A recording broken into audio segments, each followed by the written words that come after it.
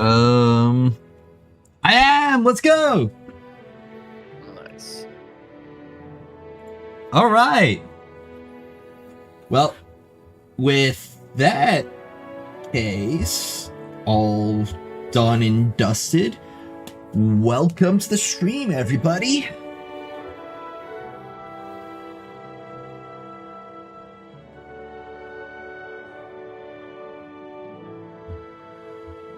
Today, I will be trying to do all of the endgame content.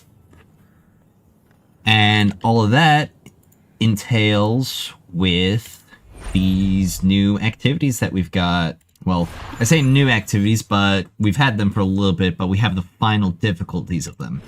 And this power level jump is quite significant because it was only 47,000 before, and it's jumping all the way up to 53,000. And currently, my wolf, my highest power character, is only 49,000. Now I can get a little bit more if I get a better perk on my auto rifle and if I get better mods, but I've already used up all of my Master Strike keys, so I won't be able to get any more mods until Monday, unless I spend some of my Lumia leaves. And I can't get any more of these Implacitor clusters until Calamity Ops opens back up, and that's the other endgame mode, and I believe it'll open up in 3 hours. And the final thing that I can do is upgrade my artifacts, and luckily that is actually something that I can do. So with that in mind, I can head off to Adventure and spend my daily pinnacle energy on Singularity Chaos to try and get, hopefully, some slightly better artifacts than what than what I already have right now. Also, I do want to say that I do have stream chat open. So, if you're watching, feel free to say hi and chat if you're comfortable. But right now, I will be starting out with Singularity Chaos while waiting for the rest of my clan mates to get on. Going in. Sirius supposed to get on anytime soon? Sirius has been a bit active, so... Oh, he is on. Yeah, I'm pretty sure he should be able to get on. We can see if he wants to run some of those, yeah, I really hope that we're able to get him.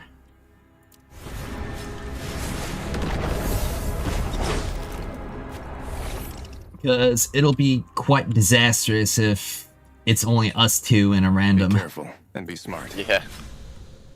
Alright. Let's see these different things that I have here.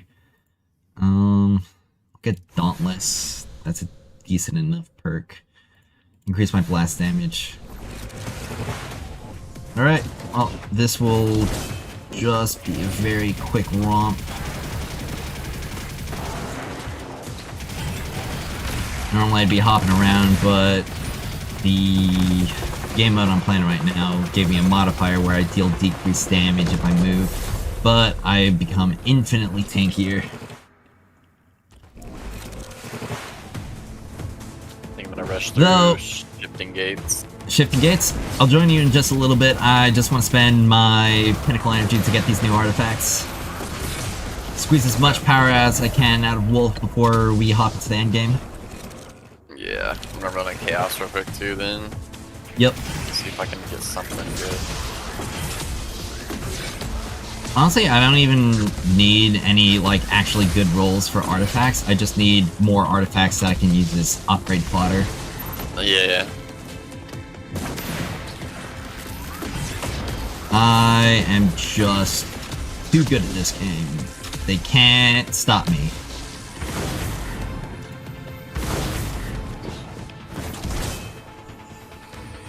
Did I actually get here before they started spawning? That's funny. Alright. You're the biggest guy. Alright. This challenge all done. That's the first set of boxes that I can open. All right, goes nothing. Alright, let's see. Pinnacle energy here. Got a parameter and some mythic artifacts, and looks like just some more mythics here. Oh well.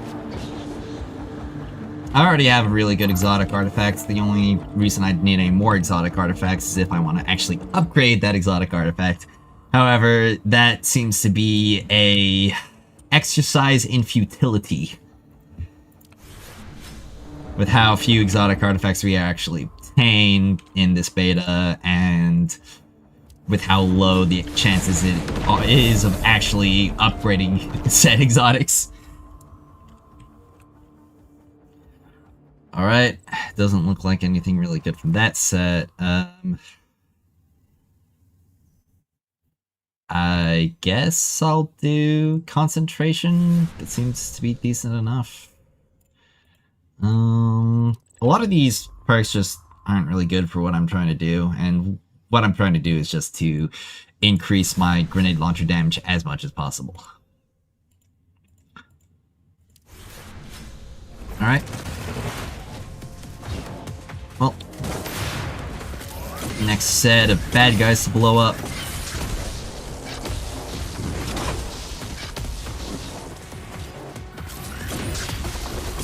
This game plays pretty unintense, mostly because I'm just not actually in the endgame yet. This is just the last little bit of extra crap that I can do. Back to business. Oh, my head got stuck on the ceiling. Whoa, where's it taking me? Every which way, up, down, all around. Yeah, that's right. I shouldn't be strafing. Strafing reduces my damage. It's like CS:GO.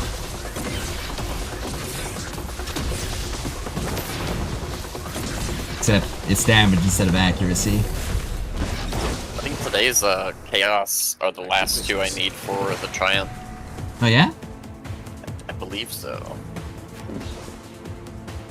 I think I've got one more. It was like some weapon thing. I almost just tossed a grenade straight into that immunity shield. That would not have been good. Oh yeah, that's right. You gotta talk to Sir to see what it is. Light surges within the blade. Alright, and this should be more than enough to get the challenge clear.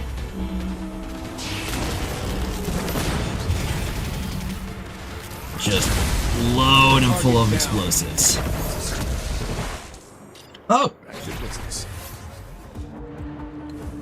I got a follower! Or a subscriber. Oh, nice. Yeah. I saw the little stream thing, like the little cat explosion pop up. It took me so long to figure out how to get that to work. Well, 3 exotics, golly! Dang. Yeah. I mean, neither of them seem to be really all that good, but it's more fodder. And more fodder is good fodder. Alright, well, just have a little bit more of this to do. Let's see what upgrade I get here. Unscathed. That's Oh, no. literally like the same damage bonus that I get from spread. And spread just is passive, so I'll go to the Master Sage, give myself a little bit extra challenge. Going in. No pressure. Takes like double the amount of time and only gives me 1 extra box, but sometimes I just do these things to feel something. These I don't think are the last two I need actually. I still do need that gun one. Yeah. We're in the same boat then. How polite of him! I was just lighting up some guys and I turn around and see some thrall just standing right behind me, just like, you got any games on your phone?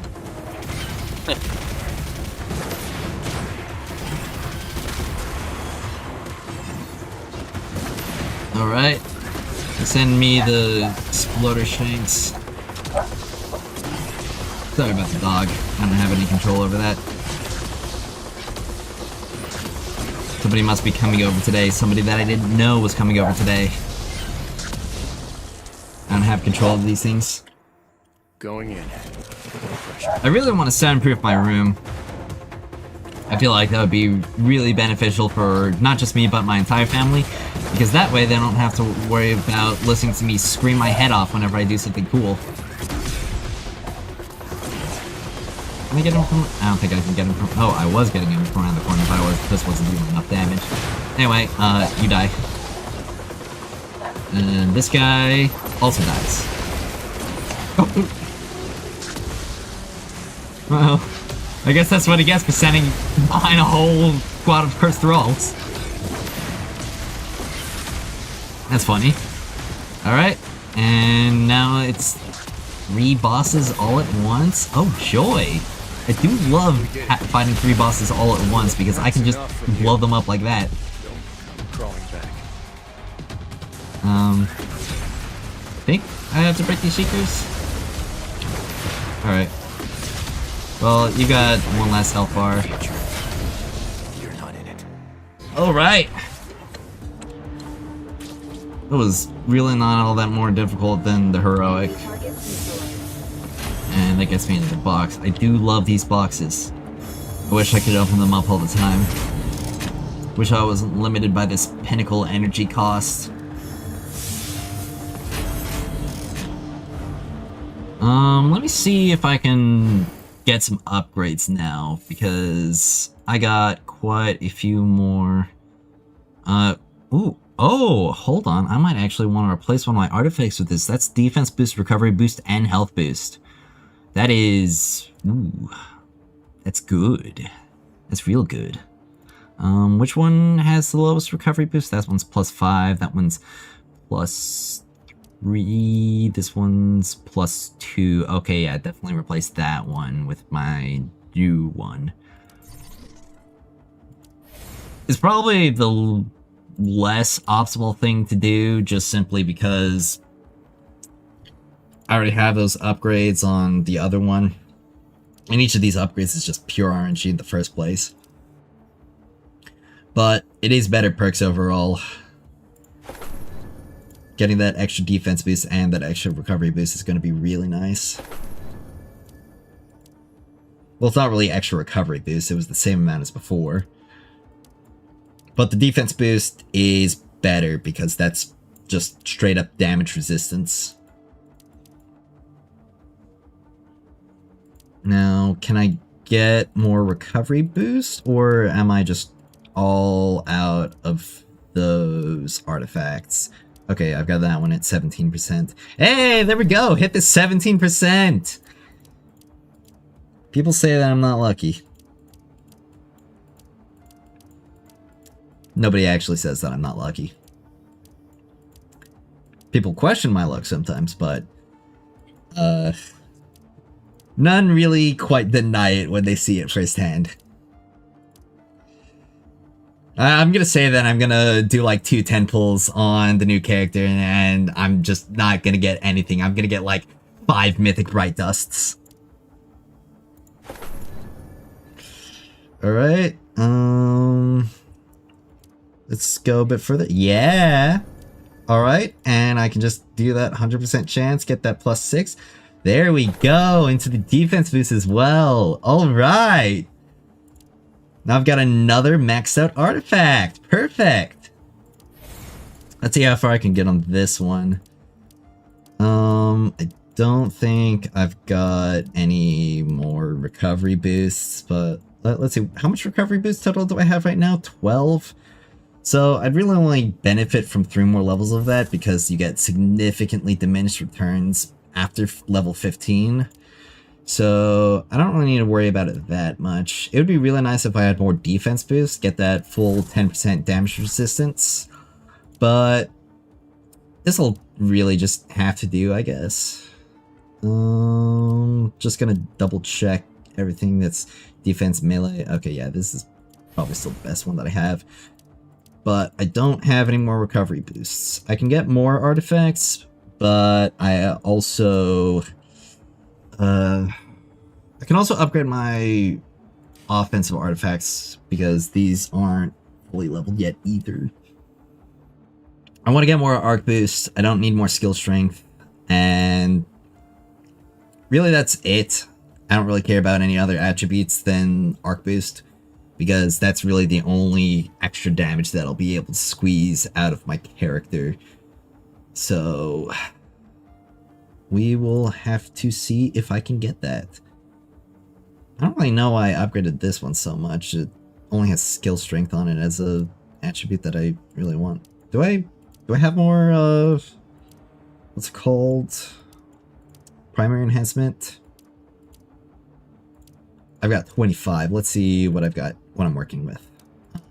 Solar boost, super boost, arc boost, support boost. Ugh, don't want that support boost on there, especially +3. Support, skill strength. This one's new. Super boost, no.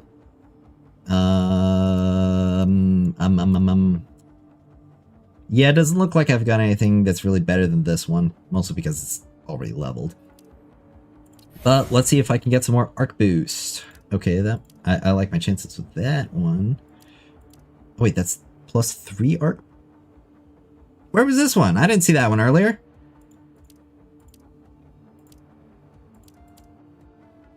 It was like +3 arc boost?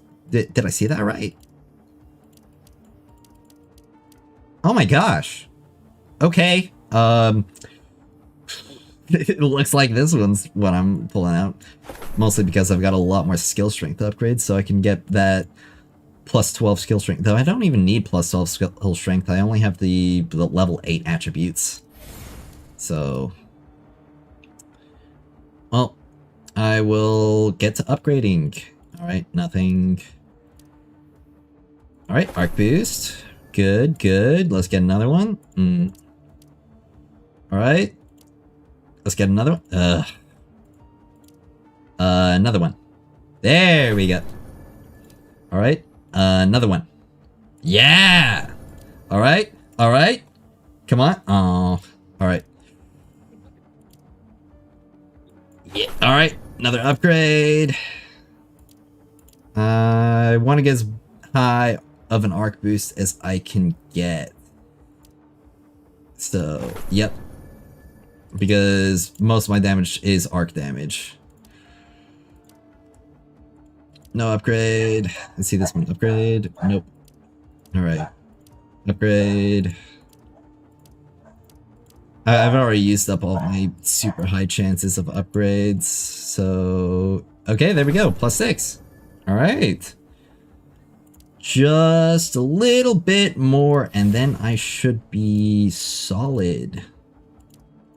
Like a Metal Gear. You guys can trash me for that joke. That one was terrible. All right. Just a couple more upgrades, and that'll be outside of RNG hell, and then back into RNG hell elsewhere. Come on, big money. You see, the gacha isn't the real place where you gotta worry about getting lucky. The artifacts is the real big issue. I made a video on this, and I'm planning on making another video. Not really to rant about how bad they are, I already did enough of that, but more so just to explain the whole system. Hey, there we go, +6! Oh wow, I've already got more than enough arc boost now. I hit +15 and blew right past it. Okay. Well, I don't really need to care about any other upgrades that I get then, because so long as I get that extra power, it will be a-okay. 100% good. Solid and awesome. And the real question is if I can. I really don't care about the rest of my artifacts. I'm not really going to be able to build any of my other characters in this game with the amount of time that I have left.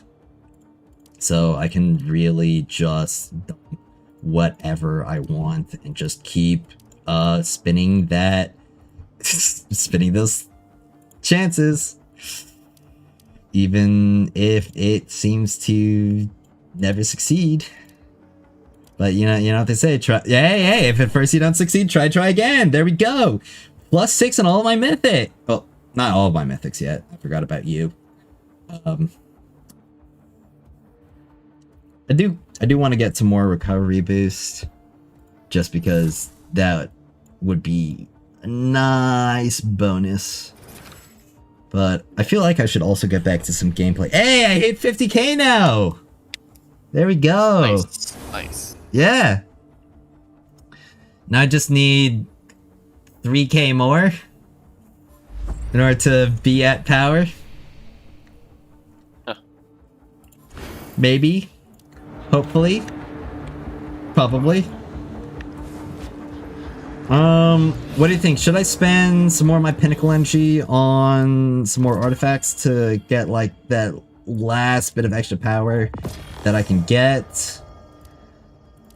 Or I don't know, I'm trying to debate on the same thing, honestly, because I got Yeah. one side of each that I need to get +1 on. I've got 120 right now. 120 pinnacle energy. I'm saving 6 for the raid. Because I want to get as much stuff as I can get from there, and I don't want to wait another day for the raid. Yeah, Look, for it's sure. 15 days. Oh, the survey's here. Okay. Time to give them a little piece of my mind. Alright, disclaimer. Alright, what's my favorite game that I've played that I think is similar to Destiny Rising? Wuthering Waves. Alright, how satisfied am I with Destiny Rising? Okay. Now, this is really, really nice because I'm really satisfied with the gameplay. I'm really dissatisfied with the economy of Destiny Rising. That's a fact. Yeah, like, if I got to do more gameplay and less worrying about my... If I can even level up one character, I would be liking this a lot more. I'd say I'm slightly dissatisfied. It's given me enough to not hate it, but it's not giving me enough to love it. Yeah. And very satisfied with Wuthering Waves. Alright, oh! Hey, I got another one! Let's see, who was it? Oh!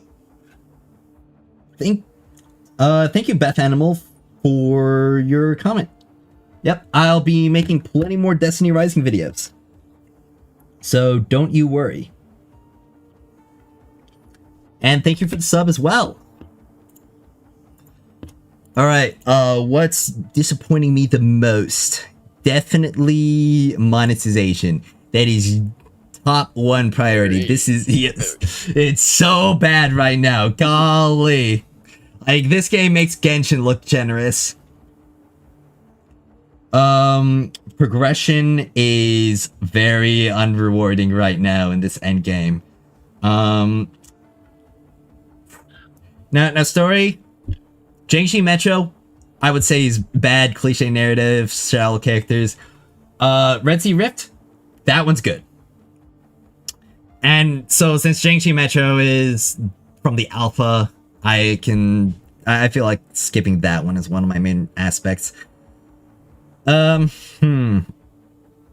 see. Need more PvP. Definitely need more PvP. Endgame, repetitive punishing. I feel like that kind of fits it a lot right now. The jump in power required to do master content and then actually participate in the real endgame is just so steep. It's almost 10k power at a time where you're literally just like scraping as much power as you can get, like these little tiny bonuses. I just spent like 3 days worth of pinnacle energy just trying to max out my mythic artifacts, let alone my exotics. Graphics probably the biggest thing of this list. Progression, endgame, graphic monetization. Those are the big things. The big things. Alright, playable characters. I'm not really satisfied with the playable characters and the diversity of them. Content, I'm pretty satisfied with content. Oh, I just heard the explosion sound effect. That means I got another subscriber or follower. Checking out my stream to see what it is, or I'll keep looking at it while looking at my survey. I've only got one monitor, so it's very difficult. The TMT, thank you for the sub. All right, I really appreciate it. I will be making as much content as I can out of Destiny Rising, and I'll keep covering the news. And when it comes to like that really slow period that'll be in between the end of the beta and the launch of the game, I'll just be covering other games like Wuthering Waves and whatever else I'm playing. Play a lot of Fortnite with my friends, it's fun. But I only play with my friends because it's only fun with my friends. Let's see, progression. Very dissatisfied with progression. Very dissatisfied.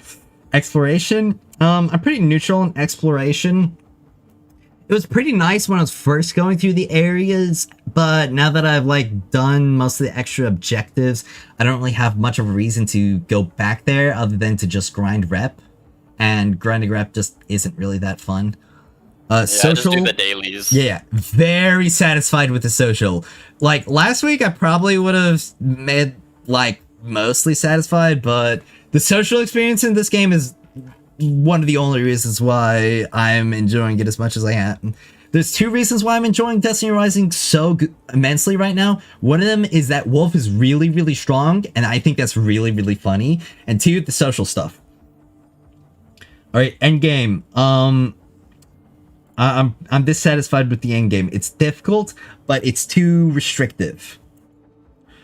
Way too restrictive right now. All right, multiple choice best describes my dissatisfaction with playable characters. Let's see. I definitely don't disagree that the free characters are not fun to play. I've been having a blast with Wolf. Ikora is super fun too. I haven't touched Caver. I'm gonna be completely honest. They gave him to me and I never equipped him once. I was like, who is this schmuck? Let me get back to my glorious goated King Wolf.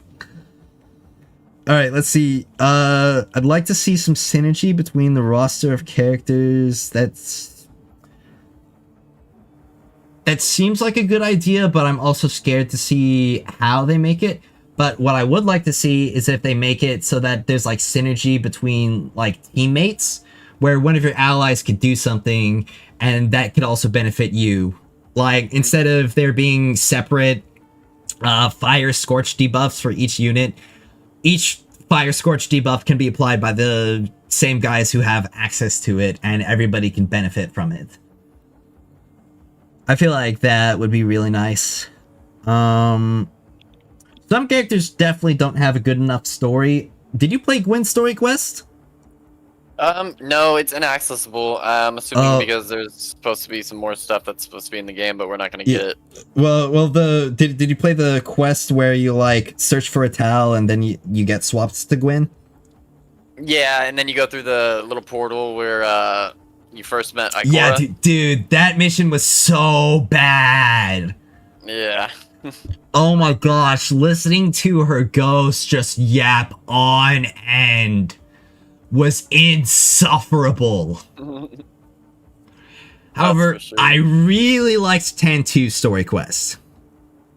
His was really good. Yeah, 10-2 story quest was really good.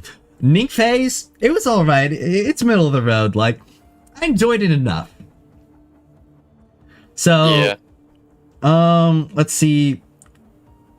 It's definitely too hard to acquire new characters in this game right now. There is a big imbalance between characters. Like, Ning Fei being as bad as he is right now. I'm sorry, I know you really like him, but he's just not in a good state. And okay then brings up that the option to it should allow me to switch characters in battles. That is interesting to me. I would think that is interesting, but I'm also scared to see how that would change the gameplay of it. So I'm really hesitant because that could either make it like really cool, really fun, or it could be the clunkiest, slowest, weirdest thing ever. Yeah, I agree. It would definitely be fun to access a wider variety of movesets. Though I would much rather that be done through giving characters like a third ability or increasing the build variety through the artifact system, like making it so that exotic artifacts abilities were closer to that of a piece of exotic armor. Or by making the set bonuses a lot more, what's the word? Substantial. Though, like I said, I want to click check on the it should allow me to switch characters in battles, but I also am so scared of that being like completely botched. Yeah. Because the minute-to-minute gameplay of this game is already really good. Yeah, I agree. The game currently isn't built for that. They could build it for it, and if they do build it for it, it would be really fun and interesting to see. It would really differentiate it between Destiny 2 and could make for a crazy experience. Like, can you just imagine the absolutely crazy rotations that people would do? Imagine just like those super high-end damage rotations like you see on Solo Witness, but like 3 times that, because you've got like 2 or 3 different characters that you swap between. Like, if it was like that, that would be crazy. Let's see. I wish characters could freely use any weapon. That right there, bingo. All right, I'll uncheck that one and click lack of build diversity in each character, because right now there's pretty much just like one real good way to play a character. Somebody just sent me a chat message in game. I didn't see it. But again, like if they add exotic armor or exotic artifacts that have similar effects to exotic armor, then it would really, really improve the build diversity. Because just imagine taking a character like Ning Fei, who has a lot of his damage hyper focus on clear and the chain lightning stuff. Imagine if they gave him an artifact where if he equipped it, it would change it so that the chain lightning could chain onto the same target. If you guys ever played Risk of Rain, or Risk of Rain 2 specifically, the ukulele with its void version is kind of what I'm thinking, because the ukulele is originally just exclusively a AoE damage effect, only able to target nearby enemies. However, when you get the void version of it, it changes it to then apply that damage spread effect on the same target multiple times. So that's what I'm thinking with this. They could do similar things and just really change up how you play a character, because I want to play a character one way and then be able to swap it to playing a character a entirely different way. Like, could you imagine if you're playing like Tantu, because right now he's just so hyper focused on precision damage, but in the future, like, they unlock some weapons and Tantu gets an auto-loading rocket launcher, and you know, that could be good. That could be cool. Get some exotics that really change up the effects. If they are creative with it, they can really spice this game up a lot. Which activities do I find the most dissatisfying and need improvement? Select up to 4 choices. All right. Now, let's see. I feel like the realm of the 9 for the most part is pretty nice. The difficulty spike, or like the arbitrary power spike, would probably be a pretty significant downside, but that's less of a problem with the activity itself and more of a problem with the way that the game is structured right now. Legacy sucks. I'm gonna be completely honest. This is the worst game mode in the game. It is the most bare bones, seasonal slop activity I've ever seen. You literally just go in there, you clear ads in one side of the room, you pick up motes, you dump them in the center, you clear ads on the other side of the room, you pick up motes, you dump them in the center. Then you fight elite enemies, you pick up motes, then you get teleported back and fight and put them in the... It's just, there's no gameplay differentiation whatsoever. It's purely PvE. It's so boring. Side quests I don't really feel like need a lot of... I am back. Oh, welcome back. Yeah, side quests I don't really feel like need or that much improvements. Just a particularly bad one like wins. Let's see. The strikes are great. Really love the strikes. A couple of them could be a little bit better, but for the most part, I love the strikes. Shifting gates, I actually really like. I really like that game. Really good. It's really good. I want to play much more of it. I just haven't gotten around to it yet because I've spent so much time making videos for my loyal and awesome viewers who were so awesome that they gave me over 100 subs. Nice. Yeah. Morgan's Prey, I feel like that one could definitely use some more work. I legitimately have not touched that game mode. Yeah, it's like, not rewarding once. at all. Yeah, it's not rewarding. Like a waste of energy. Like 20 pinnacle energy for like 80 prisms or like however many mod components. Like I get mod components by playing more rewarding activities like strikes. Yeah. Why would I ever play Morgan's Prey? The gameplay concept of it's pretty nice, where you have to choose. Oh, is that you sending me an invite? Yeah. Yeah, I'm still in the survey right now. But yeah, like the gameplay idea of it, where you select modifiers to increase the score multiplier and going for a high score. If they really expanded on it more, I feel like it could be better. But in the current state, it's just not good. It's the same kind of thing as Legacy. You basically just kind of do the same thing over and over again, and the rewards just aren't good. Calamity Ops. I like the idea of Calamity Ops. Again, the difficulty spike, or not the difficulty spike, the power spike is just so intense. It jumped. I mean, it went from 40 to 50k. Yeah. It was like 4100 to like 5200. Yeah, it was insane. Or not 5200, 52,000. Daily quests, I don't feel like the daily quests really need that much work.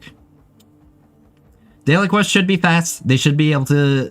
you should be able to do all your dailies in 10 minutes or less. Less than 5, yeah. Yeah. Because 2 hours until Ops comes out, too. Let's see. Casual gameplay. I feel like the casual gameplay could use some extra work. The card game, it's fine. The fishing, it's fine. The fishing can probably be done as... while you're waiting for matchmaking. I did that a lot, but one time it matched me into something while I was catching a fish, and it bugged me out for like the rest of the game, and I had to restart it. Now granted, that's just a beta issue, so it would definitely be fixed by launch, but that's why I haven't done more fishing. Though the PvP, the Iron Bar, and the Sparrow Racing, they need more maps. There's only 2 PvP maps right now, and only 1 Sparrow Racing track. So definitely need more. Let me think. What else? Aside from the power jump, I don't really have any issues with the other actives. I'll say Calamity Ops right now, because Calamity Ops has like that leaderboard based reward system going on, and I am not a fan of that in this kind of game. So, Calamity Ops. Yeah, what is up, Austin? Yeah, power jump is way too high. Leaderboard based rewards. Leaderboard rewards being gain or progression tied rather than cosmetic is not fun. Yeah, I'm totally down for cosmetic rewards being in the leaderboards. That would be nice. Yeah. You should be able to get all of the rewards without making a leaderboard placement. It should still be difficult to get all the rewards. This is an endgame mode. But the highest rewards should not be tied to leaderboards. Leaderboard placements should give you a title, it should give you an emblem, but it shouldn't give you extra Lumia leaves, especially like as much extra as they're giving out. Morgan's Prey, not rewarding to play. Gameplay is very repetitive. Legacy, not rewarding. Gameplay is extremely repetitive. There needs to be more content and maps for the PvP and Sparrow racing. Rewards could be improved as well. Alright, next page. About halfway done through the survey. I'll try to not yap as much, unless you guys want me to yap. So, let's see. Which of the following best describes your dissatisfaction with the progression in Destiny Rising? Alright, I definitely know which character I should main. That's not my issue. Artifacts are overly complicated. Definitely the artifacts are overly complicated. Just the way... it took me like 4 hours to figure out everything about how artifacts work. Like, I kid you not, I spent like one evening just figuring out exactly how power was calculated through the artifact system. I had to ask you how it worked. It was so confusing. Yeah, man. Yeah. It makes no sense. Definitely something they need to put a little bit more tutorial into. I mean, it can be intuitive. They just have to rework the system because, like, right now, the way in which you go about all the different artifact stuff is just way too confusing. You're like, why does this artifact have a higher power level than this other one? Why does... how does the upgrading work? Why is everything a % chance? Why do I get less power from equipping a 2-set instead of a 4-set? Or not a single 2-set, two sets instead of a 4-set. Even though it's more effective to equip two sets than a 4-set. At least when it comes to most of the damage artifacts most of the time. Can't get the exotic I want. I'm tempted to put this. I'm tempted. I want that Izanagi so badly. Upgrading better weapons doesn't feel powerful. It feels powerful. The issue is getting the materials. Upgrading level relics doesn't feel powerful. Again, it feels powerful. I don't have materials. Yeah, freaking, let's see, what else? I wish characters could benefit from each other. I feel like that's more of a gameplay thing than a progression thing. Too many systems, hard to prioritize. I don't feel like there's too many systems. Because you've essentially just got, like, your abilities, your weapons, and your artifacts. I can't get the artifact I want. Too much grinding required. The progression is capped by the rating system. There we go. Bing, bing, bing. Right there. Alright. Well, let's see. What's next? Alright. Which of the following best describes your dissatisfaction with Endgame? Okay. Let's see. The Endgame is all about pay to win. Yeah, Wow. that is for sure. Honestly, props to them for putting that in the survey. That is a bold thing to put out in the survey in an Eddie's game. Yeah, especially in Eddie's game, man. They never admit to that. Yeah, that... You know, little things like this give me a little bit of extra hope about this game. Yeah, for sure. Just a little bit more hopium. Just a little bit more hopium. Come on. Did you get to play the first beta? No, I didn't play the alpha. I watched a video on the alpha, both Yeah, apparently, going through the entire story of it, and somebody did a full overview. Levels were apparently separate for every character. Yeah, that was a big change Luckily, going from they the changed alpha. that. Yep. And that's really nice. I don't know if the power system was the exact same or if the power system is what they replaced leveling characters with. I'm not entirely sure.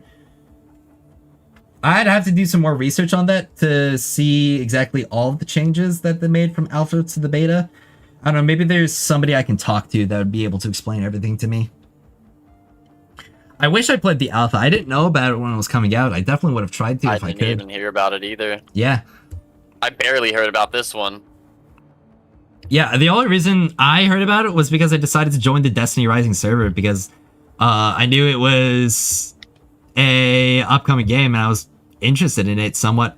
After I started getting interested in it after I watched that first alpha overview video, and he was just talking about like all the systems that they had in Destiny Rising, like especially all the social systems. Dude, I was frothing at the mouth when I heard that. I was genuinely tweaking while watching that video. Because it's just these are systems and features and modes that we've been asking for in Destiny 2 for 7 years. For 7 years! I did this for you. And these mobile game developers are able to do it while you aren't? Genuinely. Such a frustration. Let's see. Later stage, I can barely keep up and focus on one to two characters, and that feels repetitive. Definitely that one. Like late game or getting into the actual real end game, I have basically only been able to build Wolf. Yeah, and that's my issue too.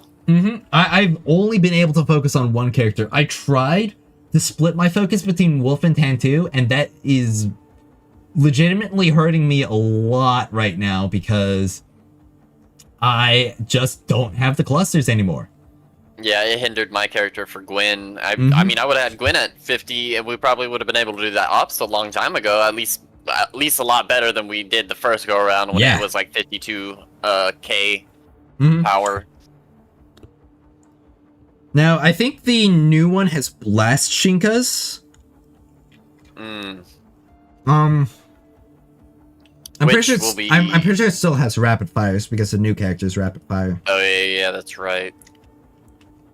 I wish I could level up the new character, but the clusters. The clusters! We don't have enough! Yeah.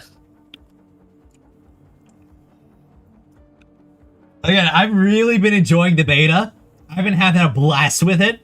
I'd be enjoying it so much more if I could actually play all of the characters that I own. Yeah, I wish they would make something to where you could like do an activity that could possibly earn you the duplicates needed for that character. That way you don't have to do the gacha system as much. Like, I mean, honestly, I would rather be the gacha system like still exists if it means we can clear out the rest of that bad monetization, especially the black market. Yeah. Like, the gacha is actually the thing I have the least issues with when it comes to the monetization of this game. And that's a really sad thing to say.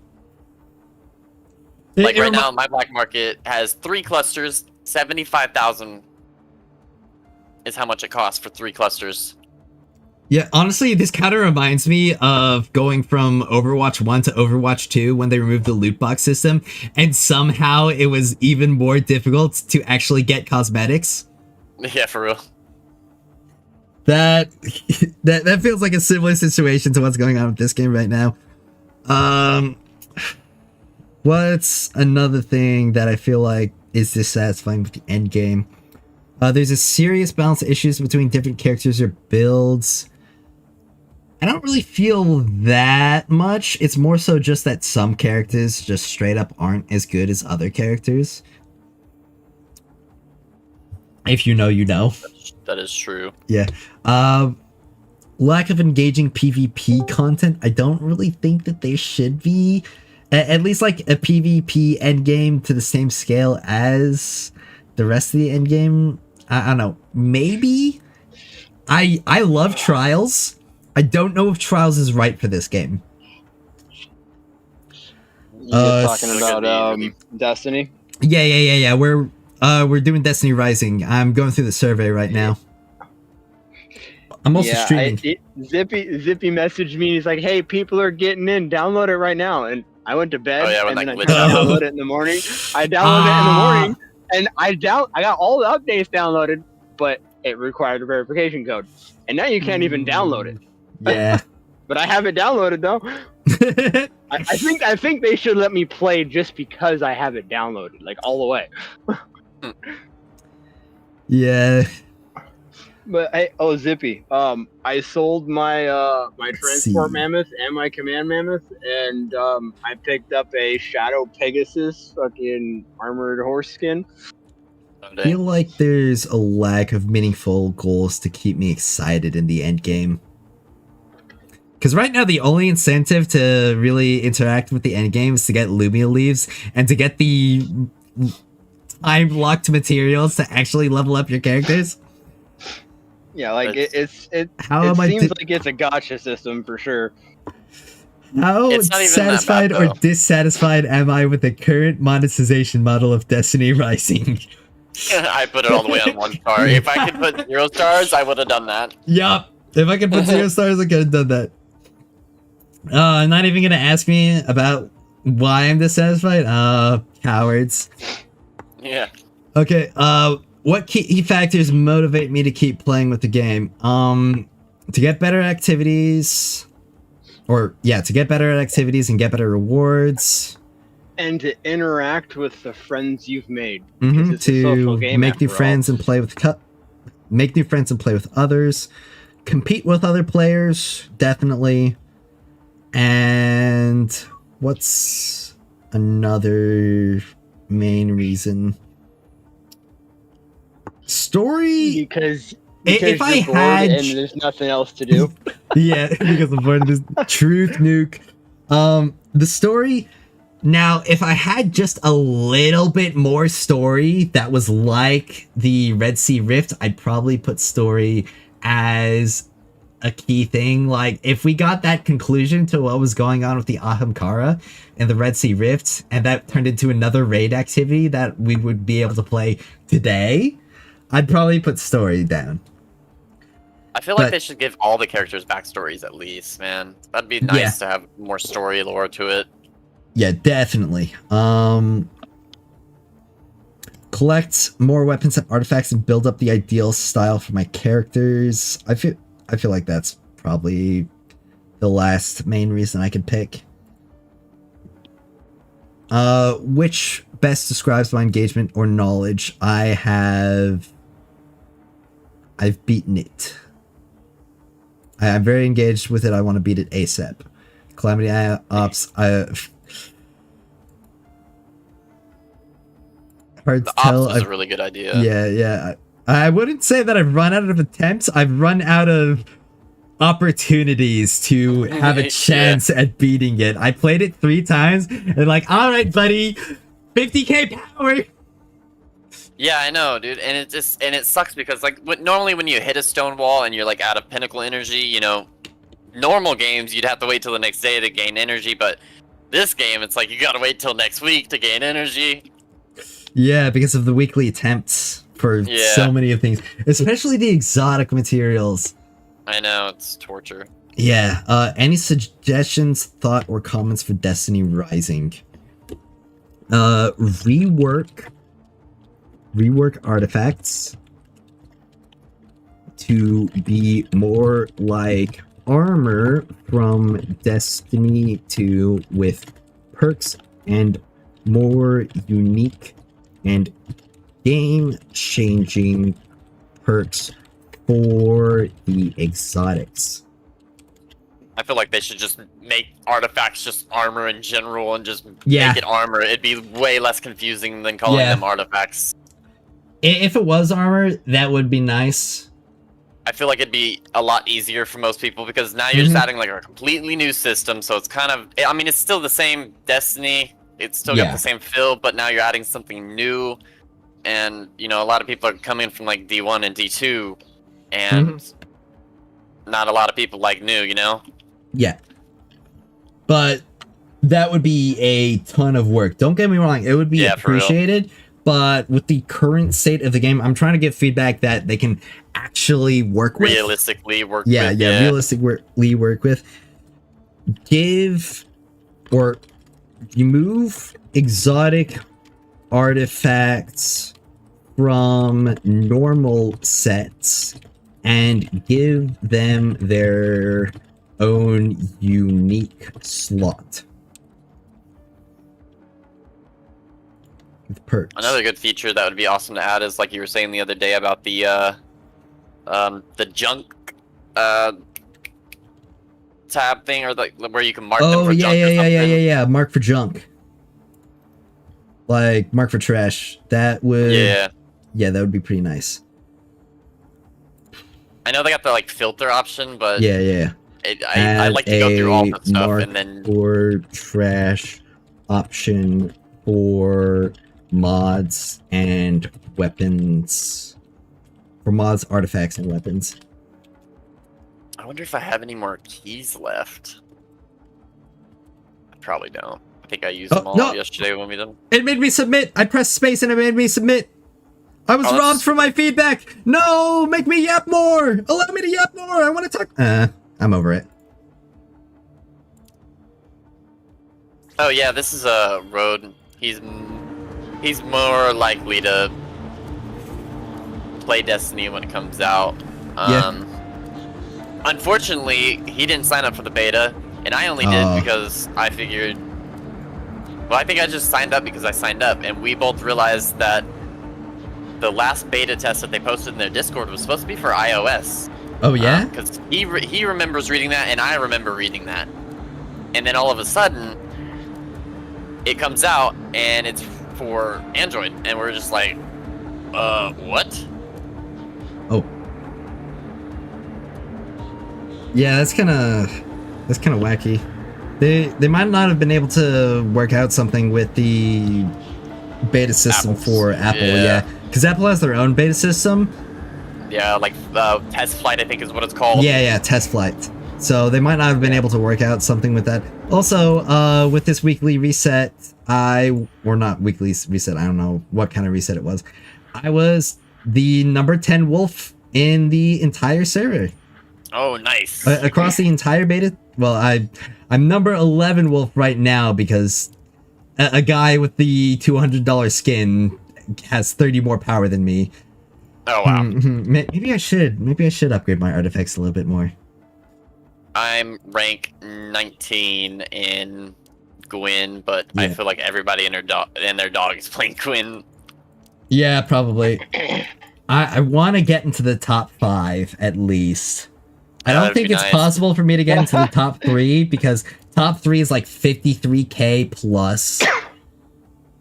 And at that point, like these people just have it's all just people with the $200 skin. Yeah. They've got way more access to materials than me. I'm pretty sure like I inspected one of the top guys and he had like exotic mods equipped on his auto rifle. The Opal guy? I'm gonna look at him. Yeah, it was one of those 3. One of them who had a showcase available. Yeah. By the way, if any of you don't know, the only way to get an exotic mod is to, first of all, get lucky enough to get a mythic mod equipped, and then you have to refine the mythic mod by using materials that you can only get from other mythic mods by dismantling those mythic mods and from the black market, because just everything's in the black market. Yeah, I'm not opposed to the black market, but they definitely need to tone the costs of things down. I'm not opposed to the black market. I'm opposed to black market coins being sold for silver. Silver, yeah, that is kind of not fair play. That should not be a thing. Like, the fact that somebody can literally just take out their credit card, just max out the silver, and then just buy everything in the black market.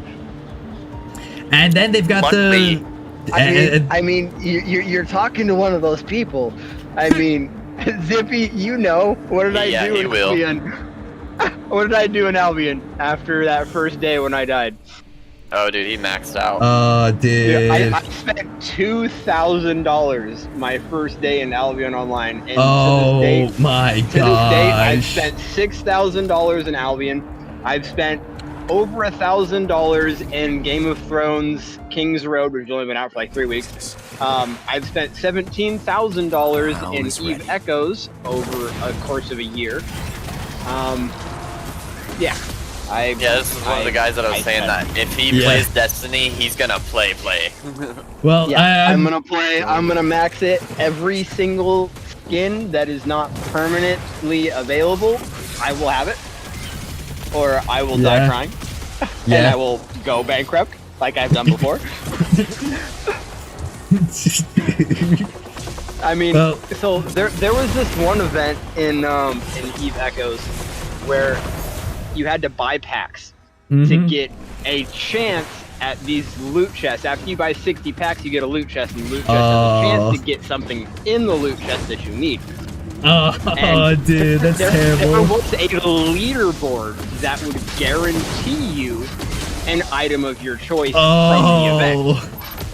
I spent $5,000 in one day to keep myself in the top 25. And I got what I wanted. I'm sure the developers love you for keeping the lights on. Do you know what the developer is? NetEase? Yeah! Dude,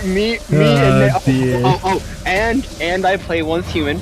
I've gotten every single monthly skin pack that they've released so far. I think I've spent $1,300 so far on that game. Yeah. Yeah, I play the shit out of that one too. Oh, hey, Valkyrie's here from Discord. Yo, what's up, dude? Welcome to the stream. Oh, shoot. I should have posted that the stream went live on the Discord. I forgot about doing that. On my own Discord. Yeah, let me do that real quick for... I mean, there's a setting, if you're streaming in Twitch, there's a setting it'll automatically... No, I'm not on Twitch. I'm... He's on his PC on OBS. Yeah, I'm using OBS. I'm streaming on YouTube and I'm streaming on Kick, by the way. Yeah. Yeah, I don't think Discord has a link to that. I don't currently have any viewers on Kick, but I feel like it's important to multi-stream because the YouTube platform doesn't really have like a ton of interactivity. Right. And they can fix that. That's why I like Twitch. Yeah. I like Twitch if it wasn't going the way it is right now. But how Twitch is going, and especially how much Kick has improved, because Kick used to suck as a platform. Yeah, they really have improved a lot over the years. But now with like all the crap that's going on with Twitch right now, like you've got the biggest streamers all moving to Kick. Like Tectone, Asmongold, and they brought like an army of people with them to multi-stream to Kick. I might ask you help later setting up the YouTube part of live stream so I can multi-stream on Facebook and YouTube. Yep, I will definitely help you out that. Definitely be nice to have as many creator buddies as I can. Yeah, I'll probably start a... I hate TikTok, but might as well. Yeah. I'm not anticipating having to figure out TikTok or any of those other apps. Oh yeah, Kick is still kicking around, Valkyrie. Yeah, I remember my first hearing about it, it had like the reputation for the only people streaming on it being people who were banned on other platforms. I remember that. Like it was what, Sneeko? He was like the biggest kick streamer. And you had like IRL streamers who would literally go around harassing people and getting into fights and stuff. It was some crazy stuff from what I heard. But it's really cleaned up. It was pretty much the black market for streaming. Yeah. Though, with that said, it is pretty funny because they have a gambling section. So you can actually go to a casino and stream it on Kick. Oh, wow. Yeah. Crazy stuff. Did that... That Minotaur just pulled some crazy stuff on me. I shot my grenade at him and he just teleported behind me. Crazy maneuver. Honestly, if Vex enemies did more stuff like that more often, I feel like it would be really interesting.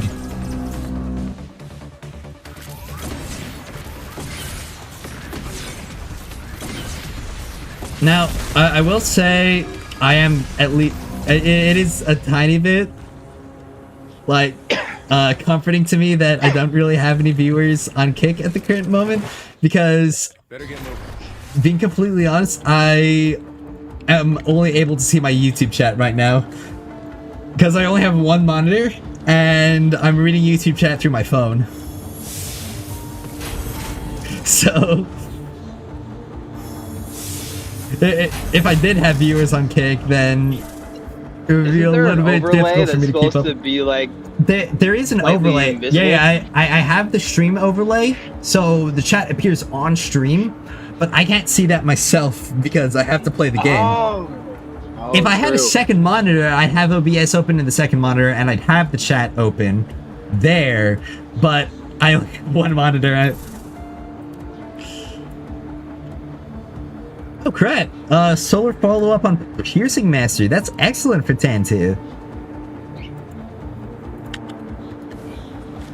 Well, even though I'm mostly going for Artifacts or Wolf, I'm getting a little bit of bonus. So that legendary new character, I don't know what her name is, but the purple rarity one, she does this like weird thing. Because I'm playing with somebody in a stripe that's playing as her. She does like a hunter tether. You know, puts the X's on. Yeah, it looks like she's doing a tether on him. Does it give the damage debuff?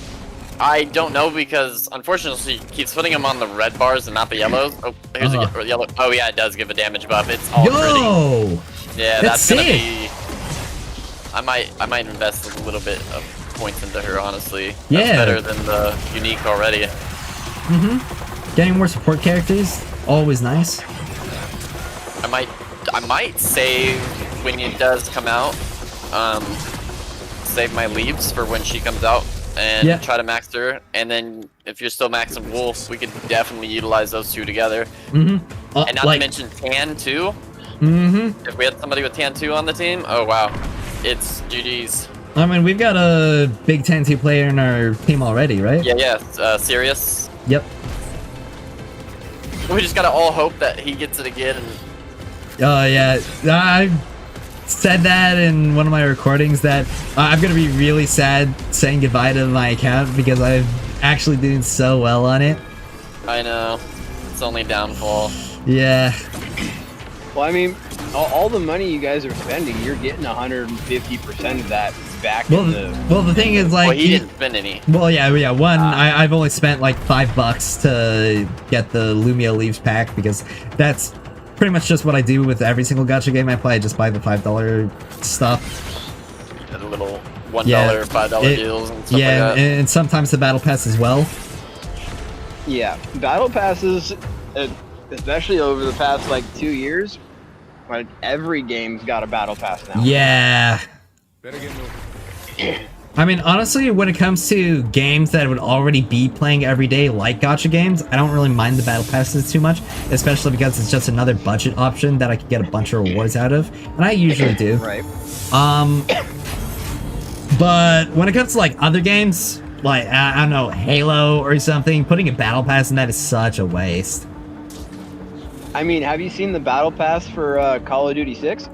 No, I haven't, and I'm afraid. I'm afraid. Those skins, the new weapons that you can only get if you have battle pass. Ooh. And yeah, it's yeah. Dude, honestly, yeah. Western companies, like, as bad as the monetization is in this game right now, like, Western companies just like, oh man. Right, but one thing I do like about how Call of Duty 6 does their battle pass, you can have it progress as the battle pass is, or if you've bought the battle pass, there's an option that every level it'll give you a token, and then you can use those tokens to unlock anything in the battle pass in an order that you prefer. Oh, okay. So like, out of the 13, you only have like to worry about 13 buying pages, you only have to worry about buying the actual things that you want. right, so you don't have to sit there and grind for days on end Okay, to get that's an better. item that you want. You Yeah, can because get it day one. oftentimes those battle passes just fill themselves up with like so much crap. Yeah, like stickers and backgrounds, yeah. and calling cards, and like, I don't want that shit. I want the character skins. Mhm. I want the weapon skins that are ultras. I want the special shit that when this battle pass is gone, people will know that I bought this fucking battle pass. Well, I'm gonna try and pull for the new character now. I think I've got, maybe I have 2 10 pulls. I can't believe I did one 10 pull. No, Man, I I'll was, do like, one. so Hope I'm gonna do- I want to get the purple girl. Yeah. I got 2 mythics, but yeah, with the way that this is in this game. Oh, okay, never mind. I mean, like me and my big mouth. I was gonna say it's gonna be Bright Dust, but here it is. Here's the new character. Congratulations, me. Which one You did you know get? what? The purple rarity or the unique? Estella. I got Estella. Oh, nice. Yep. Do you normally pull stuff like that? Yeah. This is a regular thing for me. So you're fucking I'm a luck maxer. Yeah. your what is it called? Your computer's IP is fucking seeded, bro. Yeah. Because I have to spend money on top of money on top of money to get the shit that everybody else gets their first 10 drop. I Like, even got mine this morning with my first 10 draw.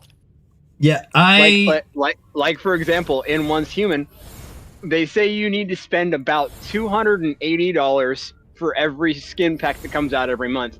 Motherfucker, I spent $380 and I still didn't get the item that I wanted. I got everything else, Oh. but I did not get the one I wanted. It would Yeah. not fucking drop, and I was like, I'm not spending no more money. Like, I can't. I didn't manage to get the purple girl though, but I will take a look at her kit. Let's see, Void Step. All right, give me the detailed. Dashes forward, becoming Void Step. All right, 40% increased movement speed and re-enters invisibility after 1 second without shooting or using abilities. Okay, so that's pretty neat. Okay, and activating a void healing within a 10-meter radius that follows her for 6 seconds. Allies who touch it gain void healing, restoring 108 health per second until it dissipates. While the array is active, dealing damage or being in the void step invisibility state stores energy to increase void healing's effectiveness efficiency by up to a maximum of 600%. Can I just say that, like, the worst part of gacha... Dude, the worst part of gacha games is just reading the skill descriptions. Because they're so wordy. They are so wordy. Don't get me wrong, when it gives me like all the detailed numbers, I love that it gives me the detailed numbers, but just the wordiness, especially when it comes to effects, like what's on the current seasonal like buff list, where it's like, if it's your birthday and you're singing the ABCs backwards, you get a 2% damage buff for 0.5 seconds. Yeah. Oh crap, I just realized that Valkyrie was chatting. All right, Valkyrie says that his issue with the battle pass system is it's so linear. Seeing what I'll get next isn't as fun as finding out how to earn stuff or just getting it by chance. And yeah, I agree with that. Though I will say, when it comes to value, most of the time, battle passes are pretty nice. That's for sure. I would rather have a battle pass than most other kinds of monetization systems. Granted, if it's in a game where a battle pass actually makes sense, you don't need a battle pass for a single player game like Assassin's Creed. That's crazy. Yeah, that's ridiculous. Yeah. I do feel like Destiny Rising's battle pass could use some clusters in there. That's just... Yeah, Destiny Rising's battle pass does not give enough relevant rewards. It's basically just like, okay, you already never have to play Legacy, now you really never have to play Legacy. And granted, if it allows me to never play Legacy again, honestly, that might be good enough of a purchase. But currently, aside from the exotic weapon that you get from it, there's not really much that the rewards, like, the rewards just aren't really that great. Though it is cheaper, being only $5, so I can't really complain as much about that, because the usual battle passes and gotchas are like $10. Alright, Silver Valkyrie says that Halo 3 achievement system for rewards was peak. Seeing security in Infinite in the store was so depressing. Yep, I agree. Cosmetics being a form of monetization has been such a dampener on the whole gaming scene in general. I mean, did you see that report saying that the executives at Bungie were saying that the Trials of Osiris armor looking as good as it does is going to impact Eververse sales? Oh, really? Yeah, and that really just shows you why we like barely ever get any good armor sets in Destiny 2. Because they intentionally decide to make everything look garbage in order to sell more armor sets. And the same thing goes for exotic ornaments as well. I mean, have you seen the average Warlock exotic in Destiny? Oh my god, crap. Like, dude, it's so bad. And then you take a look at the ornaments, it's just like, why doesn't it look like this? Yeah, the ornaments are freaking amazing. Yeah, the ornaments look so good. I mean, like, would you rather wear a grill on your head, or would you rather look like some crazy Phoenix guy? Yeah. I think I did get the Phoenix looking one though. Oh, dude, I'm jealous. I want that one. I wasn't. I think I quit the game the season that came out. It's not Phoenix guy. It's Phoenix person. Get it right. Yeah. Reading through the rest of the chat. Destiny 2 is so mid. Agreed. Halo Infinite's new smaller ones are mostly just coins in the game currency shop. I'm assuming you're talking about cosmetics. And yeah, Valkyrie also saw the whole deal with the what's it called? Trials armor going on in Destiny. Anyway, back to the character kit. That was a crazy tangent that I just went on. Entering Void Step state randomly generates one Tangled Void, where weapons hit can break Tangled Void, and afflicted targets take increased precision damage. Breaking Tangled Void instantly increases the healing efficiency of Umeko's own Void healing to its maximum and makes her invisible. Shadow Shuriken can also break Tangled Void. So, it benefits most characters, however, blast damage can't do precision damage, so Ikora doesn't have any synergy with Umeko. And Wolf isn't gonna see as much benefit either, since most of his damage comes from the grenade launcher. That grenade launcher is nice, though. Yeah, it's a really nice grenade launcher. It's so nice. Let's see, the Void Shuriken. Alright, hit combatants are inflicted with one stack of Shadow Curse for 8 seconds and take damage. Shadow's Curse, oh my gosh. The debuff description is almost as long as the ability description.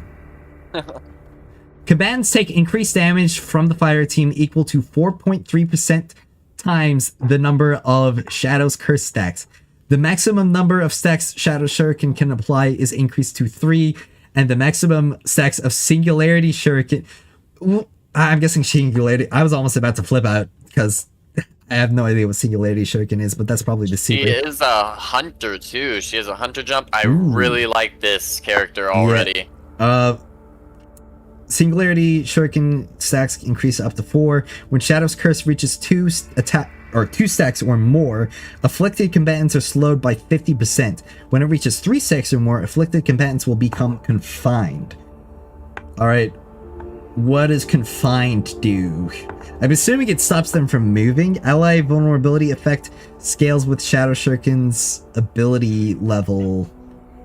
Okay, so yeah, being confined means they can't move their feet, but they can still fire and use abilities and shit like that. They're not. Yeah, that's what I thought. There's in a description for it though. So well, she does have that increased precision damage that seems to mostly just be for like the little tangles or balls that she puts on enemies. This seems to be more of a general damage increase, which is good. When Shadow Shuriken deals damage to a combatant with at least 3 stacks of Shadow Curse, it will also deal 100 or 1,200 void damage to all other targets with Shadow's Curse within a 20-meter radius. That's a big explosion. Good news? The damage isn't that good, but that's a big explosion. Yeah, the good news is she also uses a sniper. Yeah, so I can use an exotic with her. Yep, you can use Izanagi's Burden. And she increases precision damage as well, so Umeko plus 10-2 is gonna go crazy. Yeah, I think this is probably gonna be the main character I probably focus on. One thing I wish they didn't do was, you know how there's a different power light level you can get from the rarity of the character? Yeah. I feel like they shouldn't have done that, because now all characters should just have the same base power. Yeah. Because you're essentially missing out on power right now too, because he's a purple rarity. I mean, I'd have like another 1,000 power on my wolf. Yeah, exactly. Which is... Yeah. It just... The way the power system works right now, there's just so many issues with it that make the game so much more restricting. So, there has been a lot of feedback given to that from basically every single beta tester, so hopefully that is something that is changed, because they have made other changes similar between the alpha and the beta, like the shared character level, that becoming a thing that wasn't in the alpha. So quality of life improvements such as that will make their way into the full release, hopefully. Which hopefully isn't too much longer away, but at least enough time to definitely get some stuff worked out. Alright, dealing weapon damage or weapon mastery damage, she absorbs shadow energy based on the damage dealt, and absorbs scout rifle with greater efficiency. Okay, that's interesting. So, some extra benefit to neutral play. When combatants inflicted with Shadow's Curse are defeated, Umeko will absorb an additional 15 shadow energy. When shadow energy reaches max of 100 and shadow shuriken charges aren't full, Umeko will consume all shadow energy to gain 1 charge of shadow shuriken. Okay, so that's pretty nice. That means you can just spam the shadow shurikens more often. That is... I have 3 of them while I'm using her. Yeah, that's really nice. I like that a lot. When in Void Step state, Umeko will absorb shadow energy. With 25% greater efficiency, when shadow energy overflows, a portion will be converted into recharge for Void Step up to 25% instance. Alright, that's nice. Let's see her weapon mastery. When Umeko's shots hit combatants weakened by her own Shadow's Curse. Okay, so other Shadow Curses won't affect her at all. They deal an additional instance of void damage equal to 15% of the shots that... Okay, so... Alright, so that means she gets 40% multiplicative damage increase. So that puts her about on par with Wolf. At least Wolf without his extra talents. And it also puts her on par with Tantu with the multiplicative damage increases. Yeah, so that's definitely going to be a trio to reckon with. especially because it's debuff based.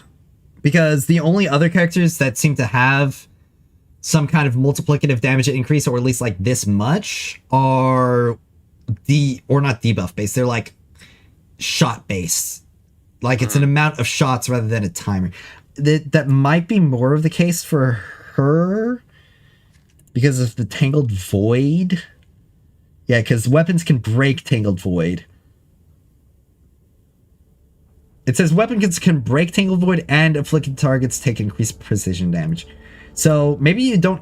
Do you have to shoot the Tangled Voids in order to get the extra damage? Or if you just apply it to them, will it give you the extra damage? I believe if you just apply it to them. Okay, so that makes it good for her now. At least unless Blueberry shoots your Tangled Void and blows it up, taking away your damage increase. Yeah. I can see that happening. Dude, imagine like the crash outs during like a day one raid or something, and it's like, don't shoot my Tangles! Yeah. It's already such a hard time trying to keep the green balls away from my allies when I'm playing a strike or something in Destiny 2, or at least back when I still played Destiny 2. It's like, don't touch my balls. These are my balls. They belong to me. Did you make them? No. Then they're mine. Yeah, for real. Especially because I play Warlock, so I would get, like, I could throw them and it could suspend enemies. And they just, like, pick it up and deal, like, a rinky-dink-tink amount of damage.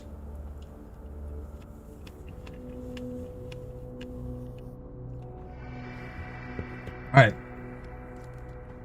When their Shadow Curse stacks reach 3 or more, a resentful entanglement will be generated on their weak spot and lasts until Shadow's Curse expires. Okay, what is this resentful entanglement? Weapon hits can break Spite Entanglement and deal precision damage to affected targets. Breaking Spite Entanglement also deals void damage to all combatants with Shadow's Curse within a 20-meter radius, dealing 20% times weapon hit damage. Okay, so she's got like some crazy AoE stuff going on. Yeah. Crazy AoE, crazy damage spread. Alright. And finally, her super. Granted, she still has 3 talent nodes that I have to look at. Ally Vulnerability and Confinement. Umeko throws an enhanced shuriken up to 70 meters forward. It'll over-penetrate and slash combatants, dealing damage and inflicting 4 stacks of Shadow's Curse at once, each lasting 15 seconds. That's kind of crazy.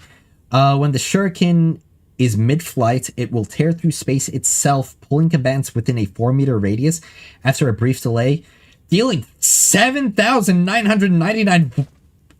sorry, wow, that's a huge multiplier. Yeah.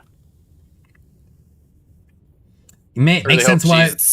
Yeah, especially with the debuff as well. This damage increases by 10% per combatant. Oh my gosh, and it's got further damage scaling beyond that? If the shuriken hits terrain or other objects, it will ricochet 1 time, but its max flight distance will remain unchanged. That's crazy damage. Yo, this character's kind of goated, actually. Like, you know people are going to be doing that, they're going to aim that just right and hit a 90-degree angle. Oh, yeah. Shoot you with it. Yeah. When Shadow Shuriken hits 2 combatants, Umeko will absorb 5 shadow energy. Alright, she'll absorb an additional 5 shadow energy for hitting 3. Okay, so that gives her extra refund for the shurikens, which is nice. It gives her better flow with the rest of her kit. When an ally comes into contact with Void Healing, they will gain Void Step until the aura expires. Yo, so she gets invisibility support as well? Yes, right when you do Void Step, she's invisible. Well, no. She can apply it to allies. Oh. Yeah. Relic trait. Void Crossover. When an ally comes into contact with Void Healing Array, they will gain Void Step until the aura expires. So, she's like actually kind of really crazy good. And then she gets a second dash when you get the duplicate. Oh, wow. When an elite or stronger combatant are defeated while inflicted with Umeko's own Shadow Curse, they will generate 1... Okay, that's a new word. Redeeming Light. Tracks the ally with the lowest health within a 70-meter radius and heals for 27 health per second over on hit for over 3 seconds, the healing effect is stackable. Okay. Oh, there's like, is there no the limit healing, on the stacks? the healing potency scales with Void Step ability level. Yeah, so when an elite or stronger combatants are defeated while inflicted with Umeko's own Shadow Curse, they will generate that redeeming light. So, let's get this straight. Alright. She provides damage debuff, or not damage debuff, debuff that increases damage, locks enemies in place. She has seemingly has some pretty crazy high multipliers herself. She has invisibility, healing, ally invisibility, and ally healing. And multiplicative weapon damage. And grouping. And crazy AoE. She just has it all! Dude, I will say her Void Step, it feels so smooth. It's a nice, smooth dash. Dude, why isn't really she did a the great 5-star? Thing. I don't know. I have no clue. I'd rather her be the 5-star than the other one. Dude, she's so much better than the solar chick. Like, oh my gosh! This is how they trick people. All the good characters are supposedly going to be the purple, and all the bad ones are going to be the legendary. Yeah. They're just trick everybody like that. Dude, legitimately, granted, I don't have Yolder yet, so I don't know anything about Yolder. But the only 5-star character with that I have that I'm like really satisfied with the power level of is Tan2. Yeah, for sure. The rest of them are just like they just don't seem that good. No, I thought, and then seeing Umeko and it's just like, Back into the fight. who cares that I got the 5-star in that 10 pull? I didn't get Umeko. Yeah. Oh my gosh. Let's see your talents. Let's see what you get for extra copies. Void Step gains a second tier effect, using it to dash again within 6 seconds, grants Umeko invisibility. Okay, so just make Void Step even better. Like it needs that. For real. I wonder if it reapplies invisibility when you redash. Oh, it grants Umeko invisibility. Yep. There we go. Upon inflicting 3 stacks of Shadow Curse, Umeko's next shot will deal 50% additional damage and inflicts the nearest target within a 20-meter radius with 1 stack of Shadow Curse.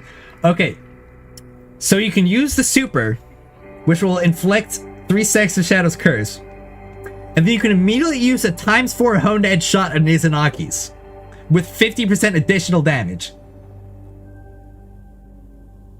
Absolute destroying. Dude. Shadow Shuriken can now ricochet up to 2 times, and all of its damage dealt is increased by 50%.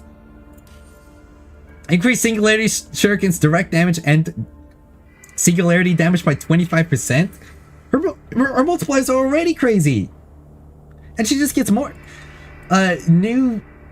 Soul Salvation now generates 2 redeeming light, and its healing effect is increased by 100%. Okay.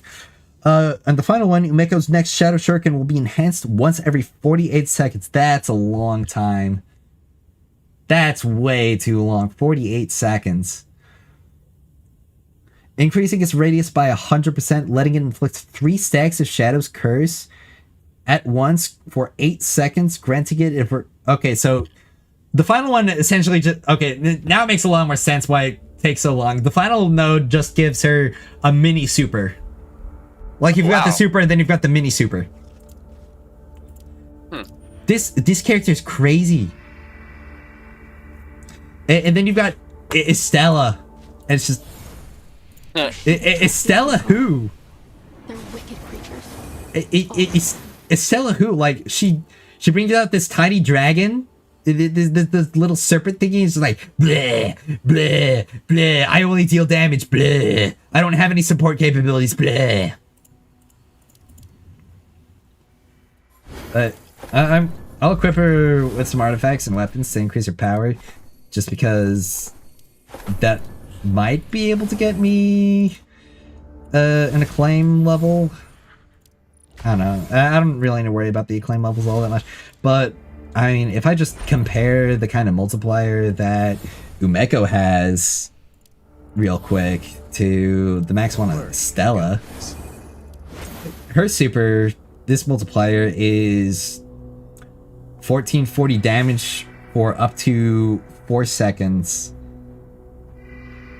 Or for up to 14 seconds afterwards, inflicts 840 damage every 0.2 seconds. So if I just bring out my calculator real quick, okay. So the total maximum damage over 14 seconds, granted it is a summon, so you don't exactly have to manage that, but it isn't like instantaneous burst damage either. Multiply it does that move by around 28. and stuff, so that's kind of useful. Yeah, I mean, it's 23k base damage over the course of the entire duration.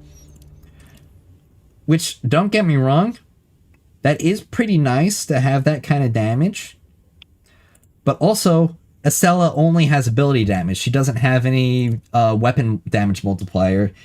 And she also doesn't have any support. She's just pure damage when it comes to dealing with enemies.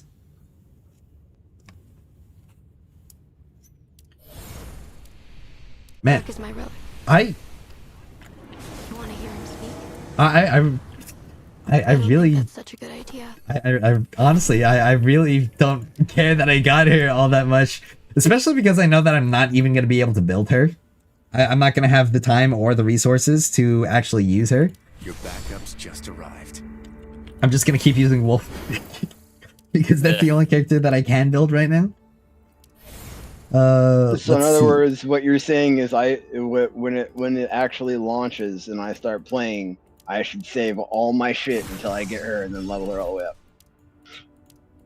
Like, honestly, that might be the case. If they don't buff Gwyn, definitely save for the second banner, because Gwyn, she is just... she's fine. I'm not gonna say she's bad. I She's- think she's she- not she's- that good. I just hate close range situations. Yeah, I'm more yeah. of a Being shoot locked to apart. the close range is a pretty big dampener for her. But she deals enough damage and has enough survivability built into her kit that I don't really want to say that she's necessarily terrible. But she also just doesn't do enough for me to really say that I think she's good either. Yeah.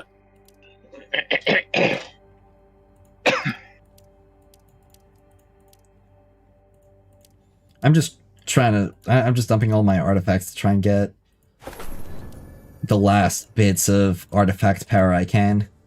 I don't even really care about getting the absolute correct attributes. I would much rather be done with this whole system. Bro, are you able to see in Discord? Oh, what's going on in the Discord? I was just gonna show him that character that we were talking about. Oh, okay. I don't know if he sees my stream in Discord as well. No, I'm All right. fighting people at a outpost in Albion. Alright. Yellow zone. All right, and do that. Oh, sweet. It landed on recovery boost. So that means I'm 14 out of 15 on recovery boost. That's pretty nice. Pretty nice. I like that a lot. Now, can I upgrade this exotic? That's a question for sure. I've already accepted the fact that I'm not going to be able to build other characters, so I should just use my other exotic artifacts to level up the ones that I have.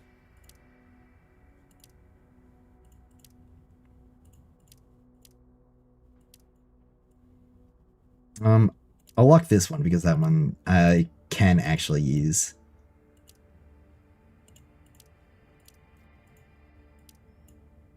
That one's just the worst one than the one I'm upgrading. I would never use that one to begin with. Come on, I'm dropping all these chances. Okay, there we go. Alright, one more 60% chance. Hey, I hit it! Sweet. Alright.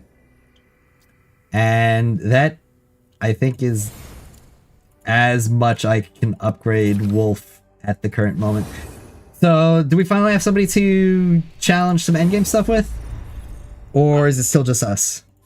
it's still just us. Also, is Calamity Ops even available right now?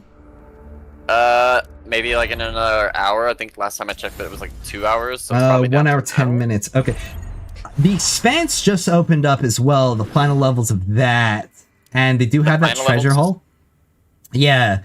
I want to see the treasure hall. Okay, the treasure hall looks exciting. You give Destiny players a loot room, like a loot destination room. Yeah. Yeah, that's tantalizing for me. That's tasty. Oh, 53,000. Like the lighthouse, the treasure room from Prison of Elders. Yeah, the treasure room for Prison of Elders. I remember man. that, dude. Ugh. Ugh. That I had to solo that because back Oh, in really? I think it was just D1 when they had Prison of Elders in D1. I had to solo it because nobody on my team could like run it. Oh, I ended up soloing it. Did you ever solo Challenge of Elders? I don't know. I soloed Challenge of the Elders back in the day. Was that on D1? Yeah, I soloed Challenge of Elders. I beat it. I did not get a good score at all. It took me so long. Yeah, I was on D1. I used Self-Res Warlock. Yep. That was go-to Warlock, man. Yep, I used Self-Res Warlock, and the two exotics I was using, mostly because they were some of the only exotics I had, I used Zealous Supercell to make sure that I could build up my super energy as fast as possible. And when I had my super energy full, I'd swap to Tlaloc and use that primarily for a lot of my stuff because I just kept running out of ammo because I wasn't even max power either. I think I was like 10 below or something. So yeah, it was really tough, but I managed to beat it. Yeah, There were definitely Warlocks people back out there then who were freaking amazing. Oh yeah, there were definitely people who beat it better than I did, and We I burn remember brighter two-manning the together. Vault of Glass with the with the res Oh, Warlocks, yeah. dude. That stuff was so fun. I saw a video of somebody soloing the entire Wrath of the Machine raid on Titan. Oh my god. Keep your eye open. The entire raid, start to finish. It was crazy. That's insane.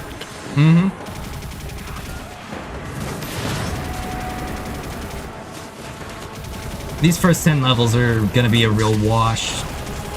I know, I did them earlier. Now I'm on 11 to 20. Yeah. 11 and was 20 trying to were pretty do difficult when I tan. first tried them, but I think it's mostly because I was first trying the 11 to 20 with Gwyn, and then I tried again with Wolf, and I was like, I beat it. I beat it really easily. Yeah, on the cycle rewards, you actually get some pretty decent cycle rewards for 21 to 30. 350 leaves, 3 of the level 80 engrams, 15 yeah? element fruits, 2 season engrams. I keep forgetting that I don't have that negative modifier that decreases my damage if I'm moving. Oh yeah, dude, and you also get an, on stage 20, you also get an exotic engram of your choice for Better get artifact. moving. Oh yeah? But I think you already got a really good one, didn't you? Oh yeah, I've got a really good exotic artifact right now. I could get one that's better. I haven't yet. Okay, so let's if you see. clear stage, I guess stage 21 to 30. Is that stage 21 to 30? I'm looking at the challenge rewards. It looks like you get 5 keys if you clear it all in 5 minutes. Oh wow. Yeah. And then you get, on stage 30, you get 2 exotic engrams. That's nice. And 2 random exotic engrams. Like exotic weapon engrams? No, still artifacts. Oh okay. But I'll Even take it. still, that's pretty nice. Yeah, I don't challenge rewards, and it's just a clear 8 minutes, 7 minutes, 6, and 5 minutes, and they're all keys. So I'm assuming that stages 21 to 30. Also, can I just say the music that they've made for this game is so good? Yeah, it is pretty good. I turned it all down because it was like really loud one day. Hold on, Yeah. give me 1 second. I'll be right back. Especially for activities that are meant to be tough, like the expanse. Like the music that's going on right now is so good. It's so intense. I really hope that somebody uploads this all to YouTube. Alright, got my first treasure box. Alright, time to keep going. Finally doing this endgame stuff like I wanted to. Be careful and be smart. Alright.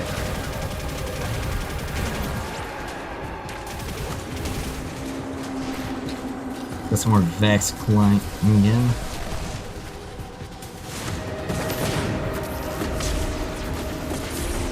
I could probably just dump my super grenades and clear this even faster. Just do it all quick and simple. Honestly, for these first 10 levels, I don't even really need to care about whatever perks I can get. Yeah, I don't have my ability. Getting that shield is really tough without the right damage. But it's a good thing that I do have the right damage.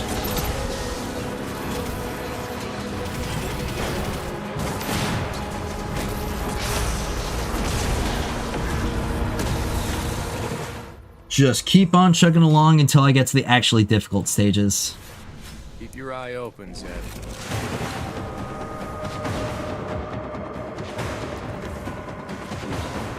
Alright.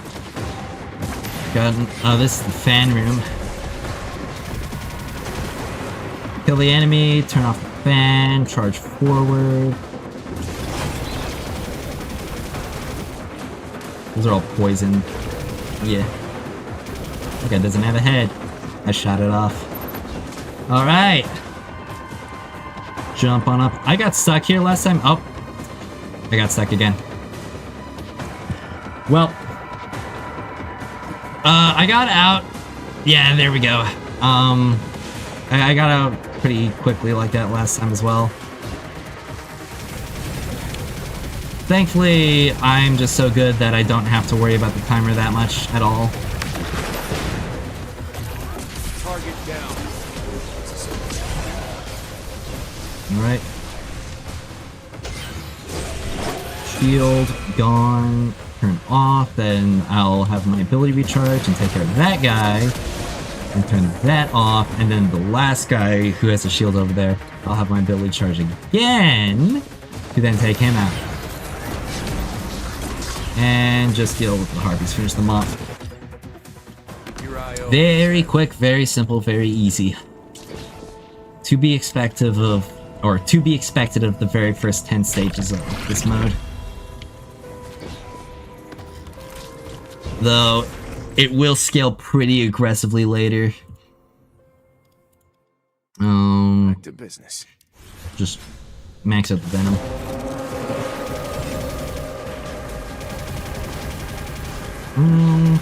One stack of that venom at least doesn't seem to be doing that much damage.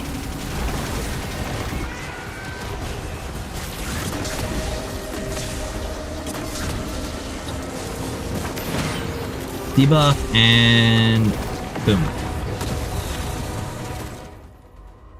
I don't even really need to worry about preserving ammo as well. Wolf has access to so much ammo. Alright. Oh, you will die. You will also die.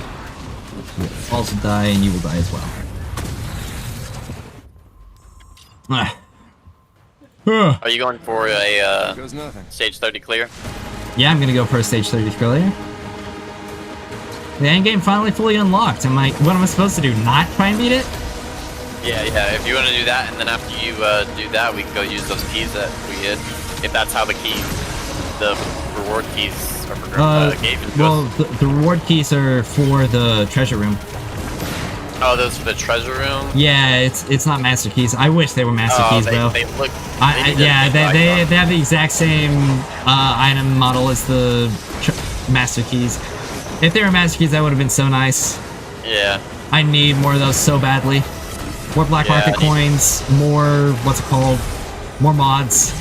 Yeah, I have a mythic mod in there, but it's like 78k. Oh. Yeah, and I'm like, that's ridiculous. I'd rather buy the 75k clusters. Yeah. Because at least when it comes to the clusters, it's really deterministic. Like, that is just guaranteed power. The myth mod, well, yeah, that is also technically guaranteed power over everything else. It's still so difficult to actually upgrade those mythic mods because of how rare it is to get the materials to upgrade those mythic mods. Yeah, Again, it all just comes back to the economy and the upgrades. Too little upgrade materials for the most powerful things that you can upgrade in the endgame. Oh, dude, the music.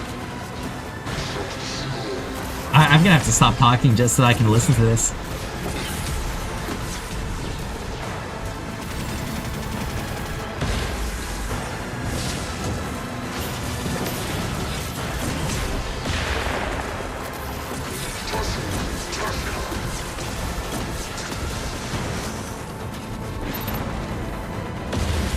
Alright.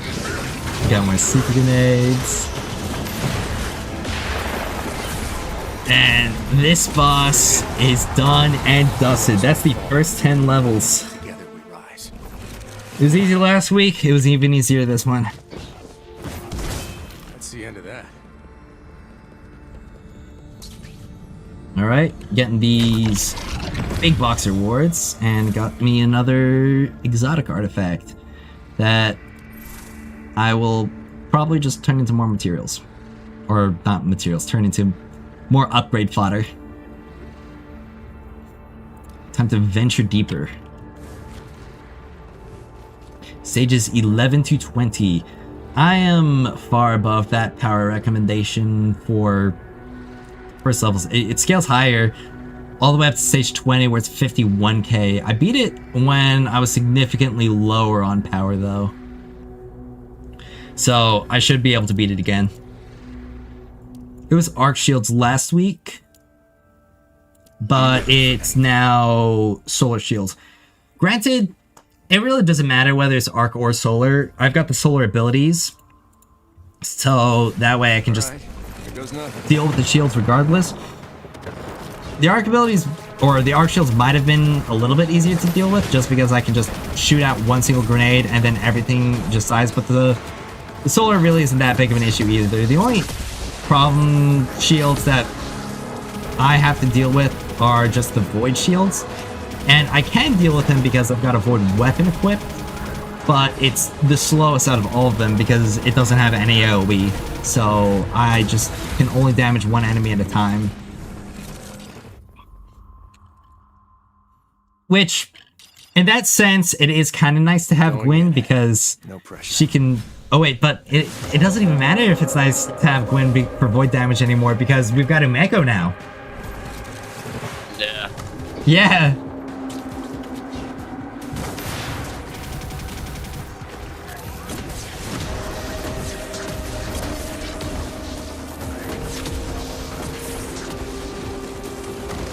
I have enough energy. I really do hope that most of the other characters get buffed, though. I do think Win should be a lot stronger than she is.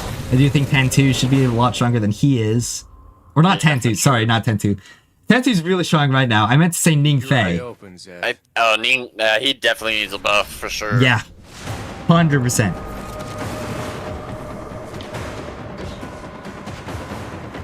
It's really funny because I seem to have, like, this kind of curse when it comes to gacha games.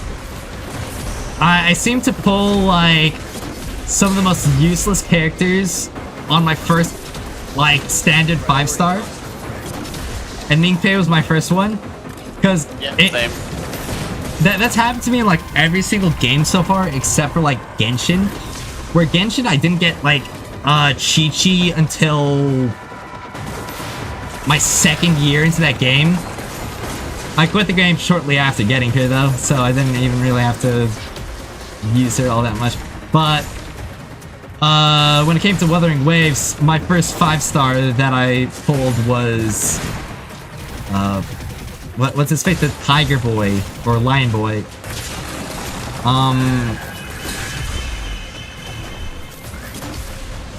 Freaking I forget his name. He's so irrelevant. He has literally like no presence at all in any of the marketing or story content whatsoever. Legitimately just a fully abandoned character. Yeah.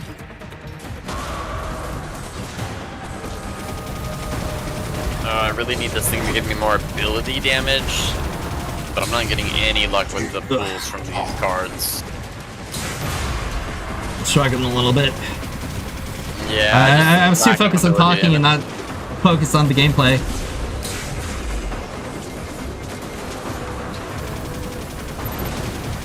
Got a Shinka Ogre, and this guy's a bit of a problem. Well, never mind. I blew him up with a single super grenade.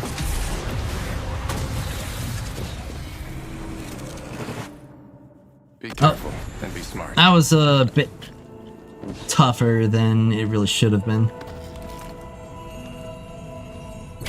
Alright, there we go. Another mythic artifact, and I'm gonna have another for a 10 pull after this, I'm pretty sure. Or enough for another 10 pull. Because I'll probably get enough. What's it called? Lumia leaves? I keep wanting to call them Lumina leaves. Like the hand cannon Lumina. Oh yeah. That was tripping me up so much at first. When I was making videos for the first time on this, I'd have Lumia leaves written down on my script. And every single time I'd like try to make that take, I would say Lumina leaves.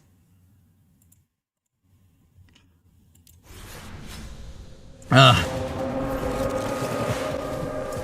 gonna have to drink some more water. My throat's starting to get dry. I've been talking so much. I haven't even finished my coffee yet. Oh, dang. Yeah. I've actually barely drank it. I did something different with it this morning. I mixed in some protein powder, so hopefully that improves my stamina even more. Always use some more protein.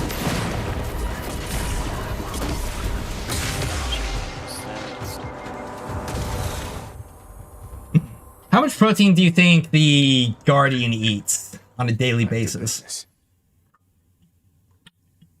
7 billion. 7 billion protein. Honestly, I kind of feel that the main Guardian from Destiny 2, he's just a fast food muncher. He just does not care what he puts in his body. Like, he's got that Asmongold diet. He drinks water for the first time. He's like, what is this? Pulls out a soda.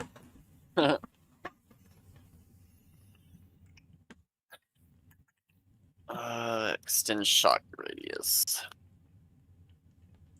I feel like Wolf would eat better, but he also wouldn't eat necessarily like that kind of like health food stuff.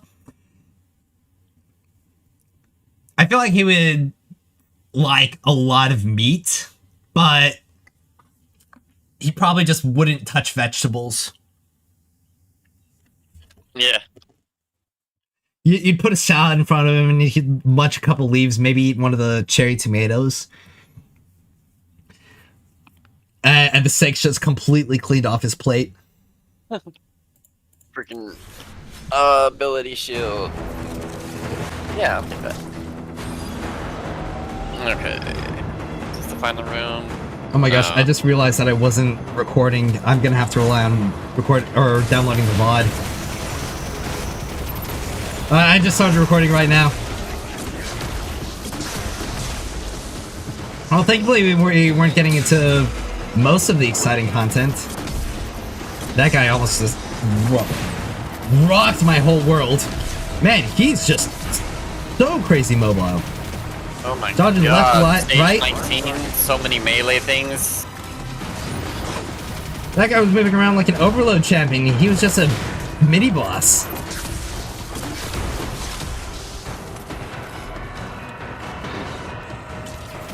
Have you ever seen those videos of the overload champions on like high latency? high latency? Yeah, high latency overload champions. No, I have not.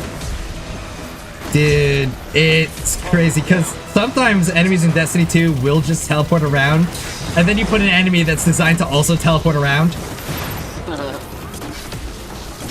Oh gosh. It's just, it's like watching a Dragon Ball fighting game where everybody's just teleporting behind one another.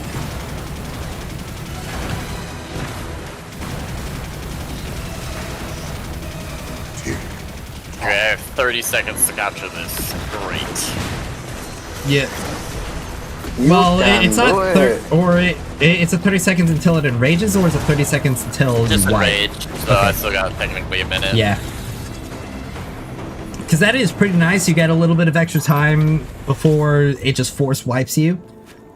Yeah, but these are melee people, so I really hope I don't have to. Yeah. I'm gonna.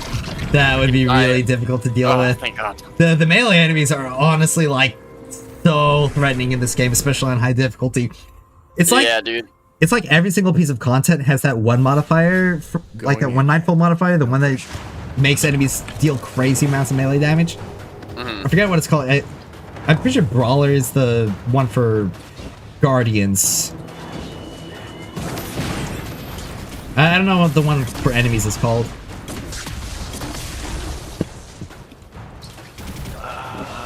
That Phalanx did not look like he was having a good day. I probably ruined it. I'm probably the reason he's not having a good day. This boss kind of sucks.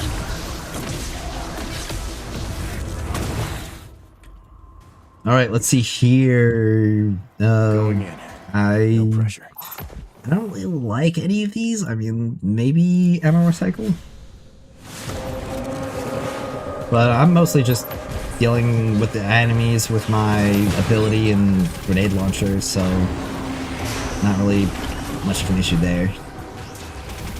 I could leverage the poison more, but I could do that, or I could just blast them with the super grenade.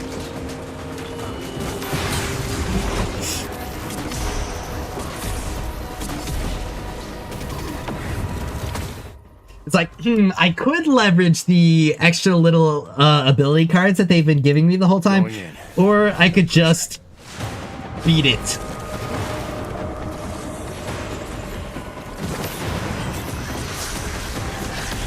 It's like that meme with Goku. It's like, hey, nice complex hack system. Check out this transformation. I don't even watch Dragon Ball. I just have a lot of friends who do. Yeah. Same.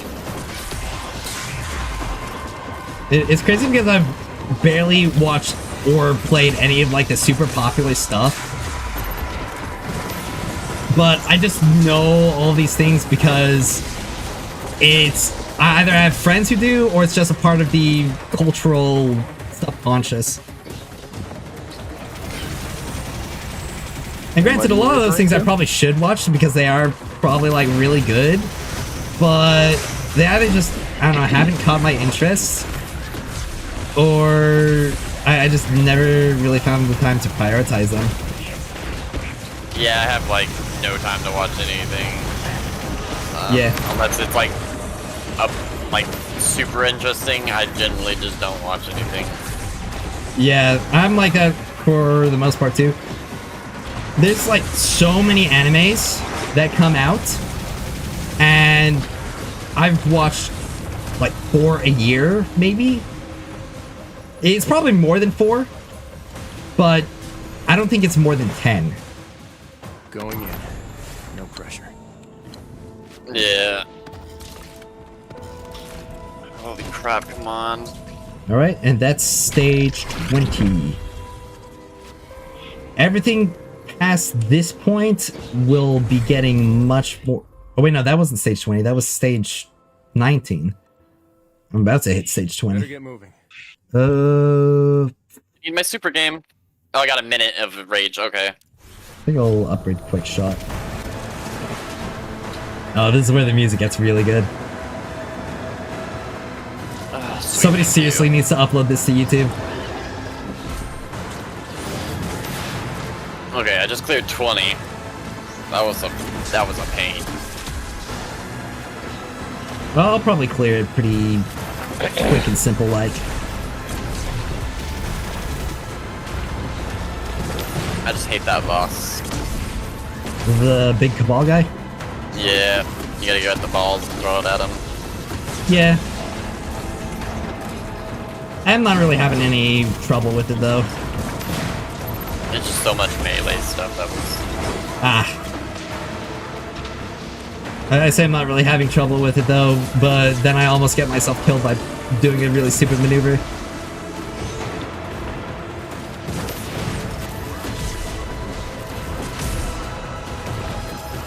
Alright. Yeah. Yeah, I'm having to focus up a little bit more now. And they're level 90 and 21 to 30. Thankfully, we're given a lot of time. Yeah. I have enough energy. 900. Load more super grenades. I mean, they've kind Leverage of got to give this. that amount of time because the casual gamers will not be able to progress Oh, yeah. without. Honestly, one thing that's actually pretty nice about playing games like this and like Wuthering Waves is that they have to gear a lot of the content towards more casual players, which makes getting the majority of the rewards a lot easier, because otherwise, just like Johnny No Thumbs wouldn't be able to beat the content and therefore would complain and then leave. Yeah. And Yeah, then oftentimes they make like other that content game that's that I've been playing, the Game of Thrones. yeah. Like that game is so in depth. Like at the higher tiers of the content that's currently available, like you have to block and parry successfully, or you are not progressing in the mainline story and stuff. Oh, the mainline story. Yeah, I thought it was just the like some mainline endgame story's ridiculously hard. Some of those bosses will Ooh. two-shot you Wow. if you do not block or parry. Target's down.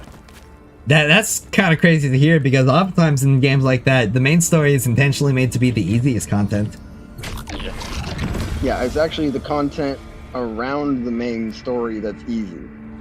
It's the main story that you have to have a certain amount of power, and you have to have a certain tier of gear, and you have to do things a certain way. You practically have to make different sets for different scenarios, and then you have a bunch of sets of gear that you probably aren't ever going to use again, because you build your character the way you want to play it. We'll But get you Yeah. have to use some of these sets or some Just of to these clear the abilities content. and skills just to get through the mainline story.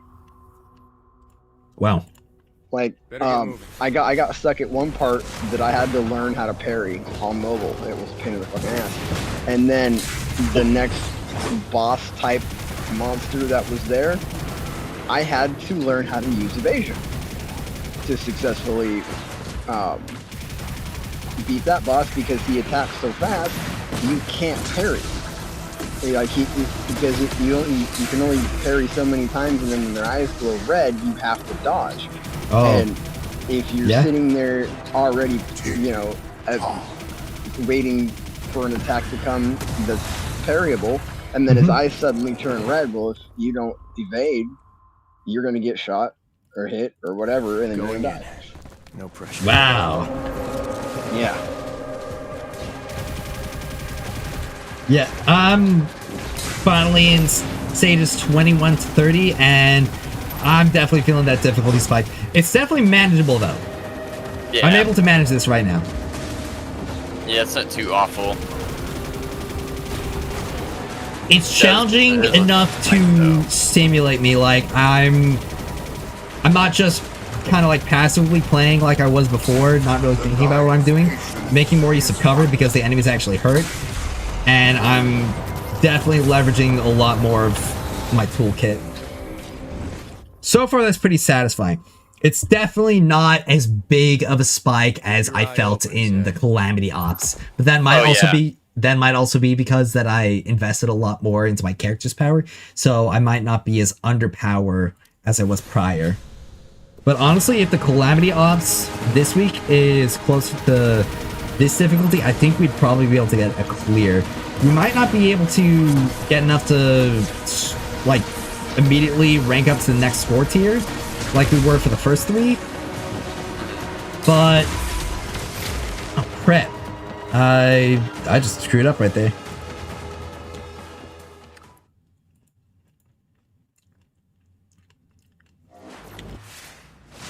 I ducked out of cover when I should have hit a bit more. I was trying to get that Shrieker down.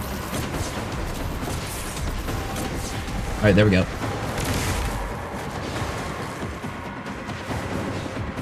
I thought it didn't have super grenades loaded. Okay, so... that wizard is protecting the voxel. Deal more damage, grant that overshield, and take her out. Or take it, him. I don't know what gender the wizards are. I know a lot of the wizards in... say there's a gender wizard? Dude, Bungie wishes there was a gender wizard. Oh man, you distracted me! You made me die to the Shinga Ogre. Someone's made you die to what? I didn't make you do anything. That was your own choice. You chose to not hit buttons correctly. True, That wasn't true. on me. Truth nuke. I was too busy enamored by the gender wizard. I just mashed F. Well, no, I don't have any super energy left. We'll get more, but it'll slow me down. I want this cough to go away. It probably won't slow me down as much as the gender wizard would. I feel like the gender wizard would be a really tough enemy to beat.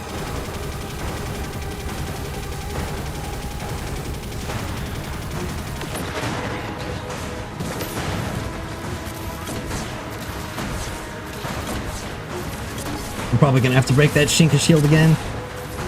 Oh, come on, really? I demand a recount!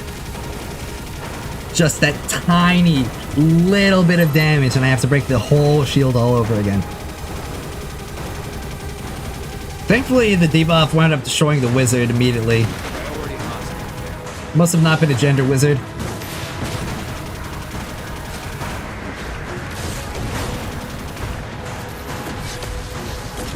I feel like I ran that joke into the ground.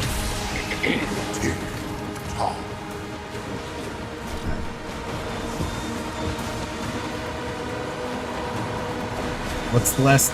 okay, the last guy gotta be, it's an ogre.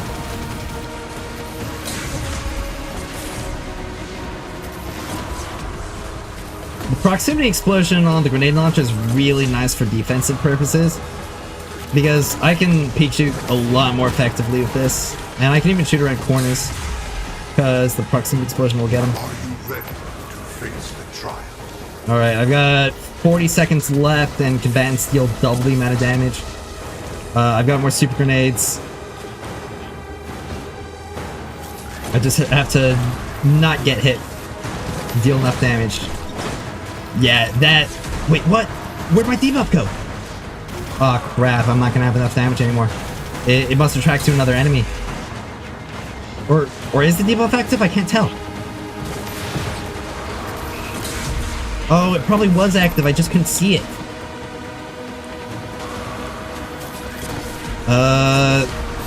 Crap. Man. I am losing so many lives on this stage.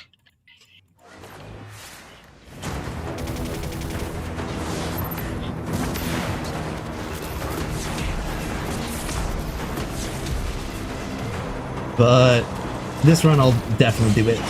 Oh yeah, it saved so much time right there immediately.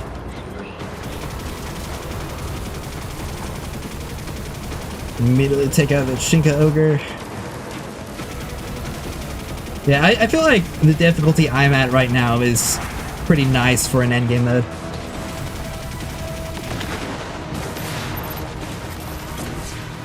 Alright, and that should be more than enough to take out the Ogre. Managing my resources so much better this run.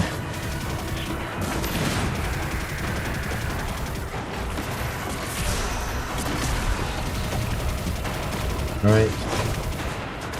Didn't get the finisher yet. There we go. Alright, now. Now I have it. Take this hostile down. Just shoot him from around the corner.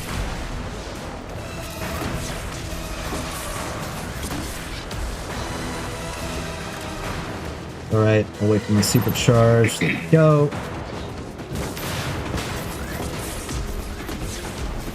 The Nine's patience is finite. Ogre's almost down. Give myself some overshield. Priority on. Sweet. And that's the stage clear. I could probably get this endgame if the rest of the stages are only about as difficult as that one that I just did. I feel like I could probably do it. I might not get it in 6 wait minutes to be able though. to I'm play at that 4 game. minutes right now. Yeah. Oh yeah, dude. I am so excited for when this game finally comes out. Alright, let's increase that venom damage. Owl is ready.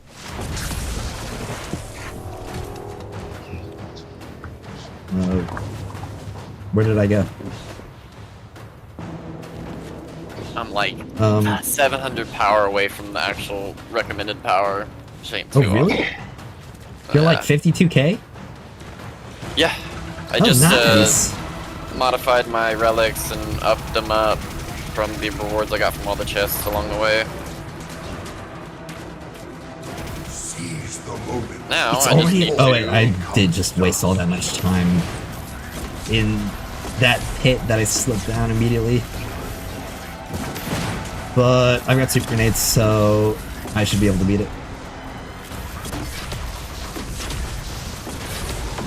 But I don't think I'm gonna get gold rewards this time. My guns feel like it's just Be tickling careful them. and be smart. But I don't need the gold rewards, I just want to get the clear. Yeah, I just want the clear too.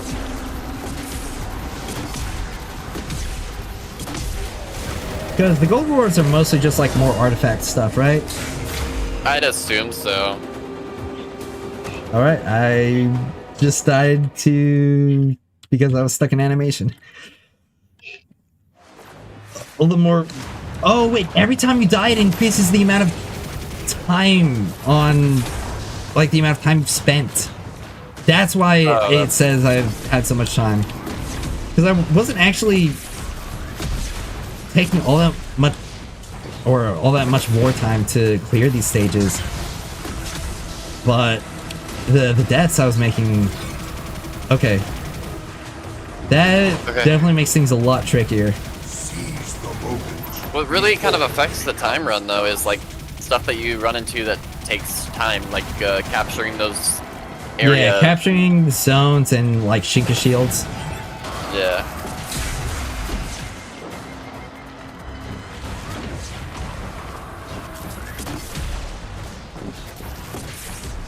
I'm probably gonna focus on ability damage and resistance throughout these. Are you ready? Alright. Face the trial. That ogre's really giving me a big problem. If I didn't back as much into the... what's it called? Recovery? I don't think I'd be doing as well as I am. I know, I got lucky and got a bunch of protection defense stuff on, and then I also just got one of the card plays is for extra resistance when my shield gets broken. Yeah. Sweet.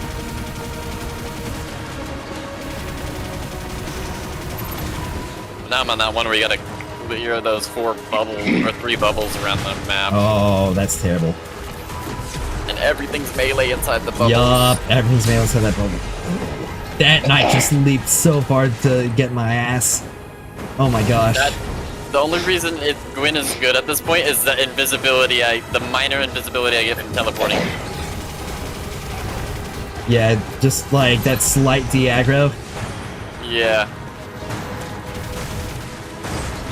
Yeah, because the enemies just really don't let up when it comes to their attacks. It's really intense. I need more heavy ammo if I'm gonna continue, though. I've already done 2 minutes and 25 seconds, and I'm only on 23.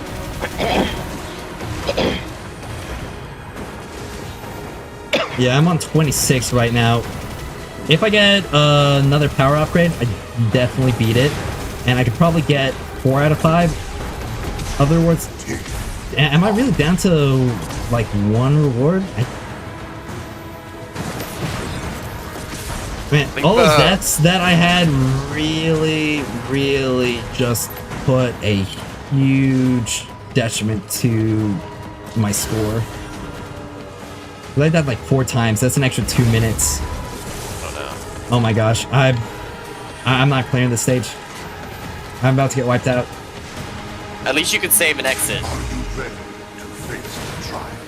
That is one thing that's kind of helpful. I wonder if saving and There's exiting... Shinka. Yeah, there's no way I was beating that stage within 30 seconds.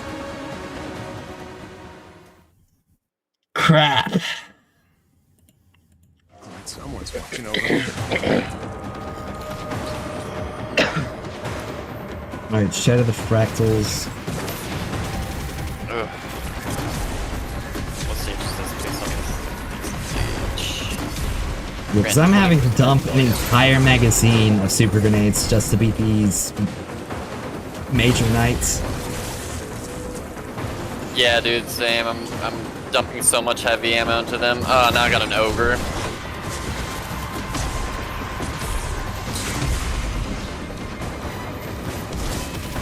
And they also hurt so badly as well. Yeah. Oh my gosh. I'm gonna have to use my super.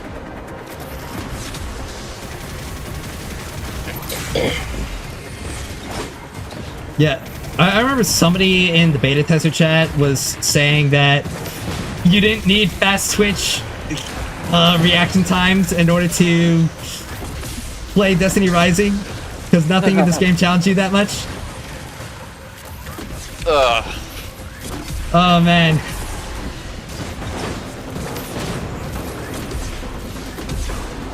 I would not know what I'd be doing without my fast switch reaction time right now. Because, at least with the current power level I'm at right now, my state of being alive can change very rapidly within my God. A couple seconds. Mine too. Holy crap, that's so quick.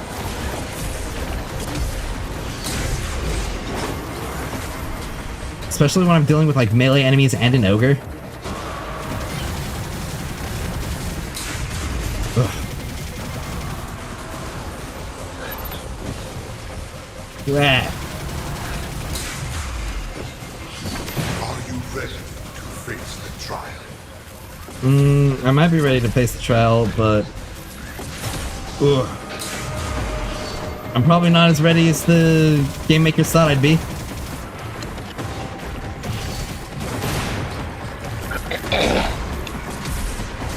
Alright. If I can get this ogre down quickly.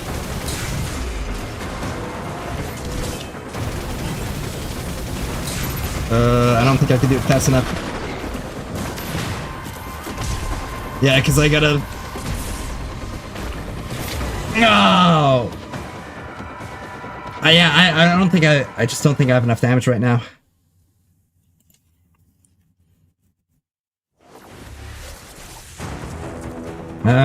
I'm just gonna have to save and exit for now. Crap. I don't have any heavy ammo. This is... And they're about to be enraged. I definitely think that I can beat it if I have a little bit more power. But right now, just the amount of damage that I am taking right now, and the amount of damage that I'm able to deal, it's not enough. Let's see. This spawns what's me this with heavy one? ammo. I think I might be able to. Clear Oh my this. gosh, I got runner exotic perk on bulwark protection. The artifact set where you're supposed to stay still. Mm. So I got an exotic perk where it only gives me benefit while I'm moving on a set that only gives me benefit when I'm standing still. Yeah, I am foddering that. Give me that artifact power increase. And I just straight up don't like bloodthirsty protection at all. Hey, sweet! Got another defensive boost. Okay. Well, got pretty lucky with those exotic upgrades. Let's see here. Can I get lucky with these exotic upgrades? Berry enhancement. Yeah, I wouldn't use that anyway. Sweet! I got lucky again. Like I said, your IP is seated, bro. Dude, my life is seated. Bro, there's one guy that I play with on Once Human. I swear to God, that dude's account is seated, bro. Like in a real way. Like everything he needs to get for his character, it's a first time drop. Every single time. Without fail. Like, he doesn't have to do the gotcha system. He doesn't have to spend money. The game just gives it to him. Yeah. I think developers honestly pick, like, some random guy to do that to. Just so that they've got, like, one guy who can be really, really happy. And advertise the game for them. Well, I mean, he doesn't advertise shit. He goes out and fucking kills people. I mean, he even said, I mean, if they're just gonna fucking give me all this good ass shit, I'm just gonna go use it to kill other people. That's pretty based, honestly. Let's see, do I have? Yeah, I've noticed that in a lot of the games that I play, the people that really had to grind for their gear, they don't really like to, like, risk their shit very often. But the people that get the shit for free because they're seated, they don't give a fuck. They'll just go and go and go.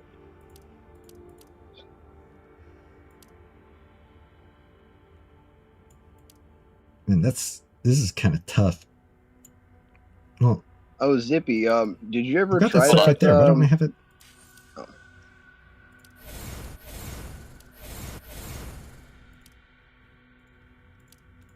Why does that show up in the fusion menu? Proceed to next zone. What do you mean, proceed to next zone? I'm not. Yep.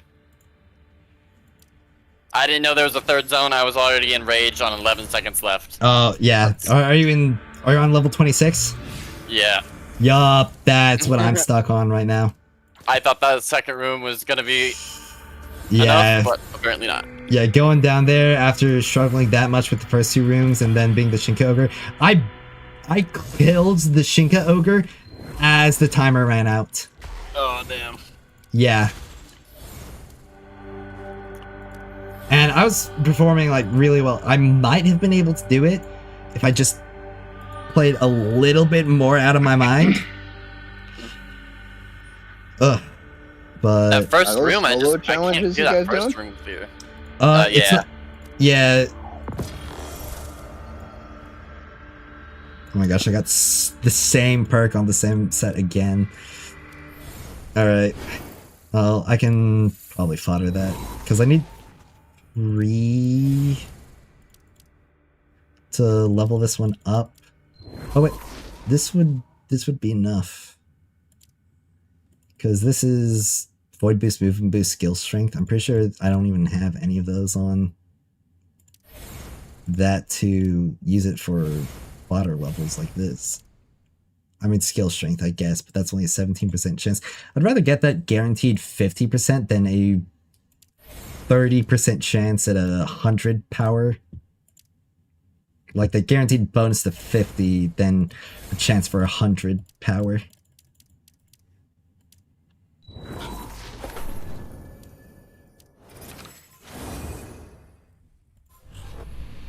Oh, I'm now 51, 140 power. If we get a little bit more pack stuff done, then I can get another big power boost by buying some, what's it called? Some exotic cores from the black market, Because if I get 2,500 more, then I can buy this exotic weapon infusion core. Actually, I have one extra infusion core because I actually accidentally wound up spending some Pancall energy, so I could sell one to get enough to buy 5 more. But I'd still need about 1,200 black market coins. So let's see, do I have enough in the pack to get that? Let's see, weekly rewards, I have 400 from there, and I have 800 there. Okay, so if we get the rest of the pack hunt rewards, I'll have barely just enough. Oh shit, they're doing a live Q&A right now about the Abyssal Depths update for Albion. Oh, cool. Do you play Albion or no? No, but it's cool to know that something cool's happening in your life.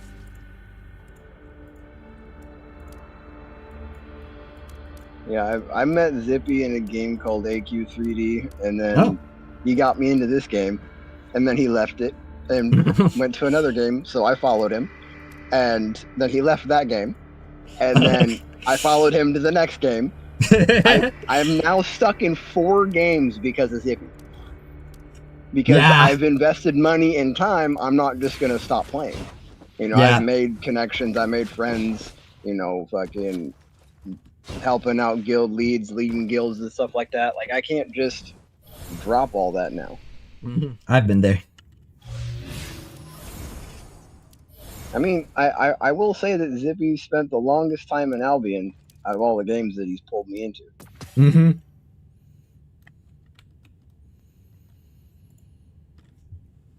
Well, I really hope that they make Destiny Rising a game that I can play for years. Oh, they probably will. That franchise is pretty set. Yeah. But if this economy doesn't improve, it's just gonna really kill the game. Because I don't want to be able to build only one character per update. Especially when you can only make one character per update? I mean, I'm gonna be completely honest. It might be like 1 or 2 characters that you could potentially build in an update. And that's not even like maxing them out with the way that the current economy is. That is at least without spending a lot of money. I've only spent on the subscriptions. So leveling up an exotic to its maximum with just the weekly lockout things, the main source of getting the exotic leveling materials, would take 13 weeks or more. Jesus. Yeah. You want to do the strikes? Or the, not strikes, the shifting gates? Yeah. We still got 17 minutes for Calamity Ops. And the only thing I could possibly do is spend 250 my Lumia leaves on one more Master Key. Wonder if I already got that. I think I did.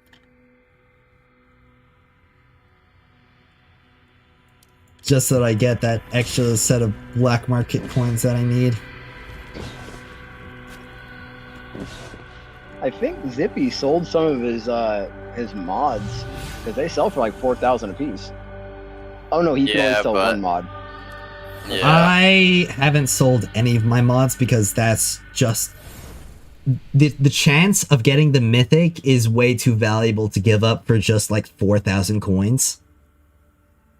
I mean, but if you only need one more piece to completely upgrade your weapon, I mean, yeah, there. Yeah. Obviously, you can get that weapon increase for your exotic, but at the same time, the amount of materials that I need from these mods, the amount of mythic mods that I need to pull in order to max these out, I just don't think it would be that valuable, at least to sell the purple ones. The guaranteed mythics, I'm not sure. Those might be more valuable just because of how much they sell for. Because they sell for like 38k. They sell for 38k? Yeah, the guaranteed mythic mod blueprints sell for 38k. Wow, interesting. Yeah. And considering that the purple ones sell for like 58, like 5,800. Because you need 15 rare mod blueprints used in order to guarantee a mythic. Okay. And you obviously get the chance every single time. I mean, I got lucky and... Oh, there it is again. I got lucky, got 2 mythic mods immediately on my Tantis scout rifle. Nice. Yeah. Kind of wish I got those same mods on my Wolf's auto rifle, but hey, can't be that lucky. Otherwise, it wouldn't be fun. What mods do I have right now that I can put onto somebody? No, I should drink some more water. Oh. I think I'm just gonna start selling the light grenade launchers and rocket launcher mods because I don't think I'm gonna use Ikora. And you can't put them on the exotics, so... Yeah. I haven't received any of those light grenade launcher or rocket launcher mods yet because I've only spent my keys on the strikes. And strikes only give the precision weapons and the rapid fire weapons.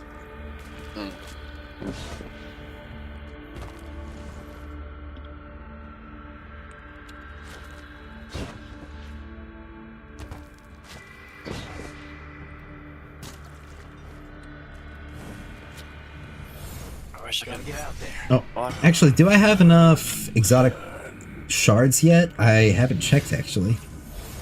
Because, ooh, I do have enough exotic shards. Exactly enough.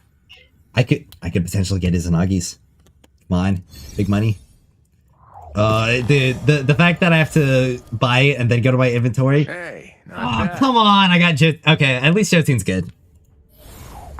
At least I actually want Jotune.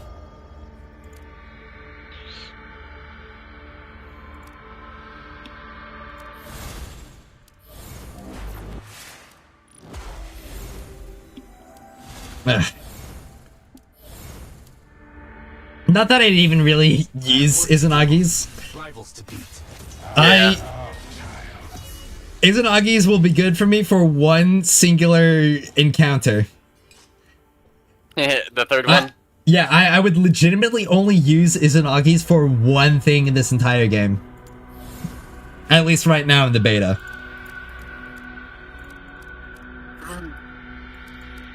Shoot, if you get that and you have enough power on him, we could probably two-man that then. Oh yeah, probably.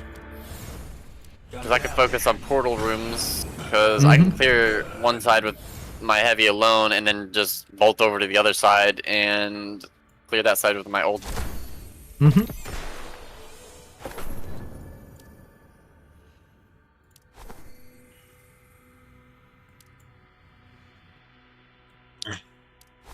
Serious online still? No, he's not. He was online 6 minutes ago. He's probably waiting for ops to come out. Yeah, probably. It's almost out. It's just a few minutes. Oh my gosh. You do that shifting gates by the time that's done, we'll have it. Yeah. Oh yeah, let's see shifting gates.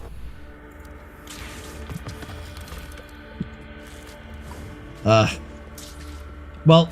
we're gonna get one more weekly reset, and that means one more legendary campaign reset, which will give me a ton of those exotic shards. Because that's 8 times 4. That's 32, so I'll get at least one more exotic engram before the beta ends. Oh, nice. Granted, that's going to be for the final week of the beta, which is just going to be Monday, Tuesday, Wednesday, Thursday. But you know, that's not no time. It's not like it's the last day.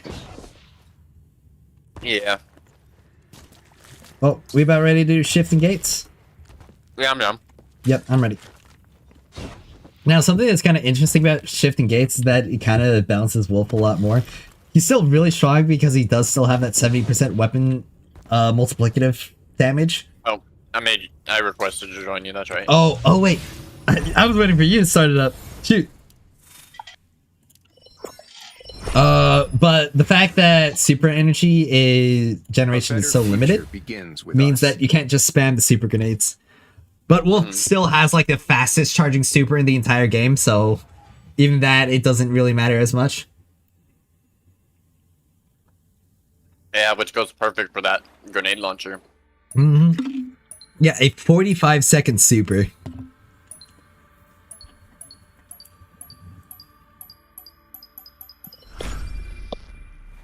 Alright, launching activities. So, Be careful and be smart. sometimes I feel like I'm going up against real players, and sometimes I feel like I'm going against bots in this. Yeah, for real. Yeah, like that guy right there, that guy's a bot for sure. The way he's moving, the way that they're moving around, it looks like the Lethal Company guys.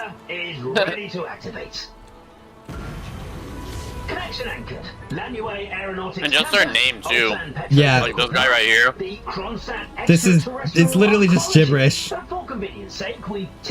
the fact that all of them just emoted at the exact same time. Yeah. I think we're the only real people in this lobby right now, aside from Thunder.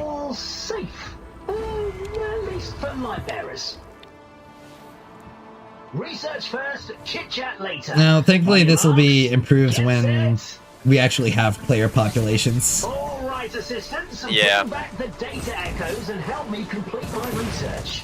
All right.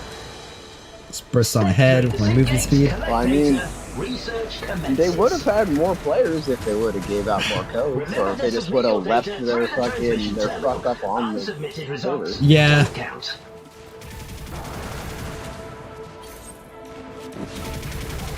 But I also don't think that this was really meant to be a big thing. Well, it became pretty big when they had that verification issue. Yeah, They but probably had at least an influx of at least more than double what they were anticipating in the game. yeah, probably. The issue And it sucks comes because to I was talking to some of the guys that are in direct contact with the devs, and they said due to the fact that that influx of players without verification codes, they weren't going to hand any more out. I was like, that kind of sucks for the people that actually did it right. You should have still went and did what you said you were going to do in the beginning with the total amount of people you were going to get. yeah, that's kind of screwy. If you enter, you'll be stuck with your competitors But for a while. Just look at the data readings. the issue when it comes to having more open betas like that is that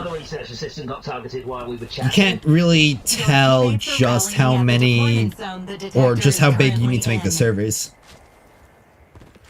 Because during like the first few days of the beta, we started to see some like pretty big server stability issues, and I feel like that was probably due to that big influx of people.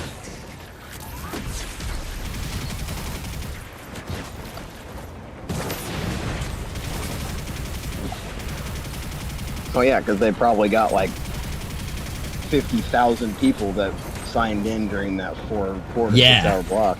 Your ally is under attack in the ice field. Go provide backup. Well, Thunder's just going to PvP. Party's over. I've retrieved the large detector. You've done a great job. Alright, Now, well, I maxed out. and continue your research Honestly, the elsewhere. PvP in this game mode is pretty nice to do because it's really rewarding. Your to just ally hunt is down under people. attack in the ice field. Go provide backup. I get more of It would the be wise to data rally with your from. allies and Oh my avoid gosh, fighting can this alone for too long. announcer shut up? That much? Looks like I'll need to upgrade my bandwidth. Yeah, I get more of the score by killing the people than I get from killing the mobs. Yeah, You and for your real. allies have been separated for a while. Gather to face challenges together. Your ally is under attack in the ice Okay, field. yeah, Go provide something more backup. that makes me just feel like we're going up against bots purely is because whenever we have like that split up thing, it literally just spawns enemies on us. I wasn't surrounded by any red at all, and all of a sudden it made that announcement that we've been separated for too long, and Large amount of an data entire enemy squad just showed up. eyes of your opponent. Yeah. We've past half time now. Have you collected enough data to meet the baseline? You and your allies have been separated for a while. Gather to face challenges together. I'm taking out the crime anomaly right now. Your ally is Yeah, I'm under about to come there after the attack boss in is ice 100. field. Go provide backup. I already took it out. That much? Looks like I'll need Though to there upgrade is a my bunch bandwidth. of data, so Okay. Do not forget your See if I data can get there in time nucleus. for the. also Yeah. something else that makes me feel like that is, or I don't know if that it should make me feel like that. It might just be coded to always toss you out nearby some enemies when you exit the crime anomaly, Your ally is under attack in the ice field. Go provide backup. which does make some sense. Data has been received. Your ally is under attack in the ice field. Go provide backup. Defend your ally. They're carrying I'm carrying the 100 maximum already. amount of data. Did this announcer Time for some teamwork. really needs to lay Protect off? the data nucleus together. Your fire team has been split up for too long. Gather before your opponents set their sights on you. Your ally is under attack in the ice field. I know my ally's under attack. You don't have to tell me every 5 seconds. Your ally is under attack Oh my in gosh. the ice field. Go provide backup. I feel like if he's been gone by himself this long, he's doing just fine. Looks like For real. I'll need to upgrade my bandwidth. Your ally is under attack in the ice field. Go provide backup. Outstanding contribution. You and your allies Right. have been separated for a while. Gather to face challenges together. Yeah, I used to go do the exact same thing our teammate was doing in Shifting Gates, just go PvP and do as much score as possible. Oh my gosh, did he get a second data nucleus for us? Oh my gosh, Thunder! Can we keep this guy on our team? I mean, don't get me wrong, the announcer's like annoying as hell, but he just got us a second data nucleus. I've never gotten a second one. Yeah, honestly, Thunder, golly, bro has been out by himself hunting enemies this entire time. He's with me right now. Oh, really? Oh, are you both in the ice fields right now? We're both together. Now's a great time to upload. No. Your ally is under attack in the ice Alright. field. Go provide backup. It would be wise to rally with your allies and avoid fighting alone for too long. Yeah, it would be wise, but nah, I'm not a wise man. I'm a fool. Your fire team has been split up for too long. I Gather get before it. Your opponents set their sights on you. We're fine. You have 1 minute left to submit your data. I just broke 2 of those elites and I got like 160 data. Ambushes. Damn. Yeah, It would be wise debuffing them and hitting them with a couple of those super grenades just pops them immediately. The large amount of data your ally is carrying has Have you caught taken the note eyes of your of your research opponents. contribution go. rank? It's a ranking of a team's submitted contribution. Some teams are already leading by 30 seconds left. Is there a way to turn off dialogue? Data. This is your last maybe. opportunity. Have you taken note? Oh my. Outstanding contribution. This has been insufferable to listen to, honestly. Especially while I'm trying to keep up with like chat and stuff, and I just got another chat from my good friend N7 Sunbreaker. She's saying that my ally is under attack in the ice field. Go provide backup. Thanks. Thanks, Sunbreaker. I didn't know. We've made quite a haul this time. That When we is return, we can crazy Oh amounts of my data. gosh. That much? I'll have to increase my bandwidth. Alright. Oh wait a second, I've got the free pinnacle reward. I should just the free pinnacle reward. The 2 data nuclei bringing us to level 7 rewards. The free, oh my gosh, the free rewards are so bad. I got 2 artifacts, a purple and a gold. Yeah, I feel like we should have got way more with that amount of data. Yeah. And there I am, MVP. Dude, Thunder was so good. Can we keep him? Oh, he left already.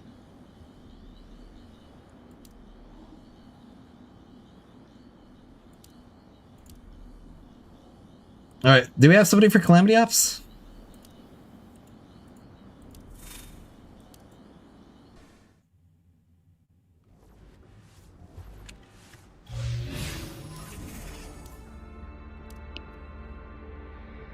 Acquire 2 distorted data echoes. Did we complete a triumph for that? Yeah, we got a triumph for collecting both of those big things from the, what's it called? The Prime Anomaly. Nice. One of the weekly challenges is to complete shifting gates 8 times. Well, I'm definitely down to do more of this later, especially because I still have to claim my free pinnacle. Martlock guy was just sitting in the middle of the road. Fucking dropped him right at the very end. He came back to his computer. I've got Honestly, looking at the pinnacle reward, looking at the pinnacle rewards for this, it kind of sucks, honestly. Yeah, for sure. Because you get the translation credits, which are nice, but it's a 0.33% chance for an exotic when every other activity, its lowest chance is like a 1% chance. 1 mythic for 10 shards, a 13% chance for an exotic, 1 to 2 mythic artifacts, and 1 level 80 mythic artifact with a couple of purples for 20.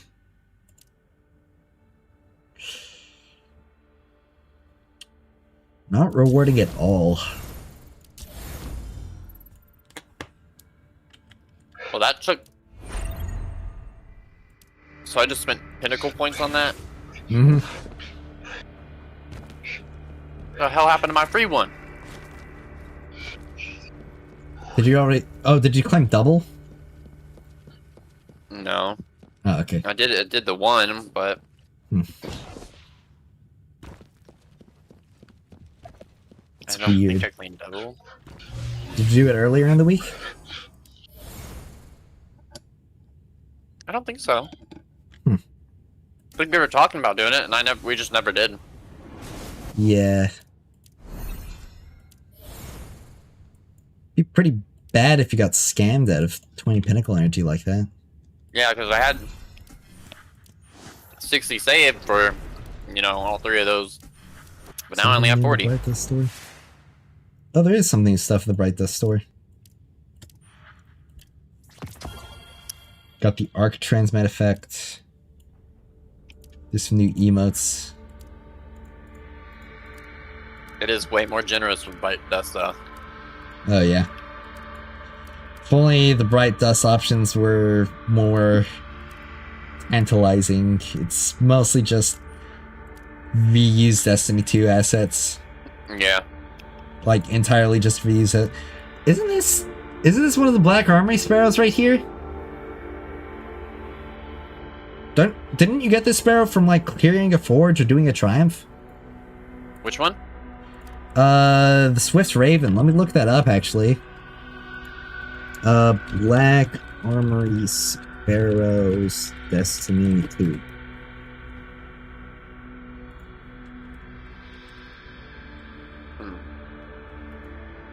Black Armory Forge Gear.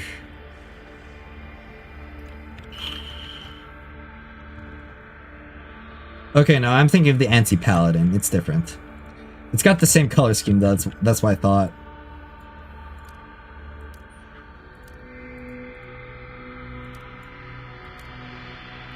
You're saying anti-paladin? Yeah, Anti-Paladin, that's the name of the sparrow from Black Armory Forges. Oh, you do Legendary know in sparrow. the cosmetic shop that you can buy some of those purples, well, all of the purple skins for Bright Dust as well. Oh, yeah, I haven't really cared about them. I bought like one for Tan too. I mean, I could get one for Wolf, but I just like how Wolf looks normally. Yeah. Is there one for like the new girl, the purple girl? Yep. There's two of them. For Oh, Umiko? not the purple one. Not the purple one. Huh.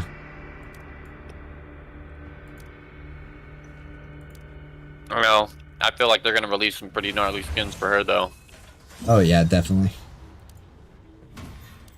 Yeah, I don't really like the skins you can buy for Bright Dust because they're just color swaps. Mm-hmm.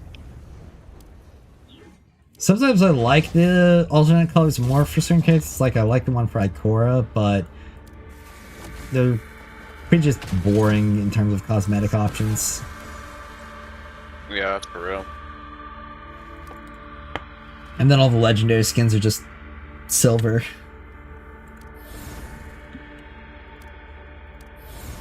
How much for another 10 pull? I need 400 more Lumia leaves. I could probably get that much.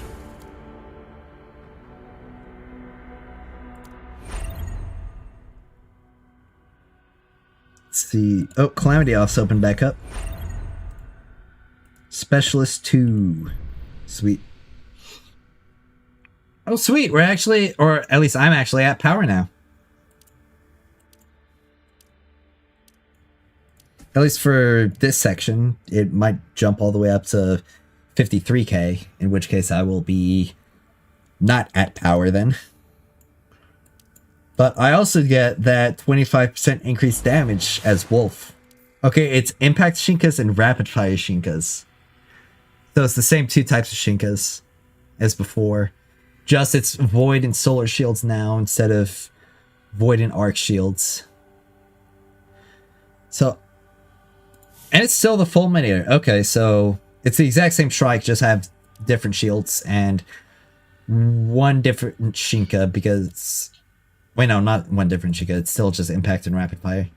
Okay, so it's basically just the same strike, just with different element modifiers.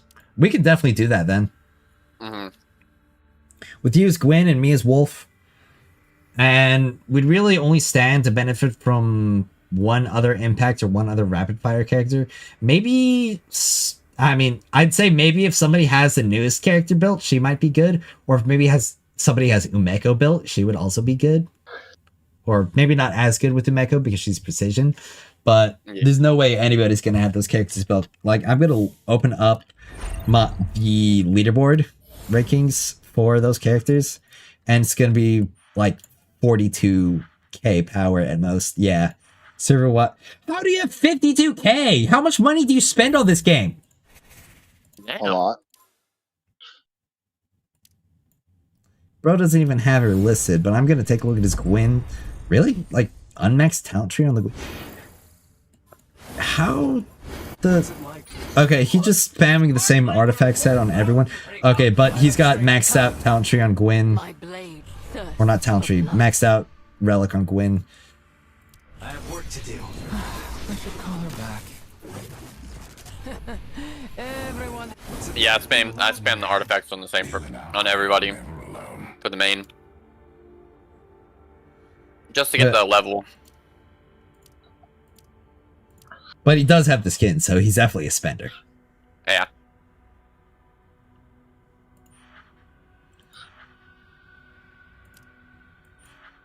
What about a Mecha? Mecha only being 49k at the most. Dude, people are prioritizing the wrong character.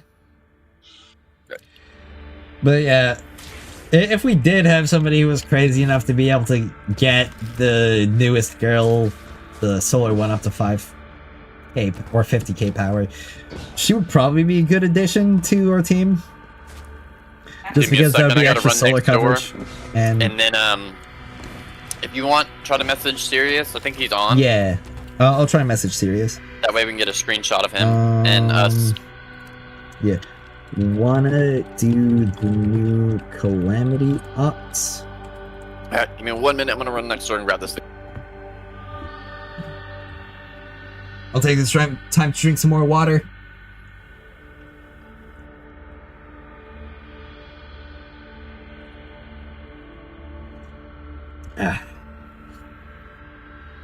Well, chat, you have my full attention.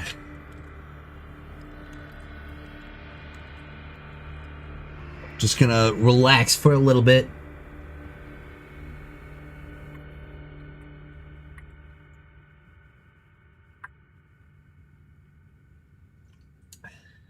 Wow, I've already been... Oh my gosh, I've already been streaming for 3 hours. Wow.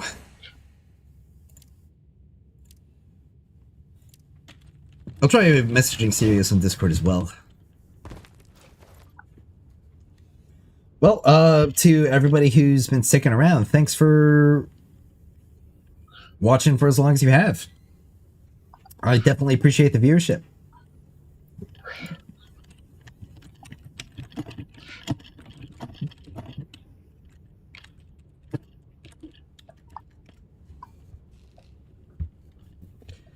I'm definitely going to try and get this Calamity Ops started as soon as possible. I really want to clear the endgame today.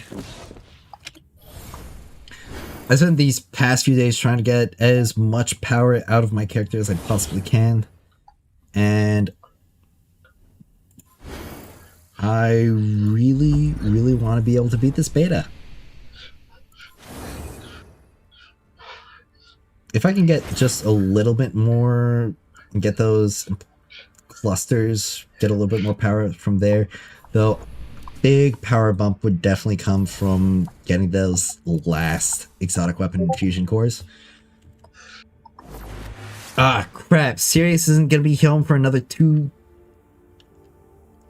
of an hour or 2 to 3 hours? I'm assuming 2 to 3 hours.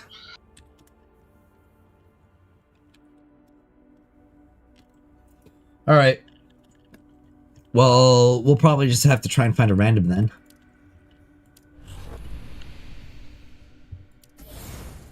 Shouldn't be that difficult because we're a lot more prepared for this.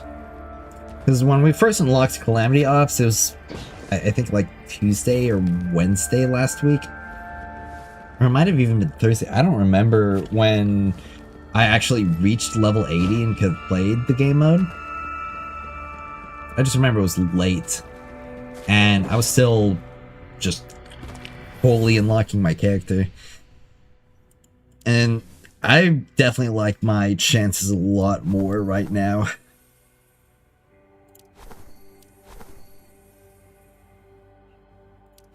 So hopefully I will actually be able to get it done. Do I have enough mythic shards for anything? I don't think I've actually gained any mythic shards for a while. Yeah.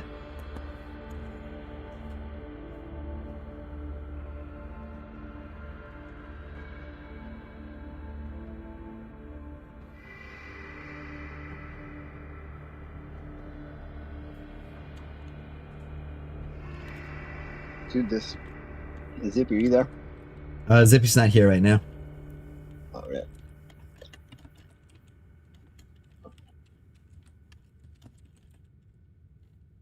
Yeah, I found a pretty broken setup in fucking Albion. Oh, cool. We're waiting for the the new content coming out on the 30th. Yeah.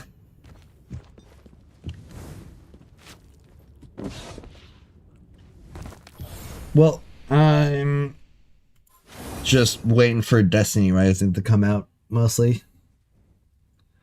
That's the biggest game that once the beta's done, fucking come over to Albion and play with us until the official release. honestly, I don't like what's Albion even like? I'm gonna show you. Like what's the gameplay style? I'll show Genre. you. Give me a second here. Okay.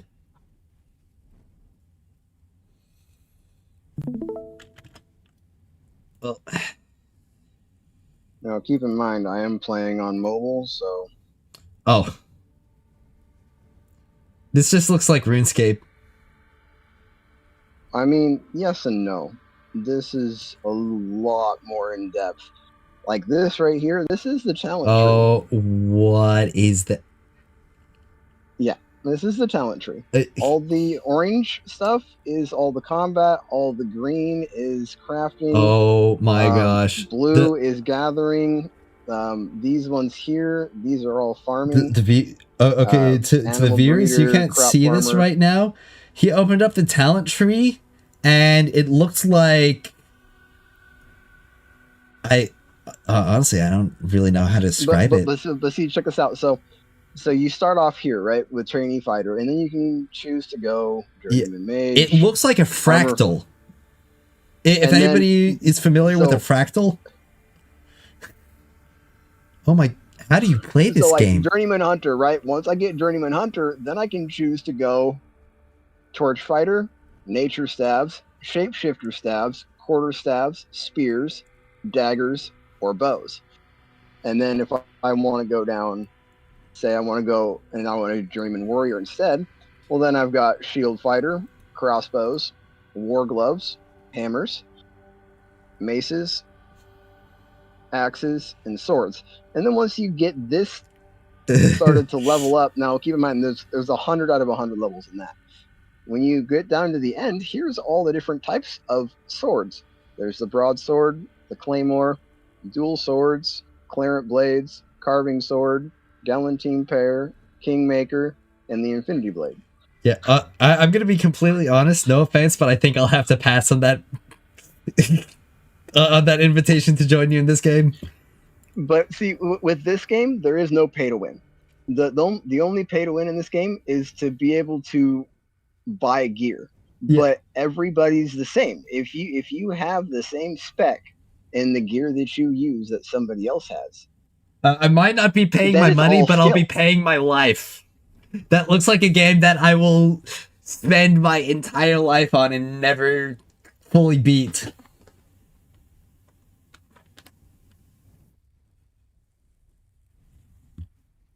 Oh dear. Well, props to you for doing that. Honestly. Ooh. Okay, I'm back. Got knocked. Yo, welcome back. Sirius isn't going to be here for another couple hours, so we can probably just get into it immediately. Okay. Let me see if there's anybody on the line in the pack that we could just invite. Yep. Force them to come. Zippy, I showed him the Destiny board in Albion. Oh damn, yeah. Yeah. I can see why you left that game, Zippy. Well, I had most of that. Not most of it, but I had quite a bit done on it, especially in the gathering, and that takes, my god. Yeah, gathering. That's what I'm doing right now. I'm trying to get my shit out of T5. And while you're looking for something, I'm going to clear that encounter on the map. Alright.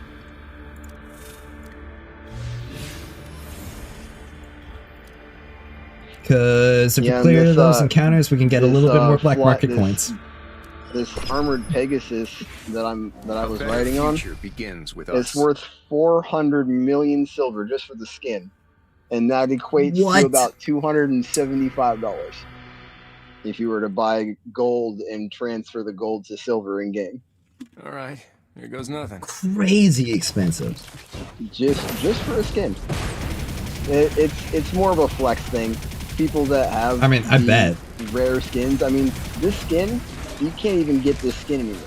I happened to find somebody that had a whole bunch of them from when the game first came out. That's when the Pegasus skins came out, and the guy was just sitting on them until about a week ago, and I finally talked him out of one. Well, good for you. Target down. I know a lot of those rare items are really sought after. I mean, heck, I like rare stuff. It's why I rock my day one emblems on Destiny. Right. And see, that's why I was trying so hard to get a verification code. Like, I was even on their Discord, and I was like, motherfuckers, I'll pay somebody $200 if they give me a verification code that works. Remember, And we're then in I this got together. told by the mods, if I say that again, I'm getting permabanned from their Discord Yeah, server. yeah. I mean, like, I wasn't being like 100% serious. I mean, I would have done it if somebody would have said that they would have wanted to, but Keep your I was eye kind of open, just saying Zed. it just because I was sitting there in the fucking channels for hours asking if anybody had an extra code. Yeah. It took me a lot of effort to get my code. I did it through the invite program. And see, that's what I was trying to get somebody to do, but everybody had already invited people. Yeah, because I started asking for a code the day of release. Yeah. Because Zippy called me and said, "Hey, Destiny is on ready. Android, not on iOS." I was like, "What are you talking about? Like, that's all that they've ever posted was it was for iOS only." And he's like, "No, I'm in it right now, motherfucker." And I fucking downloaded it that day, Believe put in in my Believe my in little each pre-verification code fucking shit Yeah. on the website, and then nothing.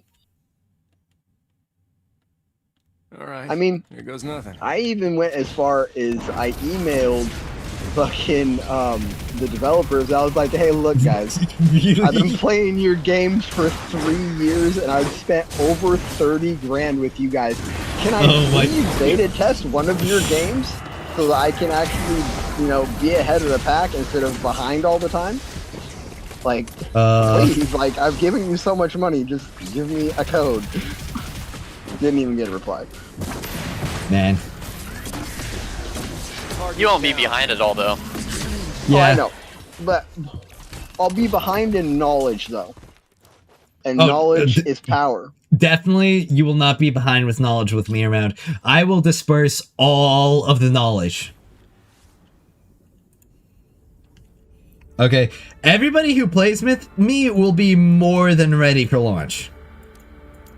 Because I will be on this game. I've already been on this game. Like, every single system, I've got, like, figured out completely. I could make a whole spreadsheet, a whole battle plan for, like, our first week to month of playing this game.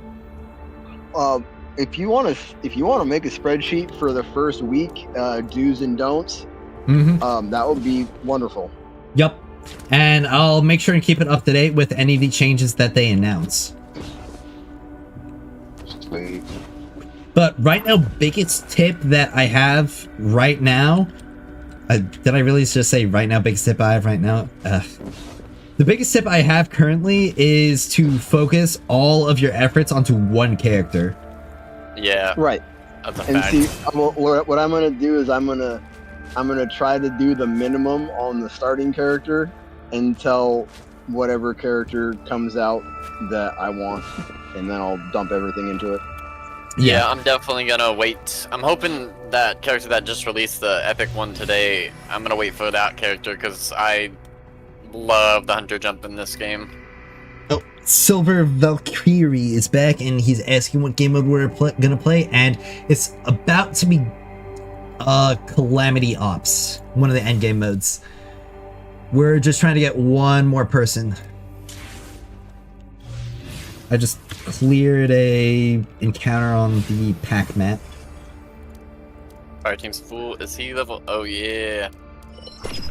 He's in the pack too. Have we already done it with Sweet. Luna? I think we did. Is this the first person Be we did it ready with? for anything. I'm pretty sure it is the first person we did it with. Love Discord. I don't think Luna Moonwolf. No, it was Wargasm. Oh, it was oh crap. Okay, so we can do it. Okay, sweet. Perfect. And then later on, you can Alright, grab here goes Luna nothing. and Sirius while I'm at work, run it with them two, and get another unique screenshot. And then Yep. when I get back on, I can do it with you and Sirius for a fourth. Mm-hmm.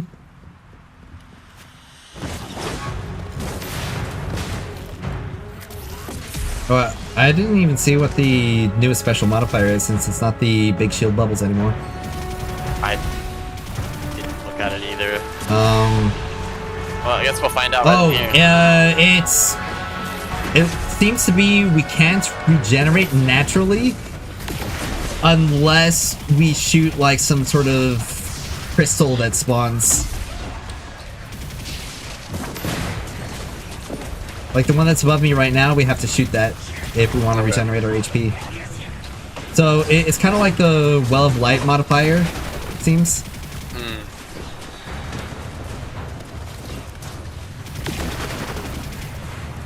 You got that other one? Alright, I'll clean up.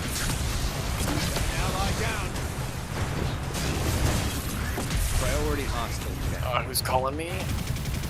Ah, shit. Hold on. Vision.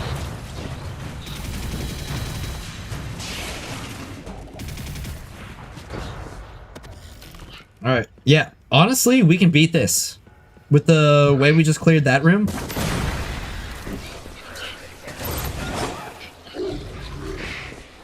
We've got the power now. No one dares to interrupt. The Lifers.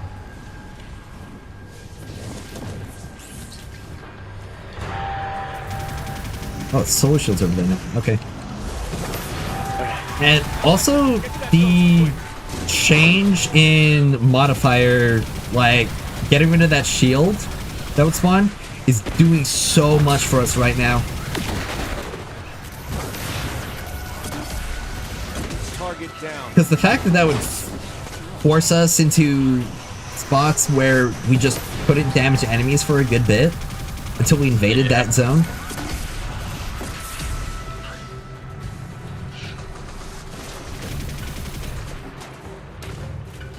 Of course, it does help that we're actually at power now. Yeah, for real. It's a huge difference. Yeah, because before I was dealing like ones to the I Shinka just got- shields. For some reason, I didn't regen after shooting that crystal, which was kind of crap. No, you have to send to the field after the I crystal didn't breaks. know the field drops. Yeah. That makes sense. So an unportable Tan 2. Yep. Unportable Tan 2. Those drags weren't there before. Guess that's a Yeah, little bit of I extra know. power we can get. Or not power, a little bit of extra score.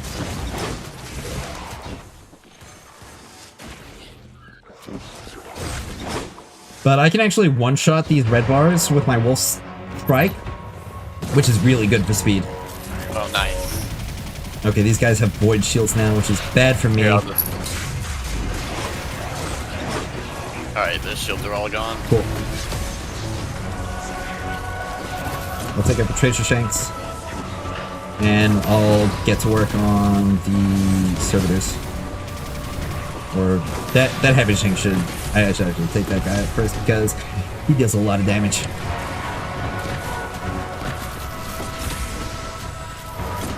Priority hostile. Alright.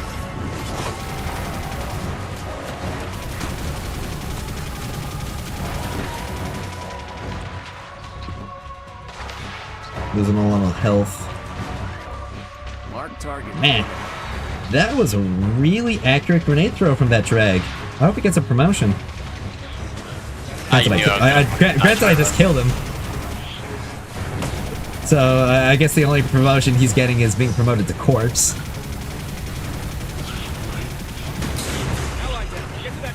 What wasted talent, honestly. Alright. Get that overshield up. Target down.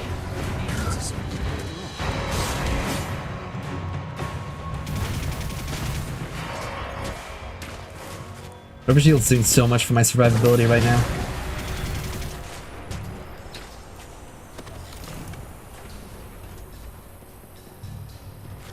Alright, there's another Shinka over here.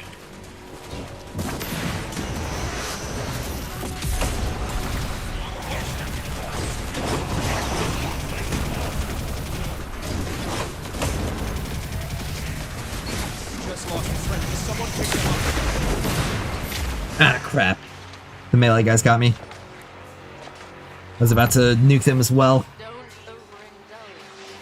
Thanks. Sorry. Shinka shield's back up again.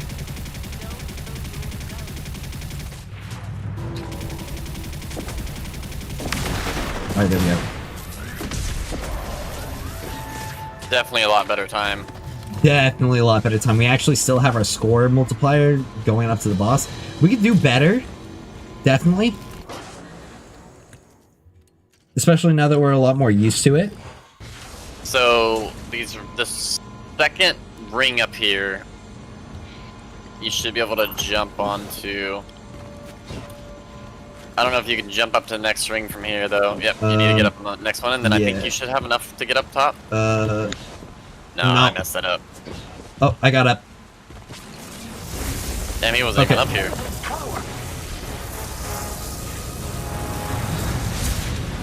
But that might be a good time save. Yeah. Also, Alvesker, this is a Calamity Ops. It's kind of like a Nightfall, where it's a much more dangerous version of a strike with extra modifiers, but the difference in it is that you are trying to complete it as fast as possible with a much steeper decreasing score, rather than the difficulty being in actually completing the activity itself. Because I know when it comes to Nightfalls, they still do have the timers, but the timers are mostly just so that people don't spend like 3 hours on a Nightfall. Rather than the timer being the main deal with actually scoring well.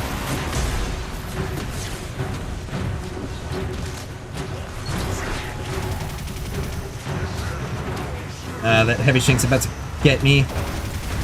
Alright, get that healing pool.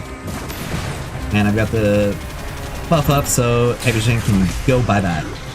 Oh, have we not broken that fuse yet? Crap. Oh, I didn't even notice that. Huge time loss, huge time loss. We're throwing. It's not that big of a time loss.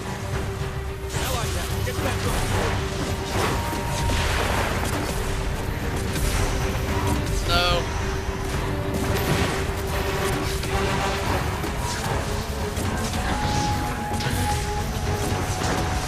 I think when that debuff expires, it's just gonna nuke all the shield around. Alright, yeah. There we go. Calamity tenfold. That's a new triumph. And I'm not spending my pinnacle energy here, so I'll just grab basic rewards. Oh, we did rank up too. Oh, sweet! 3 bill. Dang. Yup.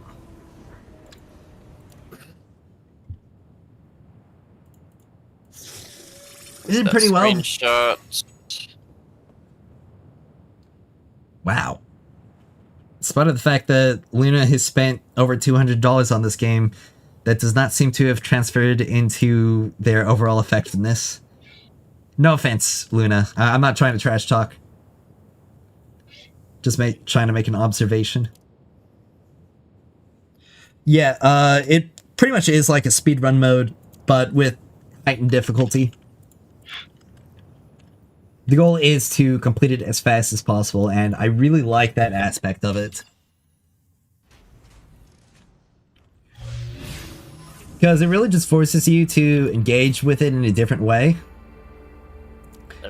And it's not even like even just a pure speedrun mode, because the goal is to complete it as fast as possible while killing everything.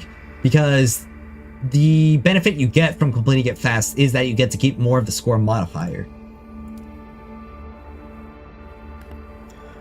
There are exotic weapon rewards for Endgame. There are exotics for the strikes, just completing them gives you a chance to earn exotics.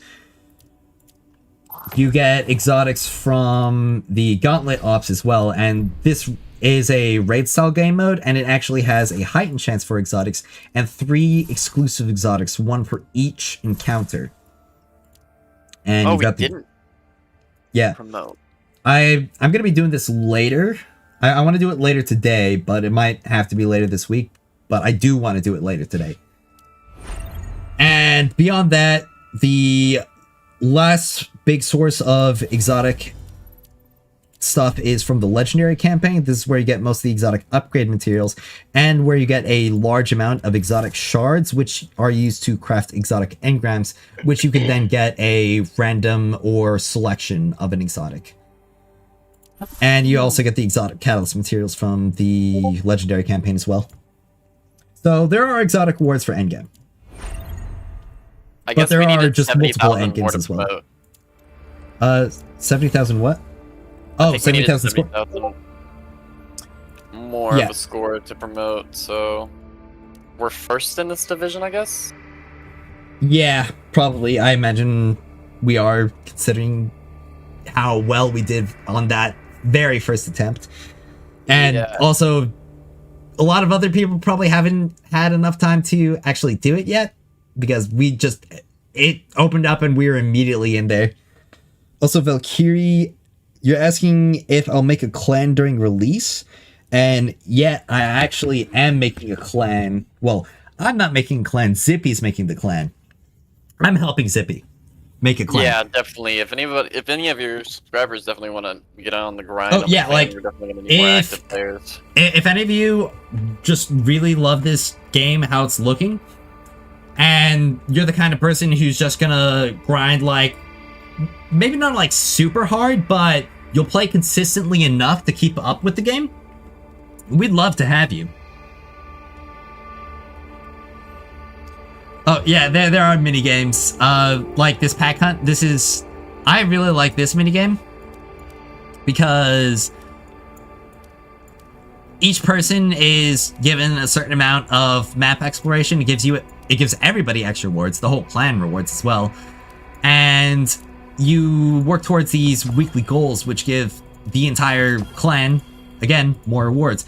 And what's really nice, I haven't made a video on this yet, mostly just because I might do a video on the full clan overview, but this right here, these 3-node bosses, these are a cumulative health bar where you can form teams of 3, and each attempt takes out a permanent amount of that health bar, as much as you can do. Me and my other buds in the clan, Zippy included, got together and we just like 2-shot these. We did like 70% the first run, and we just cleaned up the second time around. Once we get more towards, once launch comes out, we'll probably be more organized when it comes to the back hunt. Definitely more organized. Yeah. If we can get 2 people who can deal as much damage as me, like, if I just give somebody the exact same wolf build that I have right now, we can just one-shot those. Oh yeah, for sure. Yeah. The black market coins are used in the black market. This is essentially just an extra shop that you can get some endgame materials from. Right now, it's not balanced very well at all. And me and basically every single other beta tester put a lot of feedback towards this black market system. So we're expecting it to get changed when launch comes around. But the black market coins would give you a lot more of these exotic upgrade materials, catalysts, etc., and even mods as well. So you do get some good stuff from it. The main issue is that you just don't get enough coins from most of the activities you're able to do.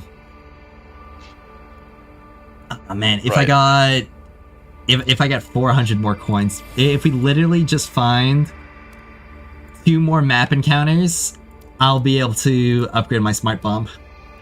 Nice. All right, well, I'm gonna have to head out. I'm gonna have to head really? to work. That's who called me, so I gotta head over to work earlier than I expected. Well, I'll probably see if I can tackle the rest of the expanse then. Yeah. If Sirius does get on later, try to get him with somebody else. Mhm. Currently, I was looking at the pack rally. We are the 5th one. Yeah. Just slightly above, IX. Yeah, So- but I really want to make sure that we're like secure in this. Yeah, I'd like to get at least like 6 or 7 Mhm. minimal. Just being an officially recognized clan on the official Destiny Rising server, that's something you can't pay money for. For real. We can't pass that up. Yeah.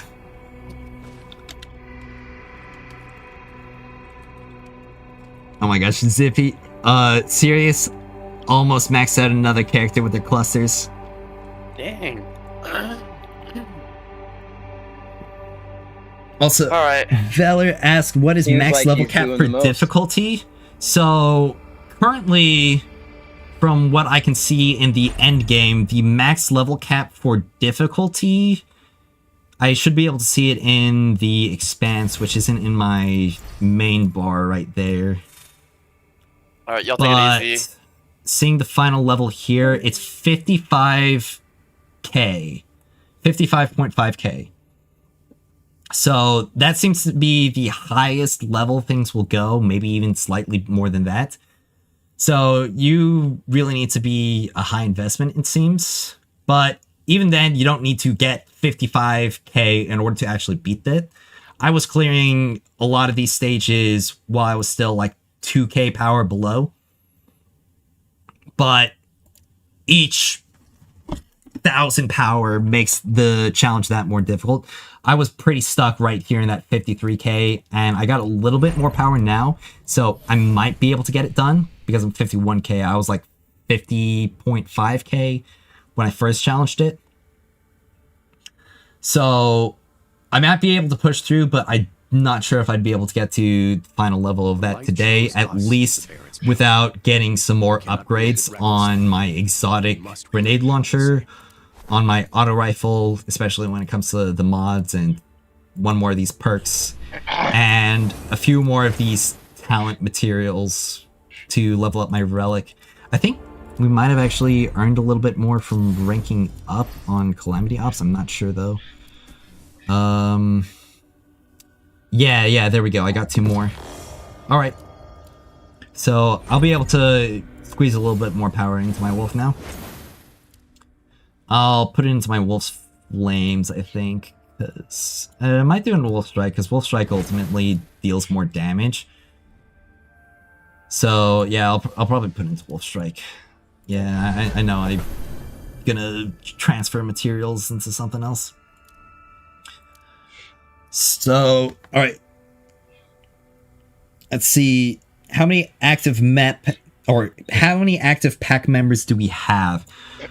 Currently in the beta, we've been pretty open with just who we allow in, mostly just because there's not nearly as many people and we can't get all of our friends in.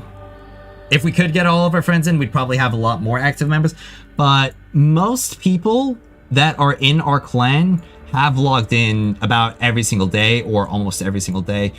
There's only about a handful that are really just kind of dead or have checked out of the game. So like 1, 2, 3, 4, 5, 6, 7, 8, 9, 10, like maybe 10 members in our pack are just entirely inactive. And we've got quite a few active members. There's me, of course.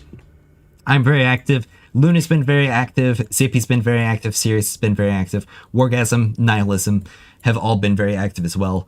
I haven't played much with Naoto, Yagami, or Spartan, but from their contribution score, they also seem pretty active.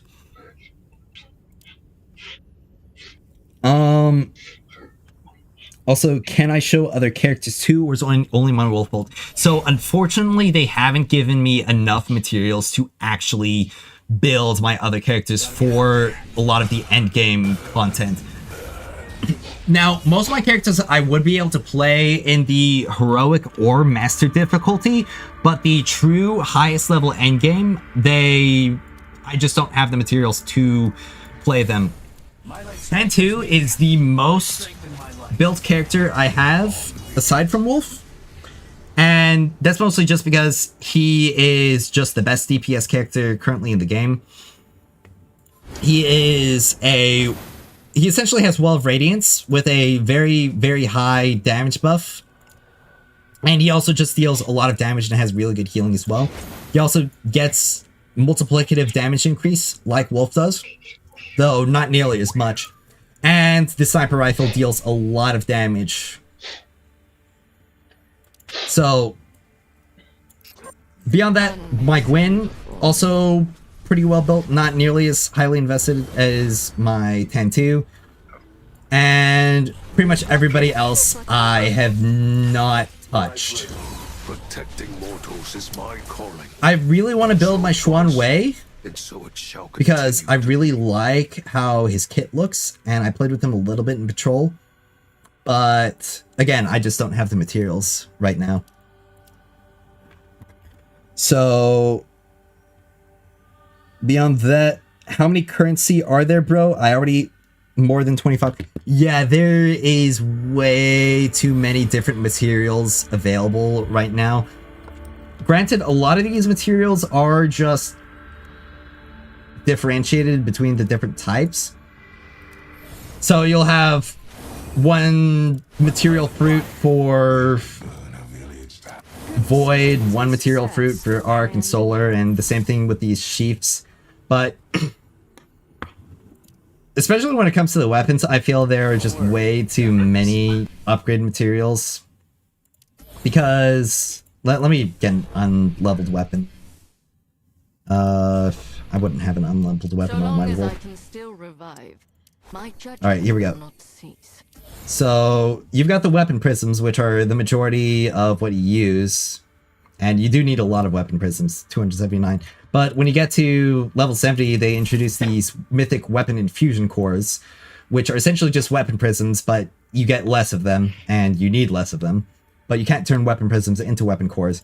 And then, when you reach level 80, the like true endgame, they introduce these Luminites. And I can understand having the mythic cores, but the Luminites is just too much to me. And similar things with the characters, the weapon fruit, or like the elemental fruits, that's just extra bloat on top of these emplacitor sheaths. Especially because they're only used for one ability node, being the weapon mastery. And and the exotics. Is a choice. So much that you need for the exotics. You need the exotic chips to make the catalysts. You need extra copies of the exotics to level up the catalyst beyond the first tier. You need the exotic weapon infusion cores to also level up the catalyst and get some extra stat boost. And beyond that, you also need these superposed photons, which are extremely rare currently. And you need a lot of them to actually fully max everything out. So right there with you with there being too many materials in this game. Yep, material maxing. Also, yes, I did say Wargasm. One of the main people in our clan right now is named Wargasm.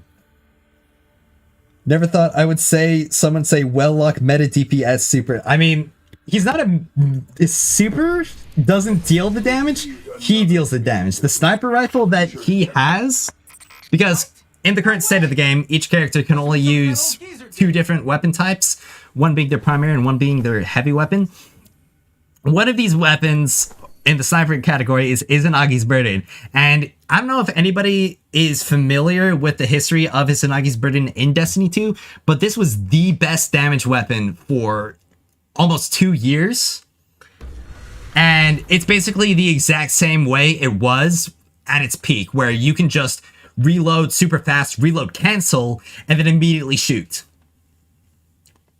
It is actually insane. You can dump your entire reserves with this gun in like 5 seconds if you're playing optimally. And it deals a crap ton of damage at that. People were able to solo the raid boss using Izanagi's Burden and Tan2. And of course, he does have the full team damage bonus with his well, but he also gets multiplicative damage bonus with his weapon mastery. And this is one of the highest multiplicative damage bonuses that any of the characters are able to obtain in the game currently. The only higher ones than 40% are Sean Wei's with 50%, and that's for a limited amount of shots. It's not a buff or debuff that's applied. And Wolf, who is very unique in the fact that he's able to get 70% multiplicative damage increase. And that's one of the main reasons why I've been able to perform so well with Wolf, is that this damage increase, along with having the Smart Bomb being able to generate high damage heavy ammo out of super energy, I've been able to leverage that so well across all of the content that I play. Let's see, what's next? So the economy for weapon upgrades is down heinous compared to Destiny 2. Oh yeah, it is very, very bad in the beta currently. I am expecting it to improve, but if it doesn't, it's going to be a very rough time for me and all of my friends. Is there exotic gambling? I mean, you don't spend money for exotics, or at least you don't spend money on the gacha for exotics, but exotics are random drops. It's a random chance to get them from spending pinnacle energy on activities and clearing activities, but you do get a certain amount of exotic shards regularly, especially from the legendary campaign. You get 32 every single week from the legendary campaign, and these are able to get you enough to get multiple of these weapon engrams, which are not guaranteed, but they give you a much higher chance of giving you exotics that you don't already own. And there is a selector right now that increases in cost the more you synthesize with them, though it does seem that the cost actually resets over time, because I used this once before. It put the cost up to 60, but now it's back down to 40. So that does seem pretty good, actually, now that I know that it decreases back down. Orion says he thinks he knows him, and I believe you're talking about Wargasm, and that's pretty cool if you know Wargasm. I know Wargasm too. Elvesker says, I know Izzy, I mastered it on D2, I don't know how well it'll work here. I will show you a video. I featured some of this footage on one of my recent videos. I think it's my most recent video on Wolf. There was a section where I showed somebody using Tantu with Izanagi's Burden, and I actually shared this video on my Discord server. I don't think the link is in the description, but it is on my profile in YouTube, so if you are interested in joining the server, joining the community, I would really appreciate it. It's been a blast. I have basically talked to everybody who's opened up there, so if you're having a good time chatting with me in stream right now, you can have a good time chatting with me on Discord. Let's see if I can post this link in the chat. This video right here is the guy who is clearing Isakis' Tabernacle, the raid boss, using just Tantu by himself completely. And the damage phase, between when it first opens up, it's like 439, and the boss is dead at like 447. So not even like 10 seconds. It's like 7 seconds as a solo player to kill it. So Izanagi's is very good. Yeah. And Seven Sunbreaker says, Izanagi rockets for Tanix, please we have Tractor. Or please have Tractor. Yup. I remember that. If there is a crit stat for weapon, then there is sure going to be Izzy crit maxes, one shot, one kills the boss. There actually is crit damage increases. One of the artifact sets, one of the actually good artifact sets available right now is Piercing Mastery, which grants a precision damage increase and a further precision damage increase on repeated precision hits. So yeah, there is ways to build into precision damage in this game. Sunbreaker says, bro, can't wait to get 5 touch and balances. It's gonna be so cool. Yeah, I remember that happening to you. Yeah, fire touch and balance, you'll have to for fire touch and balance, you'll have to touch your wallet. True. Truth nuke. But thankfully getting extra exotics isn't entirely wasted, because you do actually need duplicates of the same exotic to fully upgrade the catalysts, and some of these catalyst upgrades are pretty significant. What threats are out there today? Like, the second catalyst upgrade for the smart bomb gives faster recharge time and... Well, not faster recharge time. Faster charge time for the shots and increases the blast damage of the charged shots, which greatly increases both the damage of the normal grenades and the super grenades as well. And I don't think that Izzy's catalyst upgrades are that impactful, Be sure to check. because this one's just like 15% increased precision damage. This one's increasing reload speed after emptying the magazine, which is good. Increases DPS, and again, just another 15% increase in damage. So not as big of a damage increase, but, you know, every percent counts. And then you have some like Concerto, which is a unique exotic for this game, like the Smart Bomb, where the first one increases the effect of its damage increasing perk by 20% or 25%, bringing the total up to 100% damage increase. And this, you know, another 30% damage to targets at close range and increasing the cadenza effect further. So it is pretty good, the upgrades. Is a choice. Why I'm going for them. Elvesker Vela says he can't wait for the day when he needs one more copy to an exotic catalyst, but it's just a dupe of Jotun. Yep. Thankfully, on that needing that last extra copy, I did mention this earlier, and you did probably hear about it, but you do have the exotic weapon engram selector. I used this to get an extra copy of the Smart Bomb, but it allows you to select any exotic that you've already obtained and get another copy of it. So that is nice. That is a nice quality of life thing. So there are a lot of systems in this game that can help you beat RNG. The problem is that accessing those systems oftentimes require taking a lot of time and investment, especially with the current state of the game's economy. And that's the main thing that I'm really hoping they improve.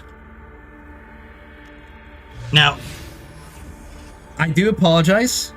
I will have to take a quick, like, 30-second bathroom break. I am really enjoying talking to everybody here, and I'll get to any chat messages as soon as possible. So, I'll be momentarily.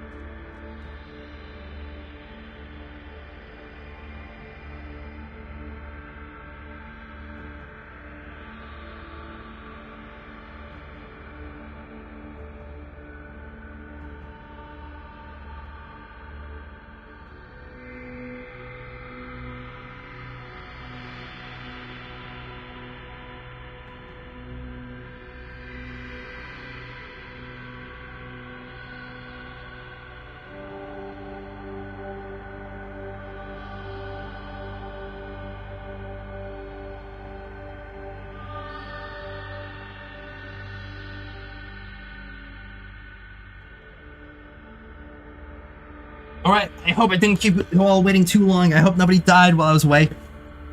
What is the drop rate / rate of getting selectors? So, when it comes to getting the exotic shards, you are able to obtain one at a 30% drop chance whenever you spend pinnacle energy on a strike. And you can do this like 6 times a day. And you can only get these exotic shards by spending pinnacle energy this way. You can't get them for the basic rewards right now. So, doing your dailies, you'll get a few. It'll vary, but on average, I've received about like 3 to 4 per day. The best way of getting them is through the legendary campaign, which also have that % chance to receive them when you collect your pinnacle rewards from completing them. However, with the challenges, the speedrun challenges, you are able to get 8 of them per week if you complete it in enough time. And these are not that difficult to do, especially if you know how to build your character well. I completed all 4 of these as Wolf. I made a video on it.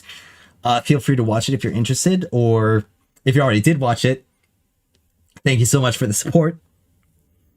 So you are able to get a decent amount of them on a regular basis. They are also in the Battle Pass. You receive about 10 of them for maxing it out.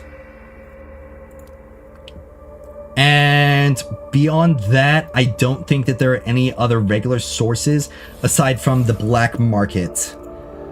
And personally, I feel like it would be better to spend your black market coins on the materials that have weekly lockouts, like the exotic weapon infusion cores and the superposed photons.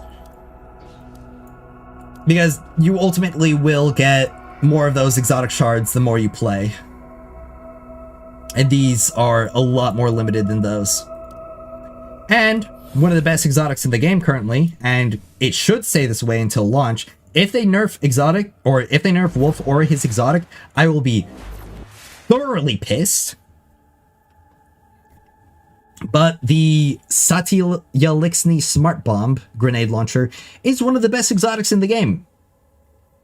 So thankfully, you don't have to worry about getting, or not being able to use a good exotic for a long time.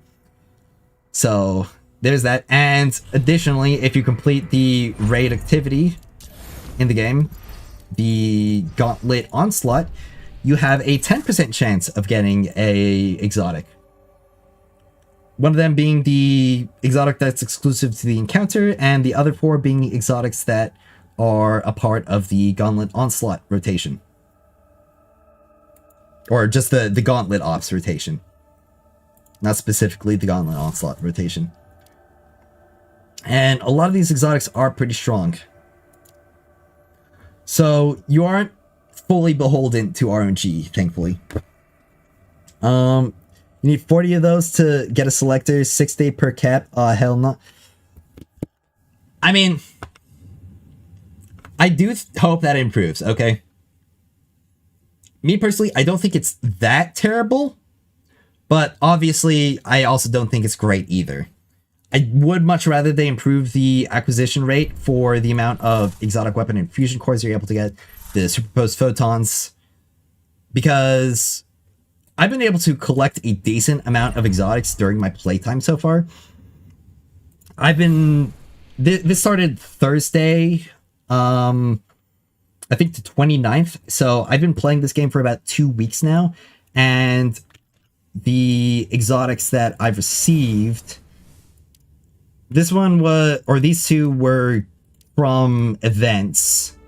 This one was guaranteed, and the rest were all random drops. So getting 4 exotics, and 3 of these being ones that I pulled from those engrams across 2 weeks, I feel like that's a pretty decent rate, especially because I wasn't even in the endgame until like day 8 or day 9.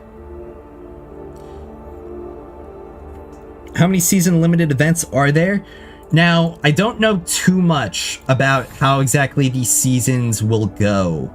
Currently, the seasonal resets are for the endgame modes like Calamity Ops. These have cycles of about 2 weeks. The Expanse also seems to have a cycle of about resetting every 2 weeks. And the seasons look like they will last about 2 months. So you'll get regular resets of those. Shifting Gates also seems like it'll reset your rank every season, giving you more rewards from ranking up again. Beyond that, it looks like there will be new story. However, they haven't shown any story for this season yet. I'm hoping that they do, because I would really love to see a bit more of what's available in the story. Especially after clearing the Red Sea Rift story, I really loved the story in the Red Sea Rift. Beyond that, there's the seasonal artifact style thing. This is really kind of boring. It's just very minor percent stat boosts. And it's just kind of uninteractive, in my opinion. There are a couple things that give some different damage or different effects, but it's only 2, and they're also still extremely minor. there's a selection of what's the word, cosmetics that you're able to earn, and maxing out your collection on these cosmetics gives you an emblem along with more of the Lumia leaves for the gacha pulls. And you're actually able to get these cosmetics through Season of Daybreak engrams. You get these engrams regularly by leveling up your battle pass, and you can actually buy them for Bright Dust. And Bright Dust is a fully free-to-play currency. And the amount that you're able to get, the price increases the more you purchase per day. However, that resets every day, so I'm planning on pacing myself a little bit more with these. I already received some cosmetics. It's really funny because I got a shader that's literally just poop brown right here. Yeah, I don't think the shaders in the game right now are really all that good. I like this one. This one I actually got for free by completing the raid, every single encounter within the time limit. But most of the shaders are just really bare bones. Not that interesting. Solid colors or 2 color palettes. I really do think they could do better with those shaders. Pull the rainbow engram? Okay, I mean, if the fans want it, I can spend a little bit of my Bright Dust. I've got so many. I can pull a rainbow engram for y'all. Just to show you what it's like. Well, okay, just like that. Got another exotic. Got another ornament. I mean, thank you very much, Elvester Baylor, for coaxing me into that.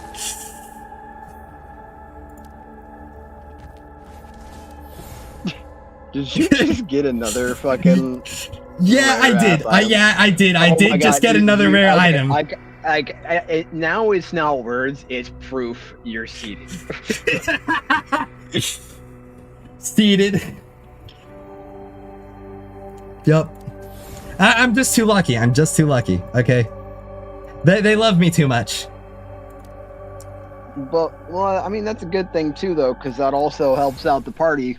Mm-hmm. You know, because if you're stronger and can do more, we can do more, and then everybody can get more. The name's a metaphor. Yep, that's the dream. Let's just hope that that's the same way it's going to stay for when you're actually in the open season. Oh, don't worry. My luck is very consistent. This isn't the first game that I've been lucky in, and it's not going to be the last game that I'm lucky in. I, as a low spender, basically just only getting the monthly card and the battle pass, managed to S6 Camellia. I'm not gonna howl for you. The name's a metaphor. Yeah, and you're going to see me sit there and drop, like... Yeah. Probably about $2,000 on it. Honestly, spare me like 50 or $100.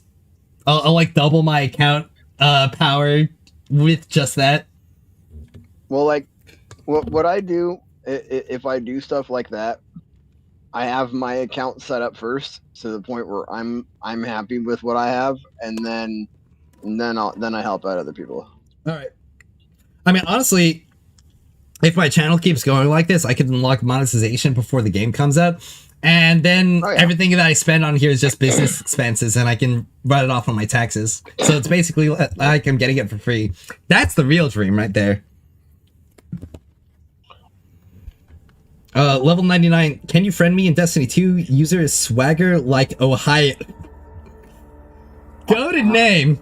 Also, my friend and I want to have a streamer to play with us. So, okay. I mean, honestly, easiest way to get in contact with me is to join my Discord server.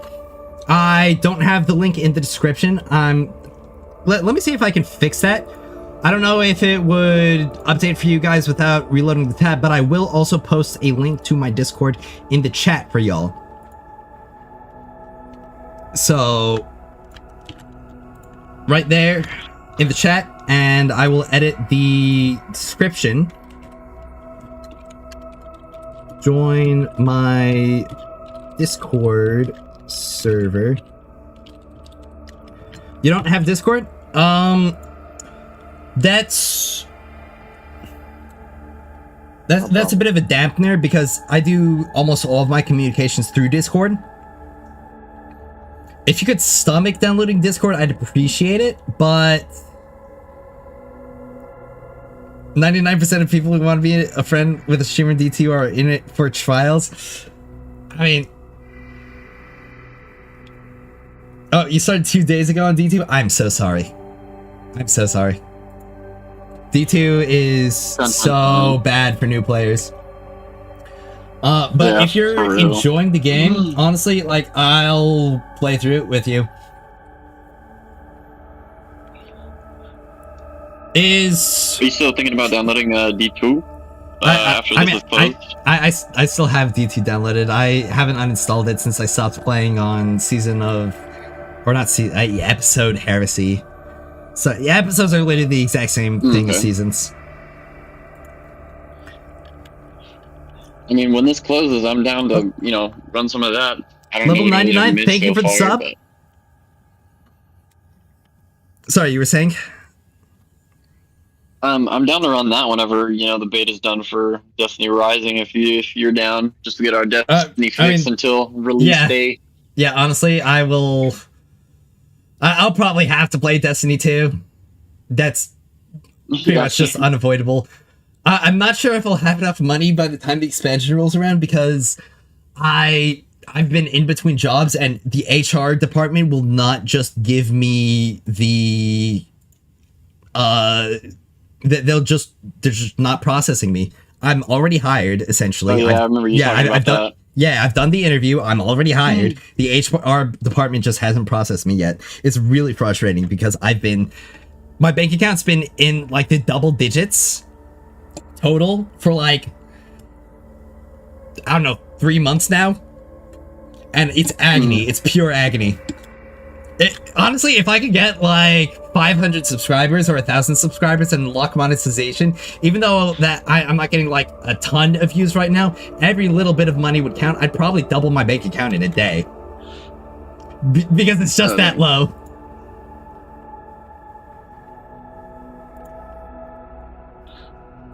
And with that kind of money, you know, like $20, I could maybe even get myself a webcam so people could see my oh so awesome and glorious face while I'm busy stomping out enemies in these video games. No, I don't work for human resources. God, no. Oh my gosh, no. The human resources are what's stopping me from working, the HR department. I would be working as a lifeguard. Sitting up on stand, making sure that nobody drowns, and saving anybody who does drown. It's, all in all, it's a pretty laid-back job. I mean, I'm able to handle it pretty well. Other people might not be able to. But it's mostly just something that I was planning on doing while in between my current state and what I'm going to be doing in the future. And like, after I started making content on YouTube, I really want to make YouTube my future. Oh, that's another subscriber. Himbo Lover 69. Thank you for the sub. I really appreciate it. You think I have a bot here? Who's the bot?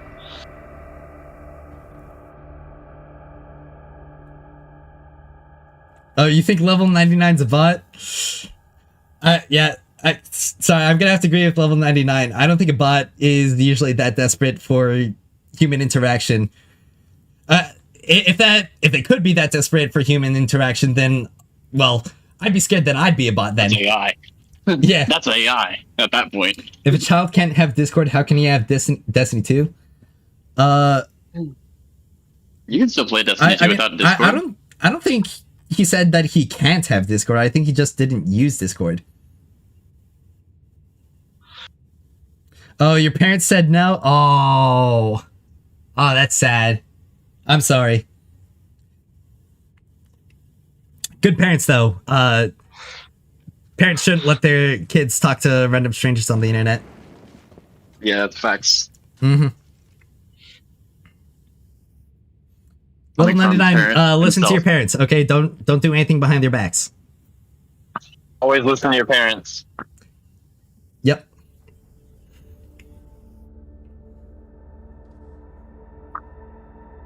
Yeah, as a parent myself, I don't like my kids talking to people on the internet.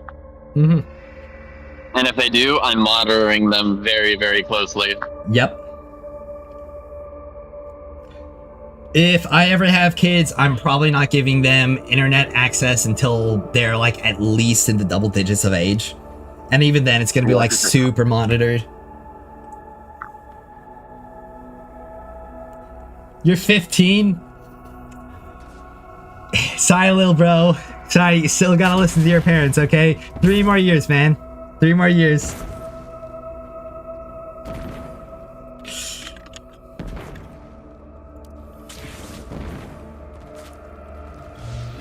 In all likelihood, they'll probably ease up on you when you turn 16 or 17. Just make sure you do all your homework, so they'll be nicer to you.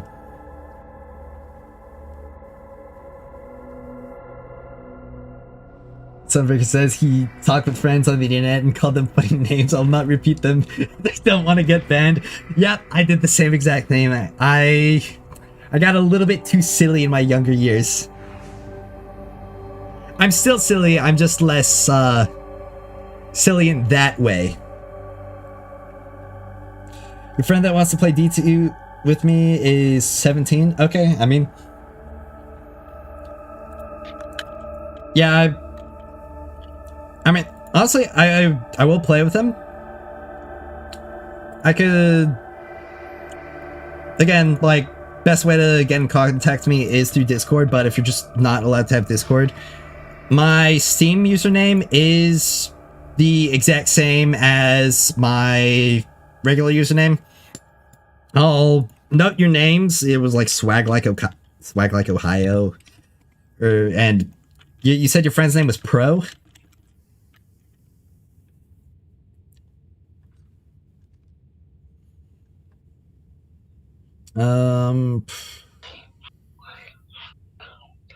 Yeah, Swagger Like Ohio. I'll write that name down. So if I ever get a friend request from Swagger Like Ohio, I will remember you. And your friend's name is...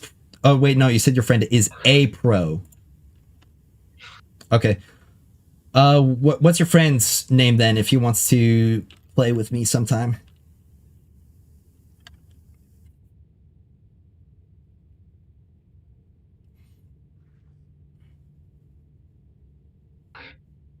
I guess since I'm at work, I can go ahead and start setting up my YouTube channel. I mean, I think I already have it mostly all set up. Yeah, you need to have your YouTube channel set up for a few days before you're allowed to stream. You actually for a while. Yeah, you actually have to apply to gain stream access. They'll give it to you, but it takes a couple days.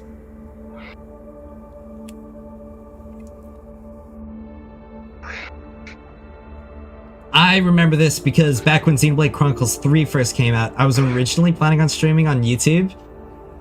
But I didn't know you had to apply for streaming access, so I didn't actually get to stream it on launch. I wonder if I already applied for... However, because I wanted to stream Xenoblade Chronicles 3 and couldn't, when it came time around for Destiny Rising to come out, I was able to stream Destiny Rising, and that's how I got started on my whole channel. I mean, I got a whole lot of support on my first stream and even on my second stream, which was really surprising because those first two streams were terrible. The first one had an atrocious bitrate. I had like 2.5k bitrate, which is about like a third of what you want. And my second stream, I accidentally had the game muted on stream for like the first 4 hours. Zippy, watch my stream real quick. Hold on, give me a second. But I have improved a lot since then, both in making videos and in streaming. I need 50 subscribers before I can stream. Okay. Yep. So I'm looking forward to playing with you, man. I do still want to do more of that Calamity Ops later, so... Oh, yeah. If we can get some people together... Is anybody on the who's in the clan on right now? Killed it. I think Sirius. You think? Well, no, not Sirius. Sirius isn't gonna be here for another. He might be on the game, but he's probably Luna's after. on. There's another one that is level 80. Can't remember what his name was, but he is level 80. You might be able to pull Luna and that level 80. Yeah, no, nobody's online right now. We've got a level 79 and a level 77. Okay, so Luna got off. Yeah, I'm pretty sure Luna said that in the chat earlier that they wouldn't be able to do another one. Let me just double check that. Or Luna says, "I don't think I should be here, Lamau."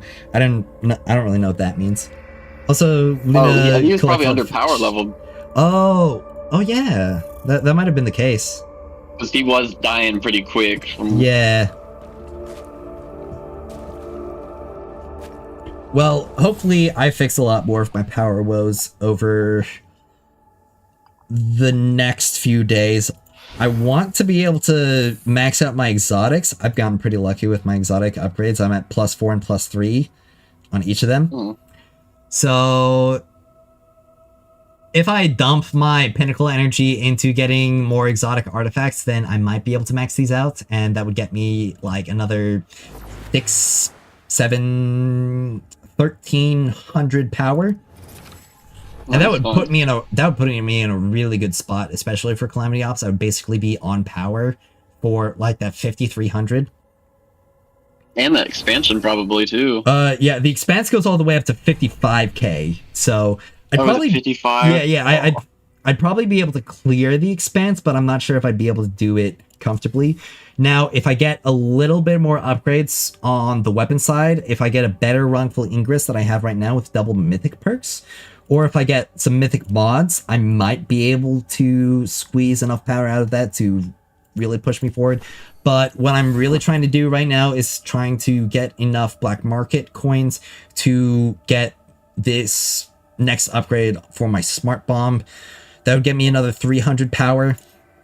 And it's pretty much one of the final upgrades I can really get on this gun, because the rest require a lot of those superposed photons, and I don't think that I'm getting more than like 1 or 2 more of those before the beta ends.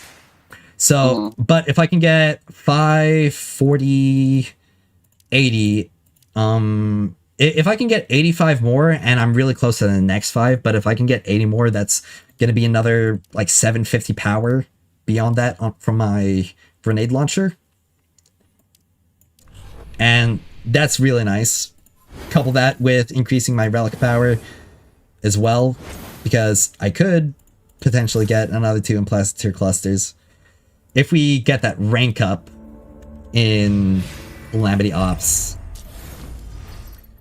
Because if we reach that 37 or 370,000 score and get that rank up promotion, I'm pretty sure that would give me 3 clusters. Which would not be... Oh, wait, no. It would get me another 2 clusters for the rank award. And we're not going to get another reset before the beta ends. So any clusters that I have right now or can get in the future are going to be the last ones that I'm able to obtain. Because unfortunately, they have not given us any more material events at all. So what I have right now is probably what I'm going to get. There is going to be one more weekly reset, so we will get a bit more rewards from there, but I'm pretty stuck at the current moment. Let me get back to reading chat. Listen, I'm gonna lie, I've gotten my Destiny and Steam account one because a friend of mine wanted to play with. Don't open their Steam mail from any stranger. Like, you got your Steam account. Oh yeah, getting a Steam account is easy. Getting back your Bungie account is a nightmare. Please be aware of Steam messages from strangers. Okay. Yeah, I'll make sure and beware. I won't click any suspicious links. I won't get my account stolen. You don't have to worry about me. I know my way around the internet.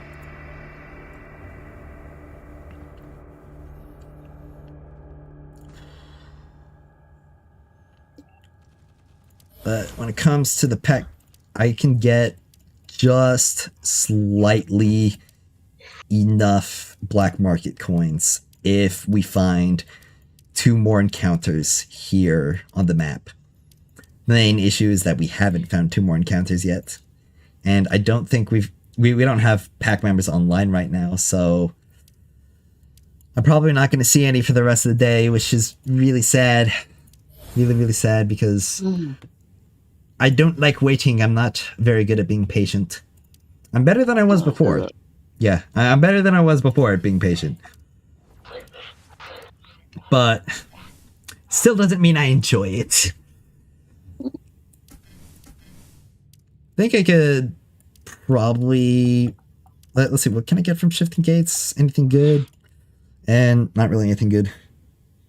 Is everything in this game hella competitive?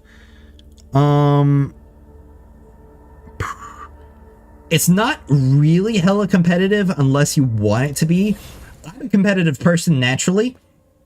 So I'm the kind of person who wants to get high up on these leaderboards, who wants to just like out damage people, get stuff done fast. And that's really what I'm trying to do. I mean, like, server wide right now, me and my team are currently top of the leaderboard on Calamity Ops, and that was our very first run, so I'm sure we could really do a lot of good work with this. Gauntlet Onslaught, we still haven't done this week, and it's kind of annoying me because I really want to get this raid done. Though when it comes to character power, I am once again #1 wolf in Virginia. However, I'm still only #7 wolf across the entire player base right now. I really want to get to #5 spot. I feel like it would be really fun to say that I was the #5 wolf power-wise in the beta, like #5 wolf on the leaderboard. However, what's really funny is that even though I'm so much lower on power than most of these guys, like Luna Moonfire is one of the people that I've been playing with a lot, because they're a part of my clan.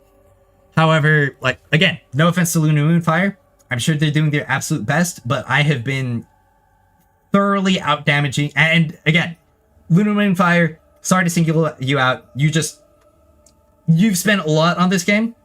You're on the leaderboard, and I'm familiar with you.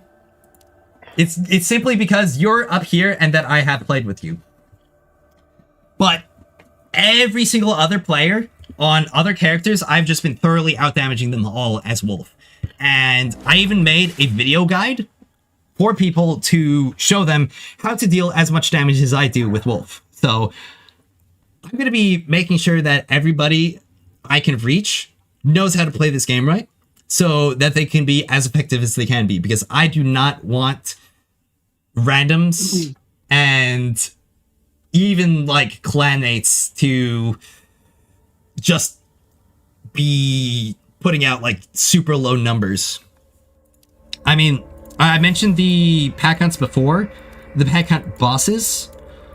When we were clearing these health bars, this is what it looks like between the 3 of us.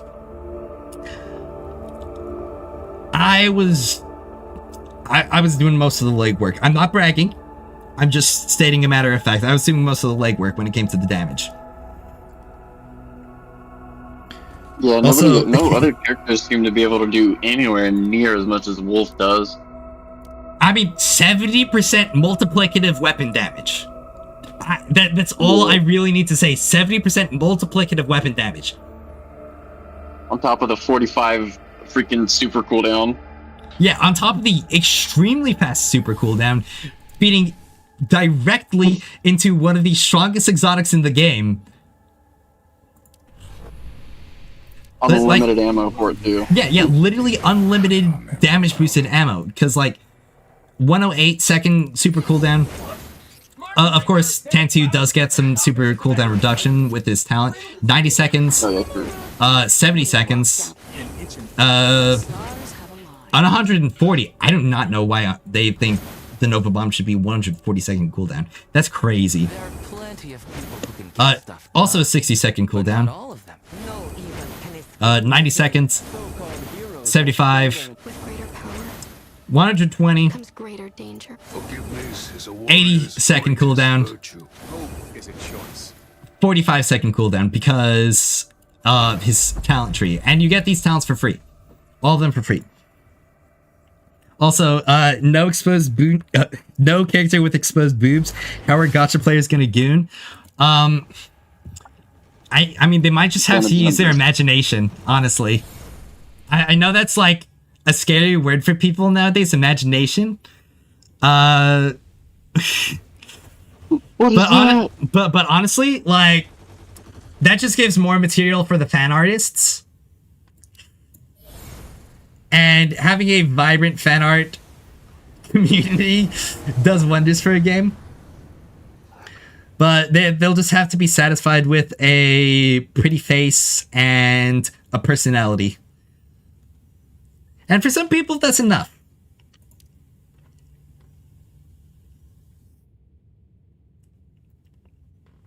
Of course, I do think that the majority of this player base isn't going to be from your typical gacha player.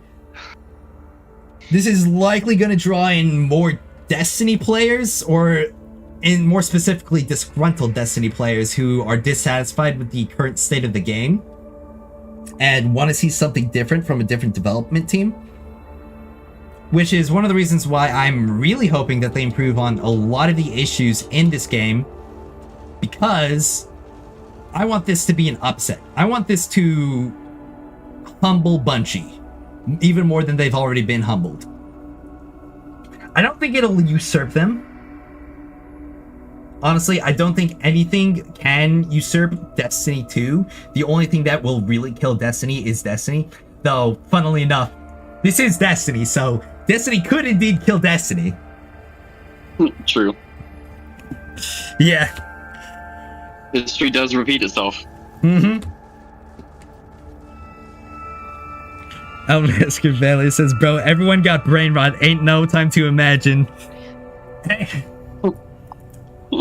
Yeah, it's really funny because I've seen these memes. It's like classical music to cure brain rot. And you know that scene from Venom where they put him in the MRI machine and he's just like tweaking?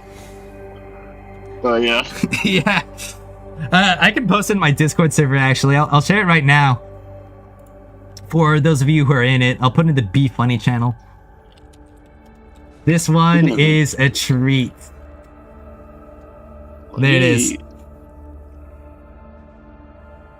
You said you put your Discord server in your... I see it, never mind. Yeah, it's in the description of the stream. You might need to refresh it if you've been watching for a while. It's in the chat, and it's linked on my YouTube profile as well. A whole lot of ways to get in there. I'm very active on Discord. If you message there, I'll probably be in there chatting as well within at least an hour. And when I get into discussions, I usually don't leave discussions unless they just suddenly stop. However, don't try to message me if I'm asleep. I am Eastern time. I mean, if you couldn't tell from me being in Virginia. Oh, the game doxed me. Oops. But yeah, I'm Eastern time, and I typically go to bed sometime after 10 and wake up early in the morning, usually around 7. And those are my active hours during the day. Dude, I love your Discord joining the questionnaire. I love some of those parts. That was awesome. Yeah, I try to make it fun.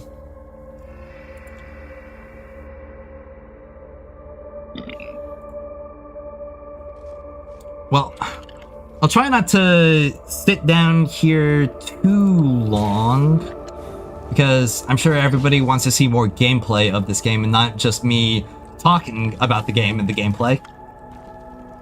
I think I'll give the Expanse another shot. But I also want to get that last set of black market coins that I need before. Actually, I just figured out something that I can do. I have not touched any of these character tutorials. So people who were interested in the other characters, hey, here is your nice golden opportunity. I will play through all of these character trials. Yo, question. How did you get to the character trials? 'Cause that's what I'm trying to figure out how to get back acclaim to. menu. The acclaim menu. It should be in training. Alright. Yeah. It's 11:56 p.m. here. You'll go to sleep in 4 minutes. Darn. Weird. They don't have a training thing for the epic one, the legendary one. Like the actual lessons that you learn for the characters. Yeah. But they put one out for the other new chick. Increasing move speed. Weird. V. Increases movement speed and gives healing.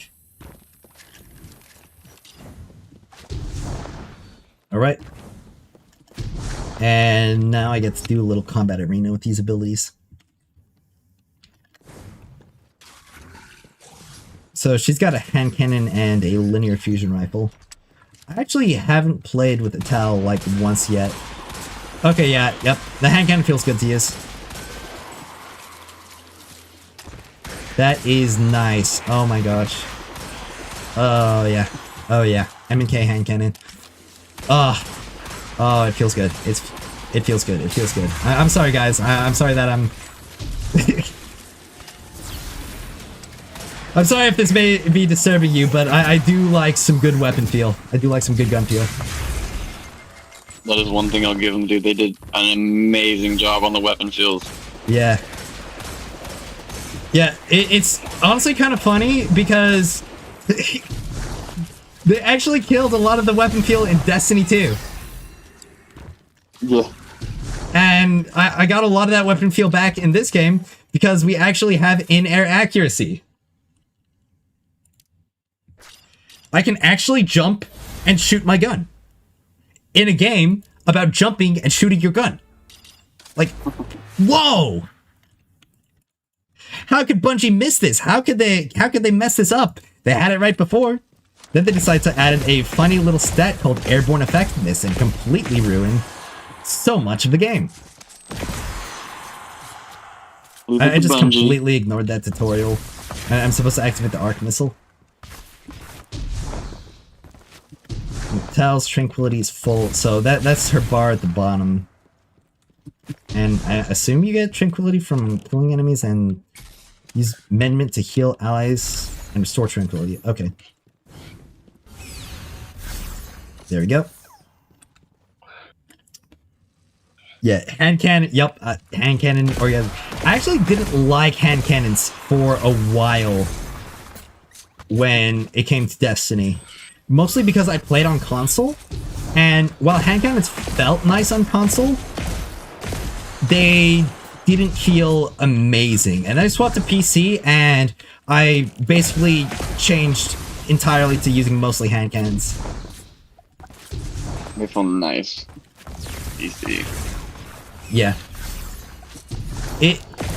But what's also kind of sad about the whole changing input types is that sidearms, one of my favorite weapon types, probably my favorite weapon type behind grenade launchers, feel so terrible to use on mouse and keyboard. Like, it is so bad. I do not know why they feel so bad. But they just feel atrocious to use. I don't really know how else to describe it. I mean, I can use them somewhat in PvE, but PvP, hell no. So, oftentimes, I wind up swapping back to using a controller for PvP, just so that I can actually use the sidearms that I like to use. But I did actually, when I got back into the game around Heresy, when I was playing Trials and trying out new character builds, I used Thorn, and I actually got pretty nice with it. I was trying to use Lumina first because I definitely prefer Lumina to Thorn, but then I ran into the ever consistent issue of my teammates just not really being able to make use of the buffs that I was giving them. And So I swapped the Thorn to be a lot more effective on my own. Have you tried the Sunshot, or is it Sun? Whatever. No, actually, because I was using a grenade launcher as my secondary. Yeah. Yeah. If you ever get a chance to try it, dude, it feels good. Oh yeah, I know. I've used Sunshot in PvE. It feels really nice. But the main problem is that the only grenade launchers that I would use, which are like primer GLs, they're all in the energy slot. So I just wouldn't be able to have the same playstyle that I'd have using a kinetic GL and an energy hand cannon. Yeah. The howl is ready. Yeah, anything with high fire rate and garbage precision set feels bad on M&K. Yeah. Which is what's been really nice about this game. Because basically every single weapon feels really accurate and nice to use. Are the next enemies gonna spawn? Or did I just break this whole tutorial? I might have just broke the whole tutorial. I'll restart that. But yeah, every single gun has felt real nice to use on mouse and keyboard in Destiny Rising.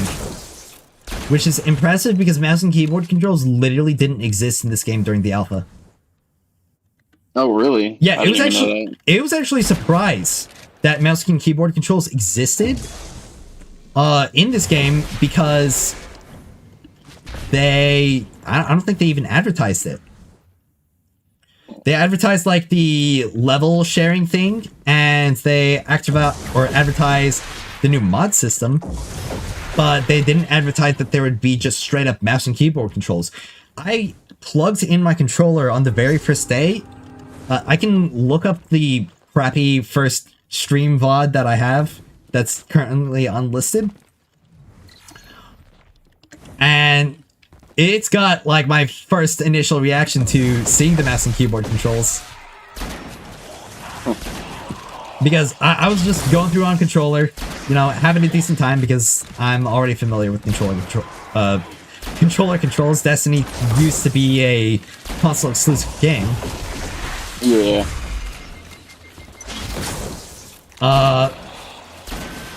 But I was just playing along in the tutorial. I touched my keyboard because I was like trying to alt tab or something. And my controller inputs, like the controller UI, disappeared and my character moved forward. And I was a little bit staggered at first, like, what happened? Did I just like bump my joystick while I was playing the game? And I start using the keyboard, like, oh my gosh, there's mouse and keyboard controls for this game. Yeah. Also, good night, El Vesker Valer. It was really nice chatting with you. Thank you for watching the stream. Alright, shoot targets afflicted with Aftermath. Okay. They already have guys afflicted with Aftermath.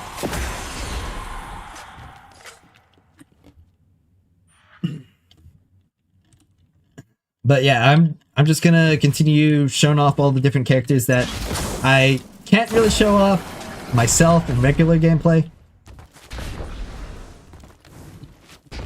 But I really like Xuan Wei. I really wish I had the materials to play him and build him. I'll just have to wait till launch in order to really do that, because I've just had to hard focus on Wolf so much in order to actually participate in the endgame. But especially playing through... One thing about it, with it not being in beta on the regular open, I guarantee there's probably going to be longer events too, to give people a chance to catch up. Oh yeah.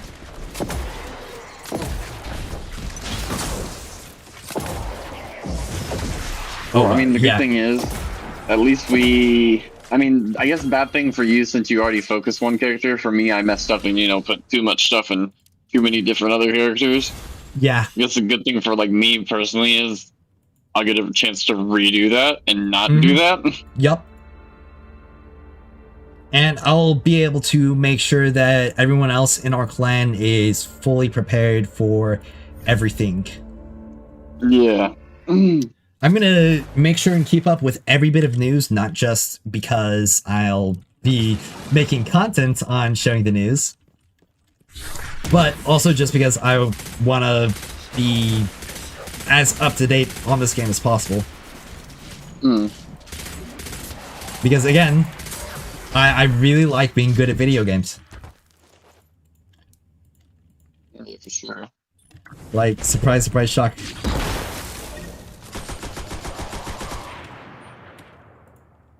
You can combine combats with Blinding Shield immediately triggers health regeneration. Okay. It's pretty neat.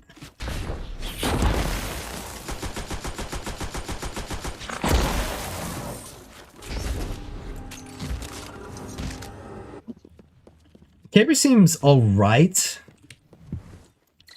He feels very standard. I'm like glitched on my Sparrow and I have no jump button. I'd probably have a decent time with Caber if I actually played him and built him.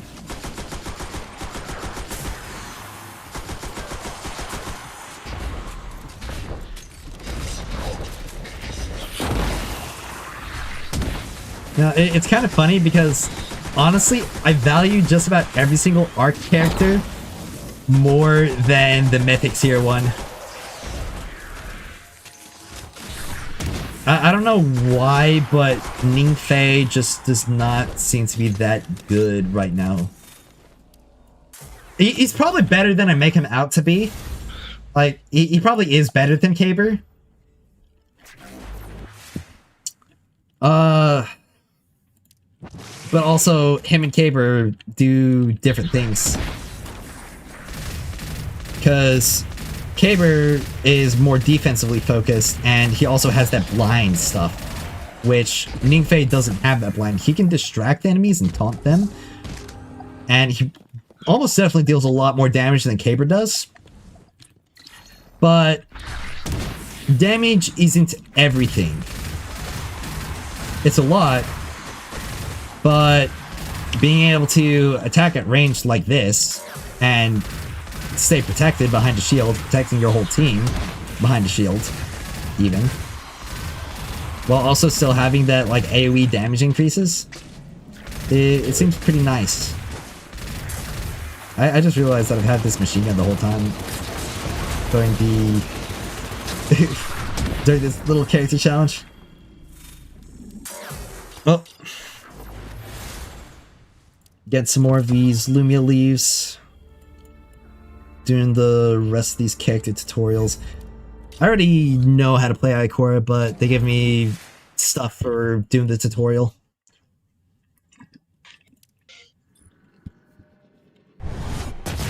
Ikora is pretty hard focused on grouping enemies together. She's good. Did you get a chance to check my screen yet? But she doesn't seem to be that Yeah, I good. checked it when we were fighting someone. Except for when it comes to see my PvP. fucking- Ikora is a my Shadow menace. Pegasus skin? Yeah. Ikora is an Fucking absolute 400 menace when mil, it comes bro. to the PvP in this game. Unfortunately, the PvP, or at least the primary PvP game mode, is only available during the weekends right now.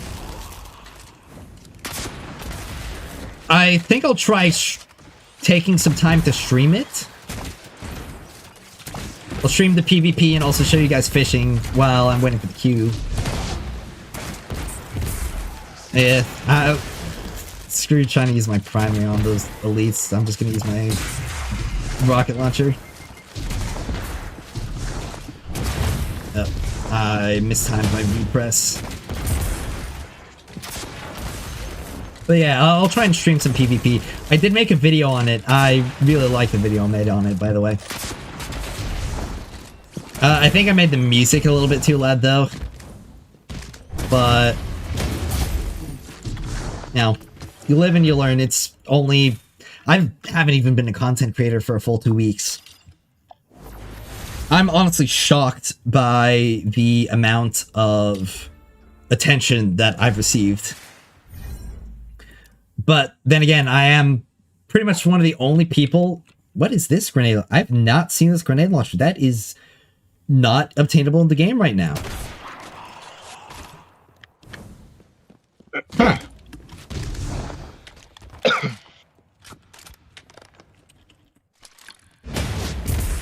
Okay, sorry, I got distracted. What was I talking about? Sucks with how much attention you've been getting. Oh, yeah. Yeah, I'm shocked with how much of attention that I'm getting, but then again, I am also one of the only people who's actually covering Destiny Rising right now. The bigger Destiny YouTubers made like a video or 2 videos in a stream, but actually, funnily enough, the Edge of Fate marketing like exploded basically the day after the Destiny Rising beta came out. And that's kind of interesting to me, because that first day of beta was the most limited and honestly worst show of content that the game has to offer right now. They didn't even have strikes unlocked yet, and like before the beta can even really hit its stride, Bungie immediately just starts up the marketing on Edge of Fate. Now, that might make that might seem a little bit conspiracy theory-ish, but I'm curious if Bungie is actually threatened by the existence of Destiny Rising. Don't get me wrong. I don't think that Destiny Rising is going to kill Destiny 2. But Destiny 2 is in a really bad state right now, and Bungie is also in a really bad state right now as well. And if Destiny Rising is able to pull people away from Destiny 2, and especially if Marathon isn't a success for Bungie, and if anybody's been following the news with Marathon, that game just looks so cooked right now. This could really be disastrous for Bungie, like a worst case scenario. Because the only reason Bungie has gone on for as long as they have... Oh my god, is this Mind of Multi... Sorry, I'm getting distracted again. I mean, they've been doing what they've been doing because of fucking Halo. Well, yeah, they only got as far as they did because of Halo, but Destiny Rising, or not Destiny Rising, but Destiny has been Bungie's only breadwinner. It's been their only successful thing that they've done. And even then, like, that's starting to fail. Sony bought them for multiple billions of dollars. Do you remember how much, like, Microsoft acquired Activision for? Oh yeah, it was. I mean, it was a pretty penny. Yeah, it was a pretty penny, and Bungie got bought for almost as much as they did, if not more. Yeah. I don't remember the exact numbers, so I'm not going to say anything definitive. I could look it up, but like it was like $4 billion that they purchased Bungie Studios for, right? And it was actually a pretty crazy deal that Bungie managed to get against Sony, because they managed to get like keep basically full autonomy, with the exception that Sony would just like gain ownership of the studio, and Bungie would assist them on producing new games. And I don't know if any of you know this, but one of those first games that Bungie really helped produce was Concord. And everybody knows what happened to Concord. Wah, wah. Yeah.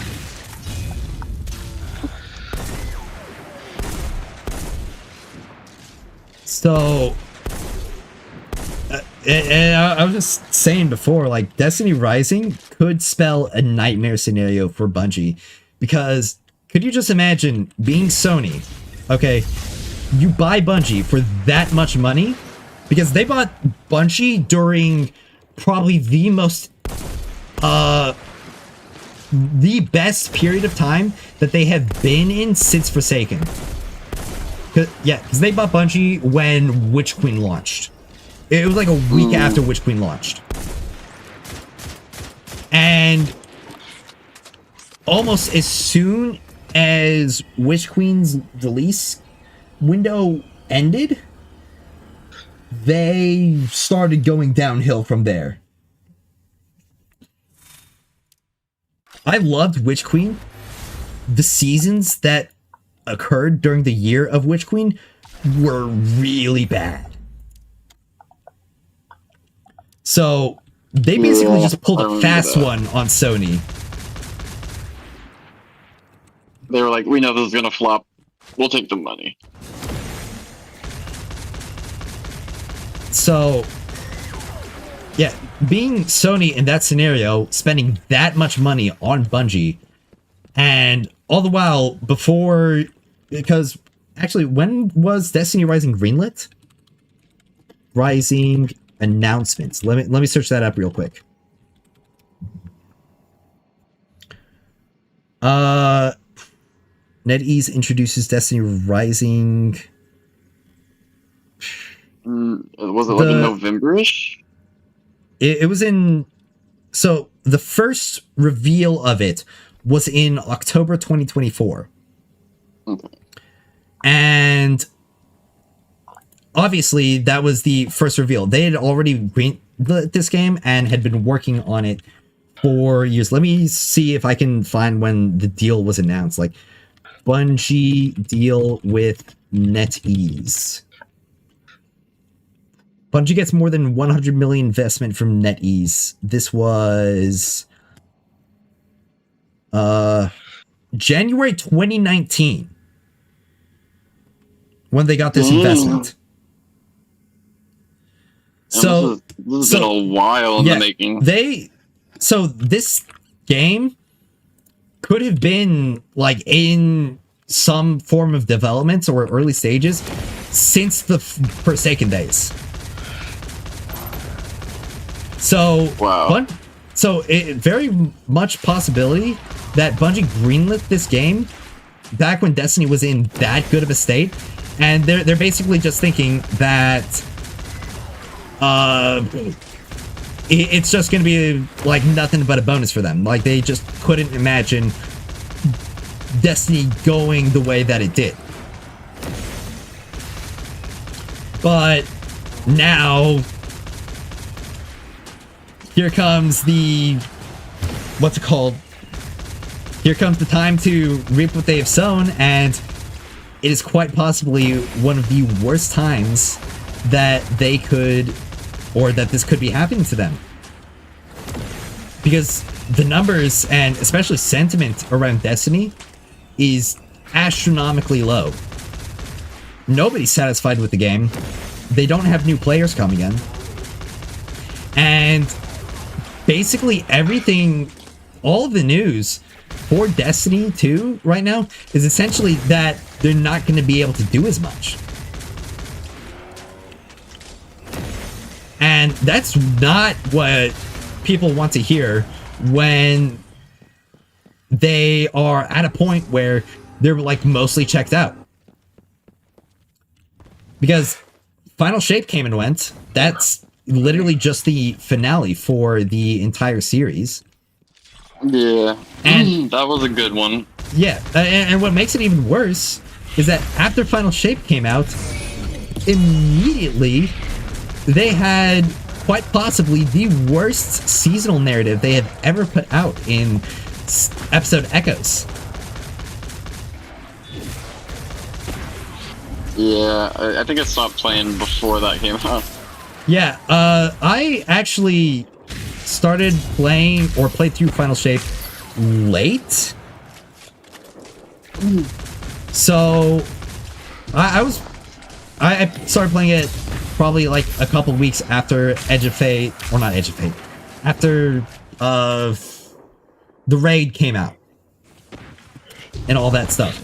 So I didn't even play during launch week, and after I played through the whole campaign, I did the excision, whatever the mission is, where you kill the witness, and yeah, that was awesome. Yeah. I was pretty satisfied. I was interested to see what they were gonna do and where they were gonna take it, and then I played the first mission of Episode Echoes, and I like immediately quit. I kid you not, it was maybe I maybe logged in one more time after that first mission that I played. And then I was just completely out of the game until Episode Heresy came out. And Episode Heresy got me a lot more interested in the game. However, it hasn't been able to hold my interest. Especially with all the news that's going on with Marathon right now. I'm not positive on Bungie as a studio in the slightest.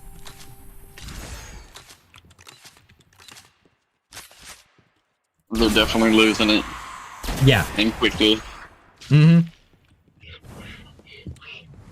But the Emperor has no clothes. Everyone can see it. Their reputation's in the gutter. And while they're in this terrible state right now, all of their messaging for Destiny is less. We are doing less. And that is definitely not what I want to hear, because they have been doing less ever since Forsaken came out. I know. I mean, with the exception of maybe freaking... What was the one that came out right? With the exception of Shadowkeep, every single expansion... Because Shadowkeep was smaller than Beyond Light, but every single expansion past Beyond Light has been smaller in scope and in overall content than the last. And what's even worse is that the content in between those expansions, the seasons, has only gotten worse as time has went on. The last time I really enjoyed a season, for it being a season, I forget exactly when it was. Was it... It's been so long, honestly. But the Shadowkeep seasons, those were honestly some of the better ones. And the Beyond Light one of the good ones. Yeah, Beyond Light actually had some really good seasons. I will give it that. Yeah, Beyond Light was really... I liked it. I like the concept of because Beyond Light brought Strand? No, not Strand. No, it brought Stasis. Stasis, and it was a really good concept. And then I really kind of dislike Prism. I mean, it's okay, but yeah, I don't vibe with Prismatic either. I'm gonna be completely honest, because it's really just the same kind of abilities that I have already, but it just feels like they're just remixed in a different way. Yeah. I'm not really doing anything all that new with it. Of course, I am playing on Warlock, and Warlock Prismatic is definitely the weakest of the bunch. Especially since did they revert that? Did they still have Well of Radiance? No, trash. Well, Radiance is still good because it's just damage increase, but it's not like the invincibility field that it was before. Okay. You can and will die in a Well of Radiance. Okay. Dang. Yeah. But Prismatic Warlock, it feels like I'm either just using Lightning Surge, and I hate Lightning Surge as an ability. I am not a fan whatsoever. or I am just doing Arc Buddy build, and or not Arc Buddy, but like all Buddy builds, and I just don't really find that all that interesting. At least compared to playing Solar Warlock, and playing Solar Warlock is still good because you still have to play Solar Warlock for well. And the other classes, like, I liked Stasis a lot more. Strand, when it was good on Warlock, I liked. And I really, really liked playing Arc during Episode Heresy. That was a real treat. If the Arc class for Warlock wasn't as fun to play as it was in Episode Heresy, I definitely would not have played it for as long as I did. Yeah, it's gonna take an arm and a leg to definitely get them out of that pinch on D2. Oh, it's gonna take more than an arm and a leg. And honestly, I don't even think they have them in them, or have it in them, because in spite of the fact that they have been giving us, or that they are giving us, like, some of those much needed, like desperately needed game-wide changes in the next expansion, they're also putting out less content than ever. Yeah. That's probably why the DLC is only going to cost $40. Yeah. Well, actually, the thing is, if you want to keep up with all the contents of the year, it'll probably cost you more to get that. Or, I don't know, it might cost the same amount. Yeah, it might cost the same amount because the seasons are going to be free to play. So if it's like $60 for the expansion normally, or $40, I don't know, was it $60? It might be a little bit cheaper because if it's two sets of 40, it was always either 50 or 60. Yeah. Because you'd have to spend $100 a year to keep up with all the content in a year of Destiny normally. So only having to spend 80, but honestly, if you're getting the annual pass bundle, it's probably still going to cost you 100 regardless. But even still, like, everything about what they've been talking about in this new stuff has been less. Fewer dungeons. We're getting half the amount of dungeons and raids we've received per year. We might technically have more campaigns because we'll get 2 campaigns a year and 2 destinations a year, but again, those destinations and campaigns might just be smaller than what we've had before. For sure. And it's really up in the air when it comes to the amount of regular content we get for, like, the base activities in the games for, like, strikes and Crucible maps. Yeah. I mean, heck, if we get any Crucible updates, it'll be better than what was happening for the longest time in Destiny 2, because we went, what was it, 3 years without a single Crucible map, and that was right after they removed like half of them. Oh wow. Yeah, they removed so much content in Beyond Light, and then we just received none of it back.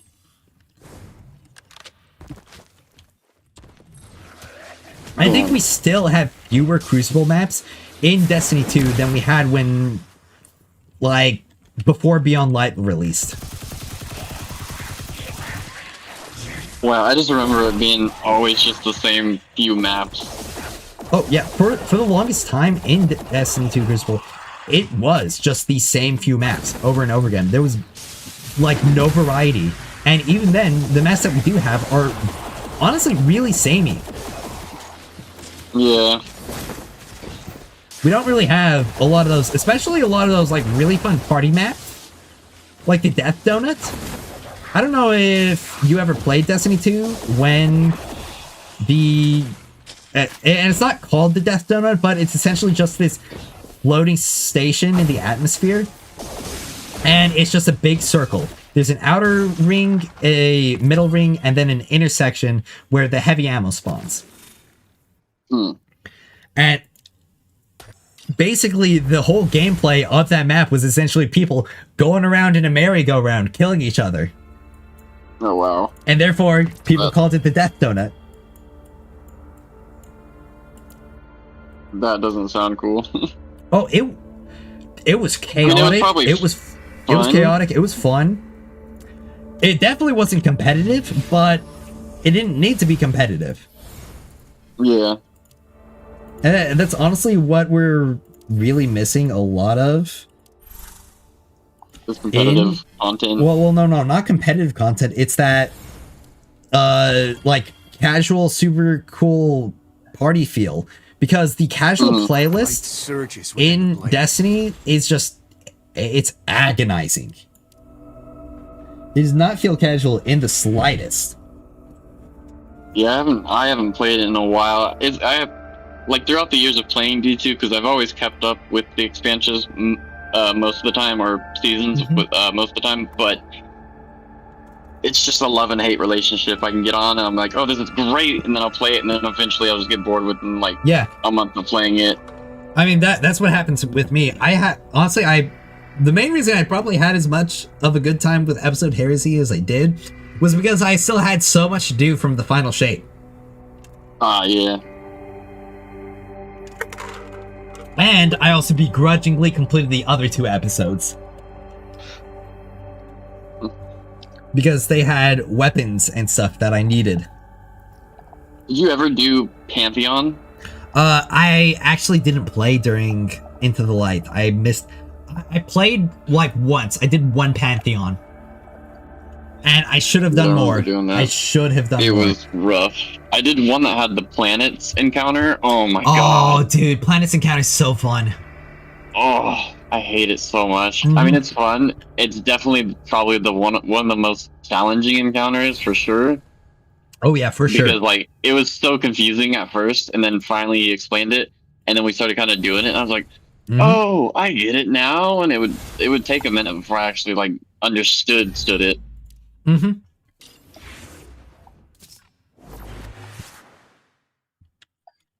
But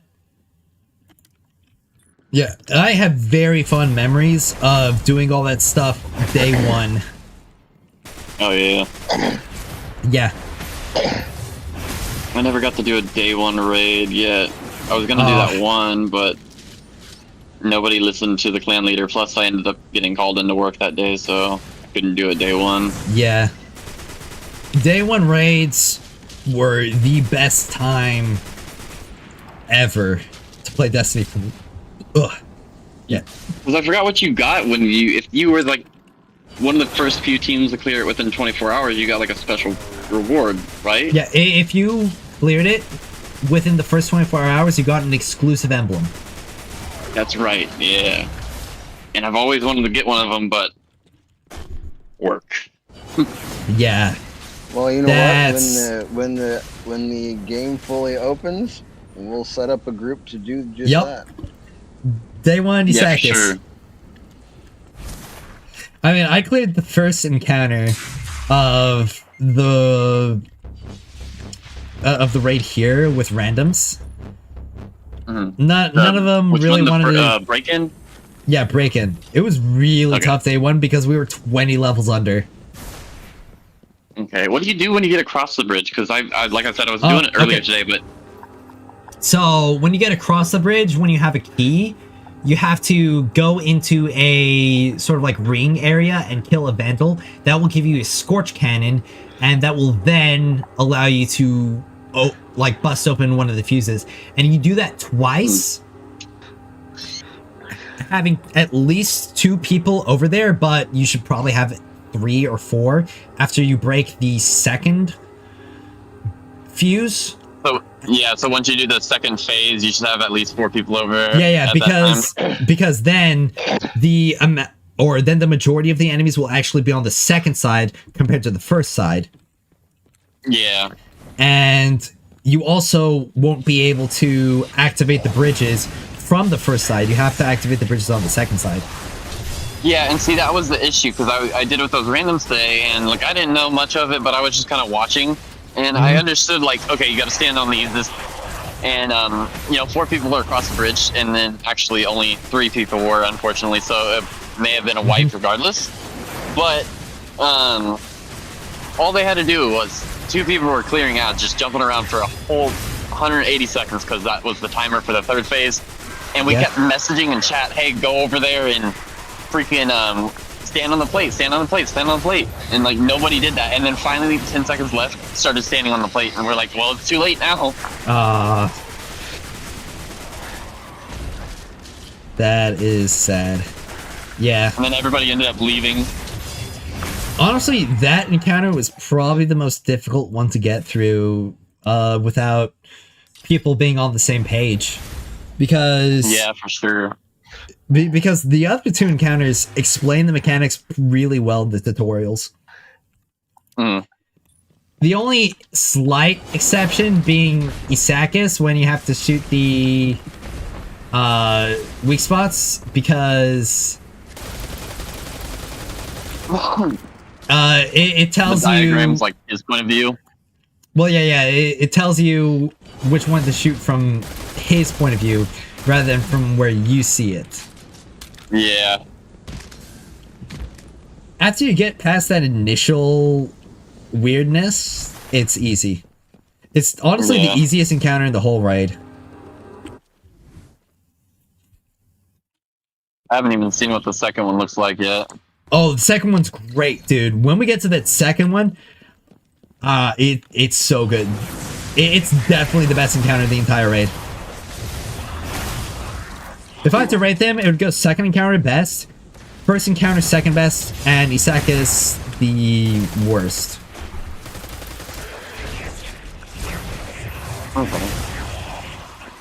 Because Isakis is low-key kind of boring. He basically just like jumps around, you kill some ads, and now I will say when you're in like that attacking phase before damage starts, when you're supposed to be shooting the weak points, that's pretty chaotic, that's pretty fun. Yeah. Yeah, there's a lot of ads at that point. And you also have to deal with like the little spotlights that will stop you. We were having overseers. Yeah. We were having a real tough time at first because we didn't know that you could shoot the stop or the overseers. Yeah. At first, when we were doing it, because it was just a bunch of us that didn't know what we were doing, we were all like, just shoot each other out of the bubbles. And then I so happened to like accidentally go over them with my cursor, and I realized that it turned red, and I was like, oh damn, you can shoot them. Shoot the overseers.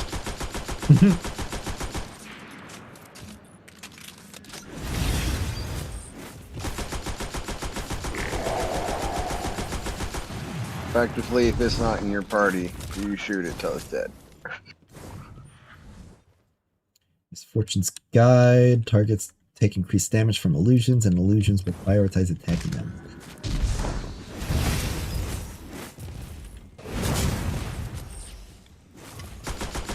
Cool. Well, I'm doing the character tutorial for the shiny new 5-star that I got, and I'm never going to be able to use this beta. Yeah, she seems fine for now. She doesn't seem spectacular.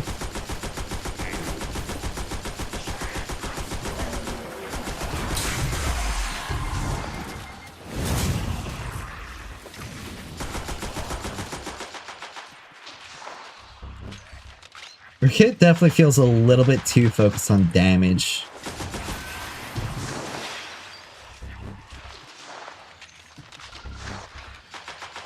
The summons are an interesting mechanic, though.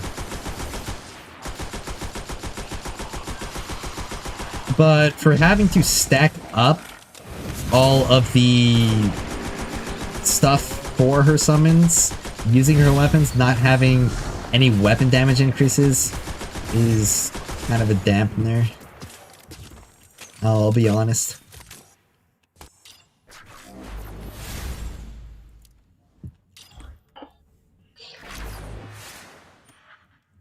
Alright, let's see. We've got another Misfortune's Guide thing. This is probably doing the weapon mastery guide now. Yeah, stacking the accidents. And spreading the misfortunes guide.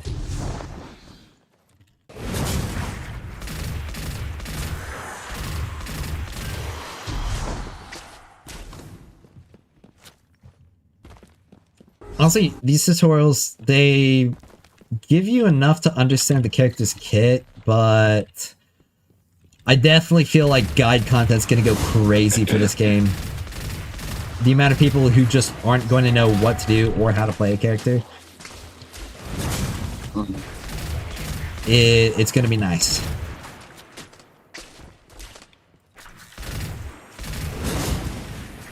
The worse the tutorials, the better the guide content. People that are gonna be progressing slowly when it finally opens. Oh yeah, I mean, heck, even when it comes to the beta right now, the amount of people, just the damage comparison to me against like all those randoms.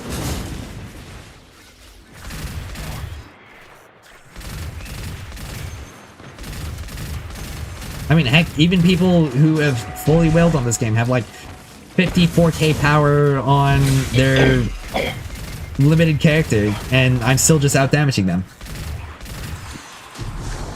Well, it's not about the power; it's about how you set your character up. Well, yeah, exactly. It's not about the power total, or at least it's mostly not about the power total. You do have to hit the power total to actually get that effectiveness, because you'll take more damage and deal less damage, regardless of the damage bonuses you do have. It's just simply the power multiplier.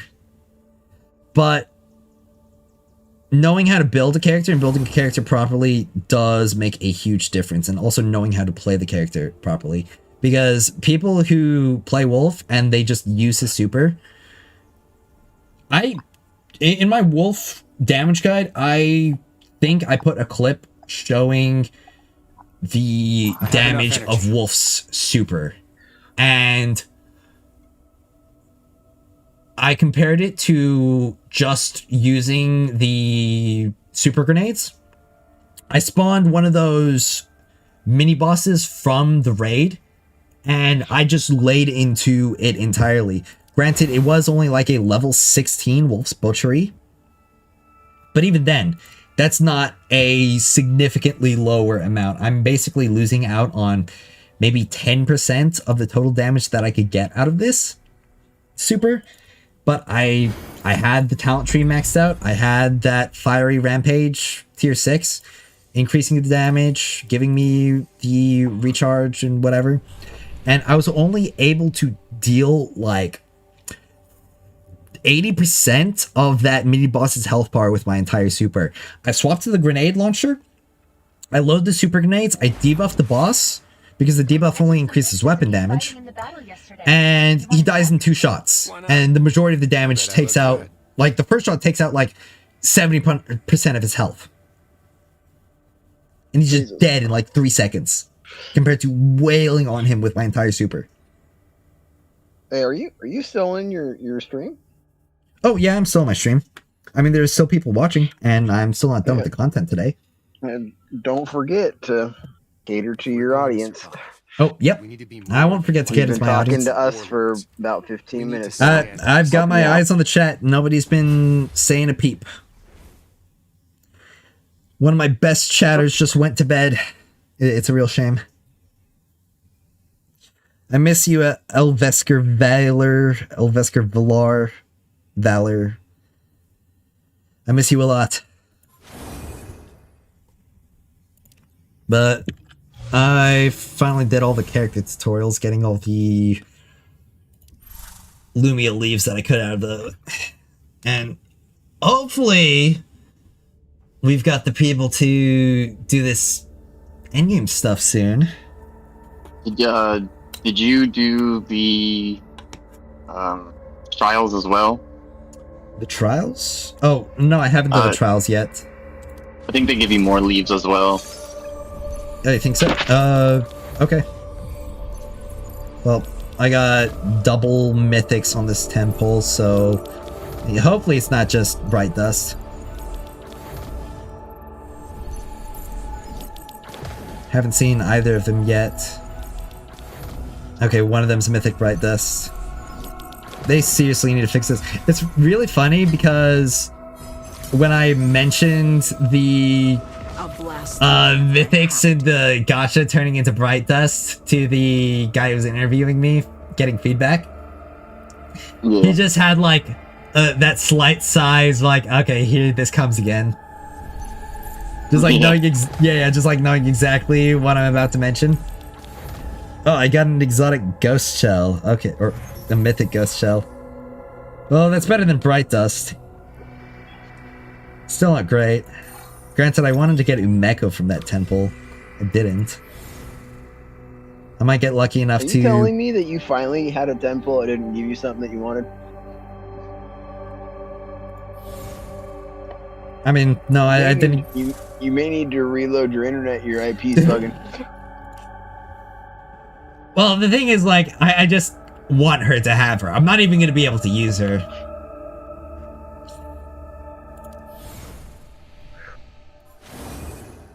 Because, like I said, there's not enough materials or enough time in the beta to build any other characters than the one that I've been maining this whole time. And it wouldn't be smart to, because I need to put as much power as I can into Wolf.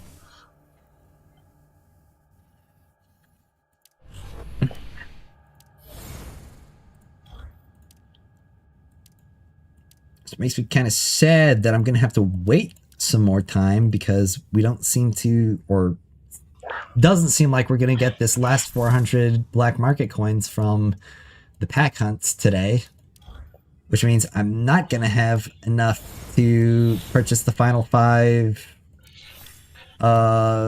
exotic cores that I need from the black market today. Unless, of course, I spend 60 of my silver, or not even 60, just like a handful of the silver coins that I have left. Yeah. Which, honestly, that probably would be the best thing I could do with my silver right now. But also at the same time... At the end of the beta, I'd just use it. Well, yeah, but at the same time, like, just on a matter of principle, I don't want to use it on the black market. Even if it would just be the 3 silver that I have right here. The 3 silver that it would take. Because just even that much, it just feels like too much, because being able to buy black market coins for silver, that's just like such an affront to what I want out of this game, or really any of the games that I play. Yeah. Just an arbitrarily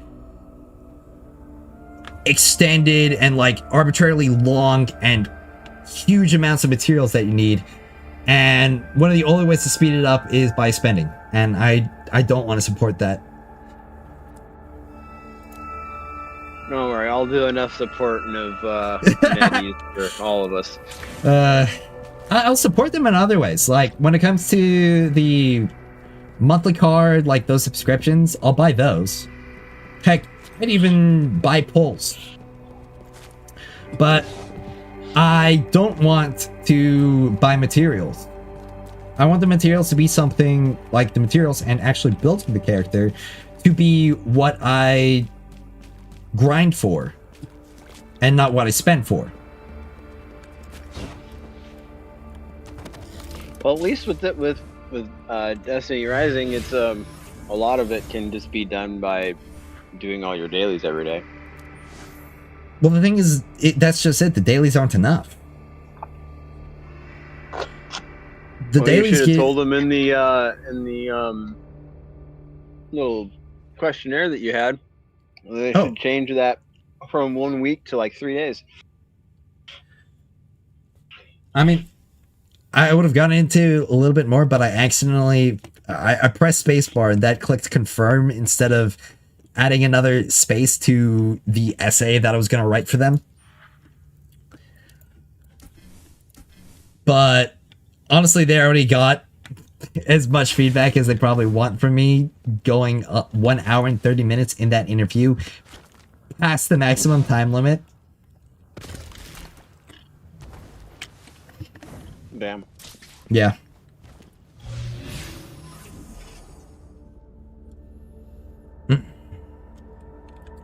But I'm really sad that there aren't more people on right now. I thought there would be more people on at this point. Well, there would be if they would have handed out the fucking codes. I'd be on right now. I wouldn't even be playing Albion. Yeah, I know. But I just need to... I guess I just need to wait for Zippy and Sirius to get home from work. Yeah, in that other game that I play, the Game of Thrones, King's Road, there's leaderboards for level, power, every different type of event, every different type of dungeon for the speed that you cleared it. Yeah. And I've been in the top 3 or first place in about 80 to 90% of them every week. Wow. Yeah, I'm a fan of leaderboards when it comes to it being like status and cosmetic stuff. Not a fan of leaderboards when it comes to doling out rewards. That's what it is doling out rewards. Yeah. So you buy silver with real world currency, and you can trade that silver for gold. And if you get high enough in these weekly rankings, you can get like 1,000 gold, which is like $15.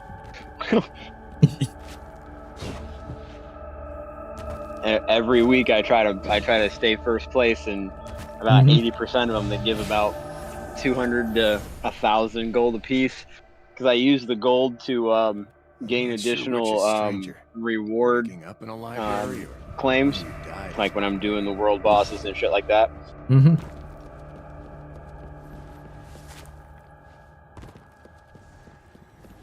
But that game has an energy meter. It doesn't stop you from doing the mainline story quests. It actually doesn't stop you from anything, but it stops you from being able to claim rewards for doing the bandit camps, the bandit lairs, the so ultra memory things like that. It's basically like every single. Rewards, but you can still go through the game. It's not, you just can't claim anything.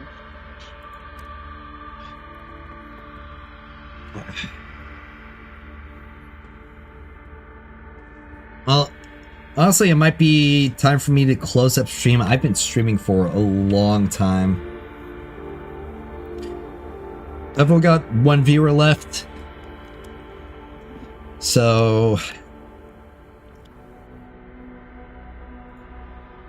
yeah, it might just be best because all I'm really doing is just talking right now. Right. I'm not really able to progress to where I want. I could try again at the Expanse, but I'd rather wait to squeeze just a little bit more power out of my character, because even if I'm able to get to stage 26 in the Expanse, I'm just gonna get walled by the next set because I haven't leveled up nearly enough. Yeah, I hear that. Because like that stage 30 being 55k. 55.5k that. And to get all the rewards, it needs to be a under 5-minute clear time. Which is insane. Yeah, it's insane. I mean, if I'm at power, I could definitely do it in 5 minutes. The problem is getting to that power level. Yeah. Well, maybe especially because a lot of my... Sorry, I'll finish up here. Especially because a lot of my avenues to getting that power are locked behind the endgame that I need that power to obtain it in. Yeah. The ops, I think, is going to be the only way to possibly gain that power, depending on how far we can go with that now. Yeah. Gauntlet ops... Or not Gauntlet. Or Calamity ops.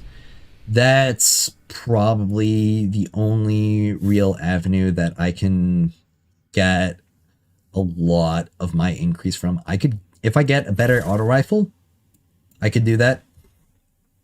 If I level up my exotic artifacts more, I could get a little bit more power from there.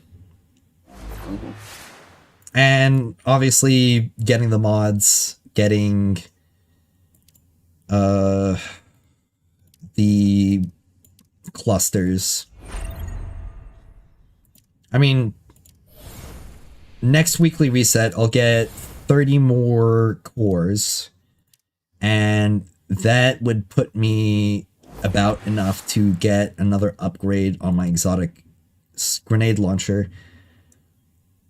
So I'd be at... I'd only need 10 more from the black market, and I could get enough coins next reset, I think. Between the selling of items and earning them from the pack.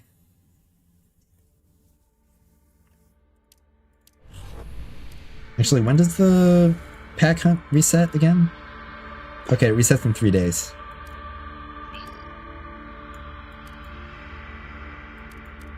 Resets on a Friday? 3 days and 13 hours. That's when the pack hunt resets. Every Monday at 4 a.m. Oh, today's Friday? No, today's Thursday. Today's Thursday. Yeah, it's 3 days and 13 hours. Since it's 5:34 right now, it would go into like the what's it called? The next day. Is there anything else that I can do right now? Because if we're waiting on people for Calamity Ops and we're waiting on people for Gauntlet Onslaught, I mean, I could do cards. I haven't played enough of that this week. Honestly, I think that's probably what I'm going to do while chatting with anybody here. I'm just going to play the cards. Show off how I've been doing it here.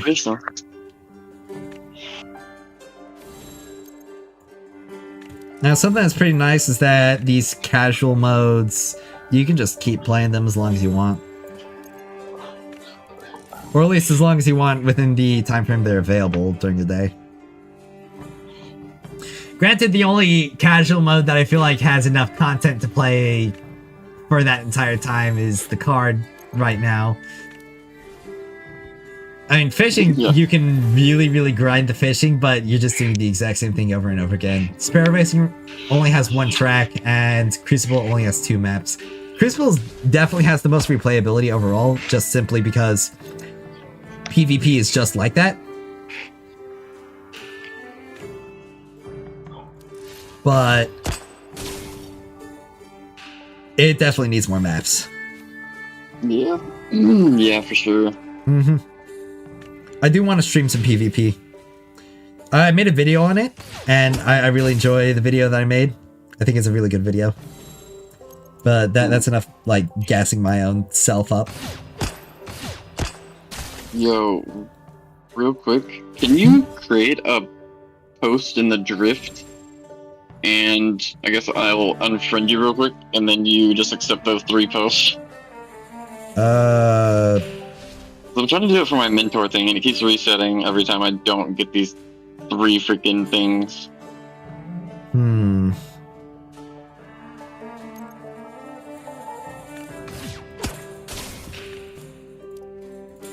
For some, well, hold on.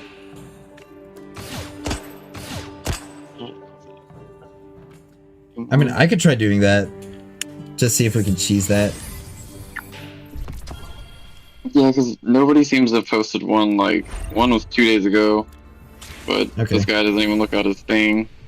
So go ahead and unfriend me and then put out your bottle. Is this the crusty Dude, these messages in the bottle are crazy. First breath of air, honestly. Pet the cap and check the map. I will accept your Destiny 1 still the GOAT. Honestly, probably. Oh. Hold on, I gotta figure out how to... So, go ahead and put out your message in the bottle. And then I have to react to it or respond to it. Let me make sure. I think you might have to put a message out. Let me read it again. Oh, I might have to put a message out? Respond to a drift bottle and have a non-friend accept your response. Oh, okay. So I have to put out a drift bottle then. Did you already unfriend me? One second.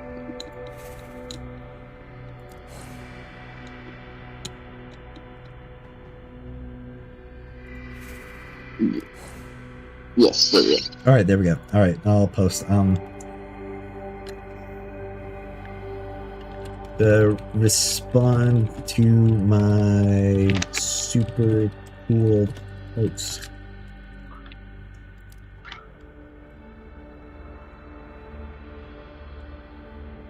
There we go. And this has to be done 3 times? Yeah, so I'm just gonna post like 3 things and you just click stuff on them. Oh, okay. Oh, can it be on the same post or does it have to be on 3 different posts? I think it could be on the same post. Oh, okay, so just put whatever slop you want on there. Trying to find Zippy unfriended me. Oh no! What am I gonna do? I lost a friend. where is your how come I can't find it? In the Mentor channel? The drift bottle? There it is. Yeah, I managed to get this done with randoms one day because it was the day that I think it was the day that everybody unlocked it. So everybody was doing it. Yeah. Why So is I it- just got it done along with a whole bunch of other people. Challenge?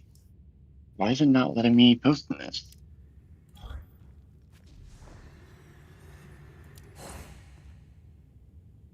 It's not letting you post on it? No, for some reason. That's odd. Is it because we were recently friends?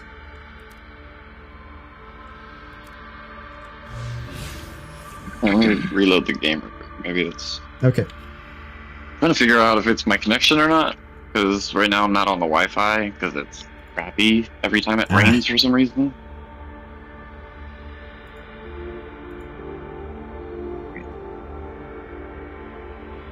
So I thought I'll get cell service while it loads. Yeah.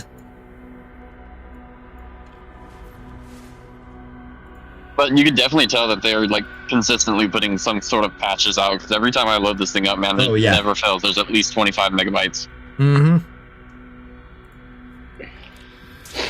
There's so many hot fixes. And they've already taken the thing down for maintenance like twice. And Yeah. what's really funny is that when it goes down to maintenance, it comes back online on time. And as a Destiny player, that's a monumental achievement.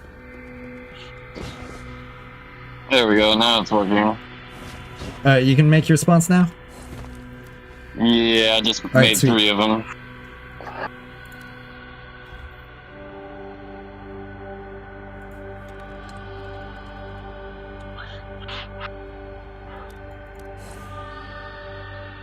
Alright. Let's see. Like, accept, like. Did that work? Let me pull up my...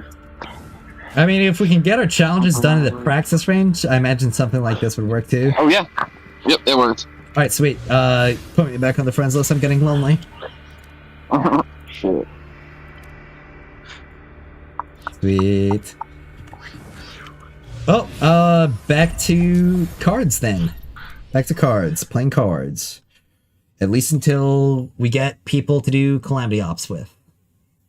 So now I just gotta do the test quests. Mhm. I gotta do break-in once. I'll do that later. I saw Sirius was online. I don't know if he's playing right now though. When was that? Okay, he said he'd be home in 2 to 3 hours at 3, and it's 5:40 now. So we might be able to get him in just a tiny bit. Oh, yeah. I have no pinnacle energy anymore. I'm saving 60 for when we do the raid. Yeah, I went ahead and buffed this character because I really wanted to play her and get used to her abilities, so I put a little bit of work into her. Yeah, I'm still just putting everything into Wolf. She already feels like I did just a strike, and her abilities are only at like 12 out of 18. Oh, jeez. And yeah, that alone made like, I think with Gwen I'd maybe do like 1.4 mil, but I ran with her and I joined halfway through and did 2 mil. Or 2 mil. Mm-hmm.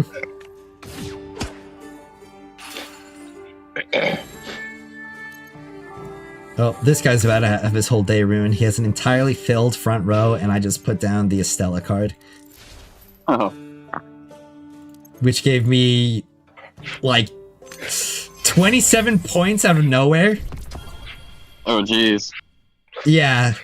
I basically just doubled the amount of points I had on board that one turn.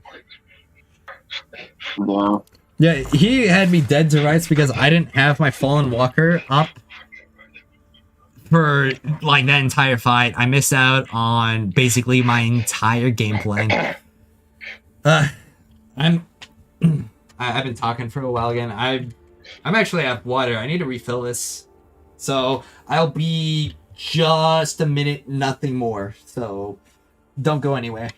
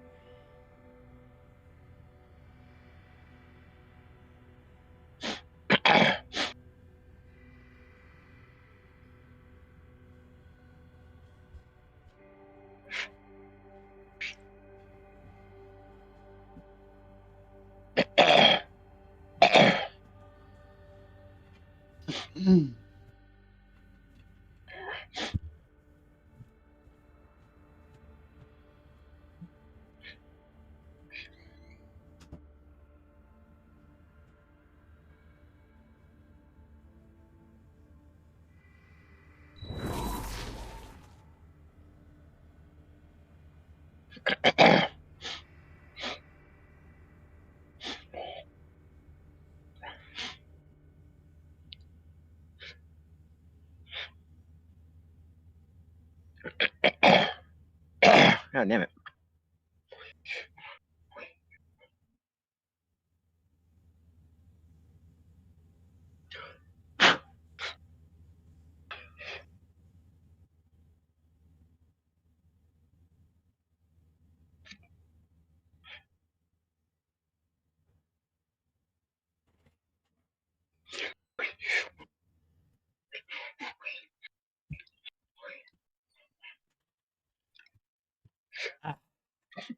Hope nobody died while I was away.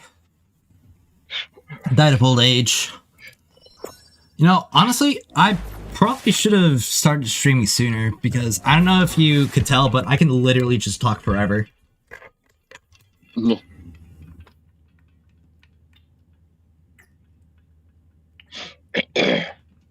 So long as I have enough water, I can keep flapping my lips until I pass out.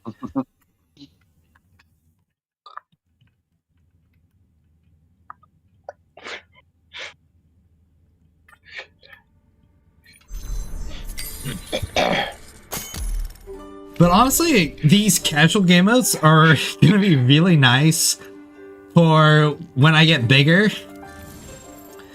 Yeah, because sure. when I have a much more active chat, that way I can just play these game modes while I read it. Both the fishing, the cards, and stuff like that. And it gives the viewers something to watch and be something to do.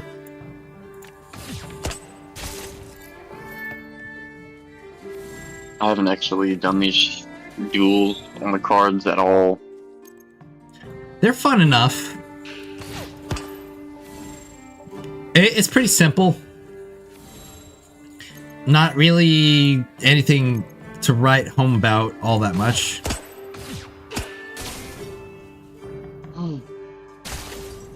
it's satisfying enough to play. That's what I'm trying to say. Yeah. This guy is getting his whole world rocked. I have his entire side of the board completely cleared. And it's final round. He is not bringing it home. Ouch. Oh, sweet. I just ranked up to Duelist level 4. I think that gets me some new unlocks. Got the casual mode activity level. But I think I can get some more cards from the different NPCs now. Let's just see. Scory, Radagast, he doesn't play cards. Duelist level 10, okay. Wooming's got a reward for me. I know that there were some NPCs that I could get some more cards from after reaching level 4. I think they're in the other areas, like Jingchi Metro. Let me just check real quick. Duelist level 7. Duelist level 7. Ayuela. Duelist level 4. Okay, there we go. Alright. Well, unfortunately it will just be bots, but... So I won't get the satisfaction of crushing another human being's streams of victory, but I will get some more rewards out of it than usual, and there probably will be a tougher challenge. 2 kills. It just takes patience. So, let's see if... Or let's see what cards that I get out of her. I think that there's one more card that I can buy from Wooming Drifter. It's Drifter, but he's called Wooming in this game. But I'm pretty sure there's one more card that I can buy from him this week that I haven't yet, and I probably have enough tokens to now. So I'll probably do that just in a little bit when I visit him with my increased duelist rank to get those rewards. But this card setup, or this card archetype, the Super Walker archetype, just seems to be the best one available right now. Or at least it's one of the more consistent ones. I'm hesitant to call it the best, because there's almost definitely a better card combination available. This is just the one that I put together within the first few days. I haven't really interacted with it much later since then. But, you know, I'm in stream, talking with chat, talking with friends. So there's something easy that I can do in the background.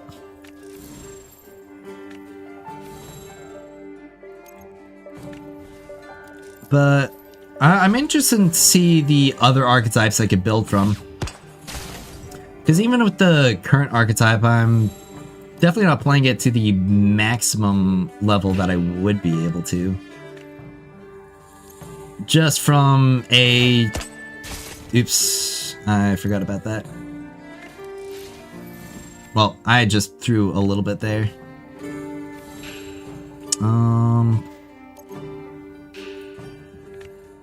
I'll have you shoot at that guy. Oh, I shot at the other. Oh well. I'm probably gonna win. Yeah, this is final round. I'm offensive, they're defensive. So this would get me 13. But obviously, if they have Estella, then I'd lose anyway. But this is only 4 plus 4 plus 4. So, yeah, Estella's just the best one, even though it is only 13. Oh! I forget. It wouldn't have mattered anyway. They had an augmented shank. Yeah, unfortunately, if you just don't have the cards that you need, you'll just lose. Which is why I want to get more cards and build my deck out further, because then, of course, when I have more cards, I can build different archetypes and I can make more consistent decks. Because there are cards in the game right now that give you a card draw. Kavara, I'm pretty sure, allows you to draw 2 cards when you play it. So that would almost definitely be an excellent addition to my deck. I almost placed that instead of Super Walker. I didn't realize I had Super Walker, but now that I do realize I have Super Walker, I've pretty much just got it in the bag, because that's just gonna take everything else available out. Because that's 3 damage every single time my turn ends. 2 targets. That's 8 damage total, bringing 8 points off the enemy's board every single turn. And, you know, if I get another one of those, that's another 2 damage, and I can just stack up this guy, put down this guy, and take out that shank entirely. And just stack some more damage on my board. Or stack some more points on my board. Yep. And I don't think that there's enough points. Yep, not enough points to win. So I got the Ayuela card. She's a pretty good card, in all honesty. I'm pretty sure she'd be better than the current 1 cost that I have right now. Let's see, what's this one? Mu Ying. Oh, Mu Ying. I made such a funny clip out of you. But I will see if I can edit my deck real quick to incorporate Ayuela. Because I definitely like restricting my opponents more than just giving myself some very minor buffs, especially when the current 1 cost card that I have in my deck, this guy only gives like +1 power boost to himself. So having her, I guess that's just the way this works. I don't know why I have that Resilient Dragon there. Seems like kind of a waste.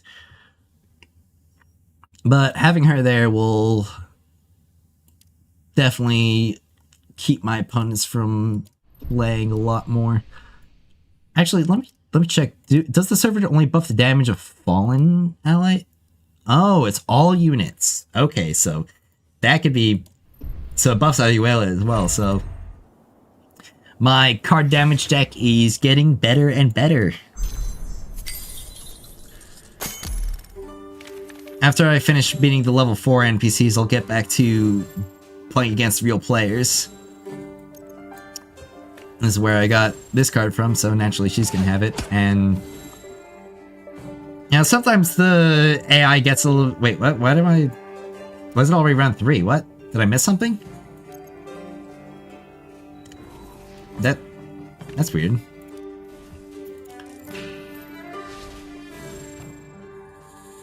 Did I accidentally skip a round?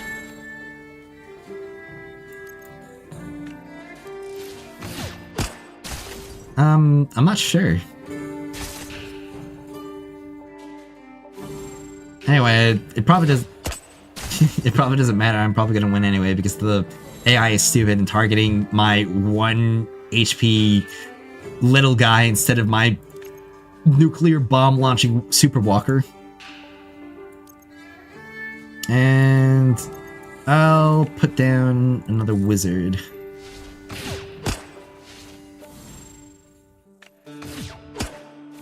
And Stella's still the best that I can do, I'm pretty sure.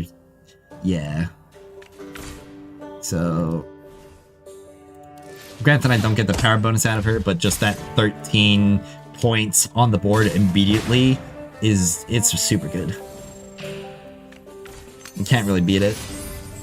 Well, it's not that you can't really beat it, it's that it's hard to beat. Especially if you're a robot who doesn't know what strategy is. So let's see what else is around here. Okay, there's another robot duelist. There's actually 2 over there.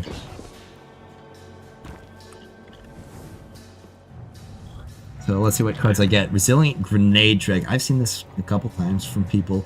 So when opponents place a unit in the back row, okay, that could be really good. I could replace my wizards with that, honestly. that would increase my damage as well. Guarding servitor, when played, grants inspired to one of your units. Oh, so that's just the wizard, but as a servitor.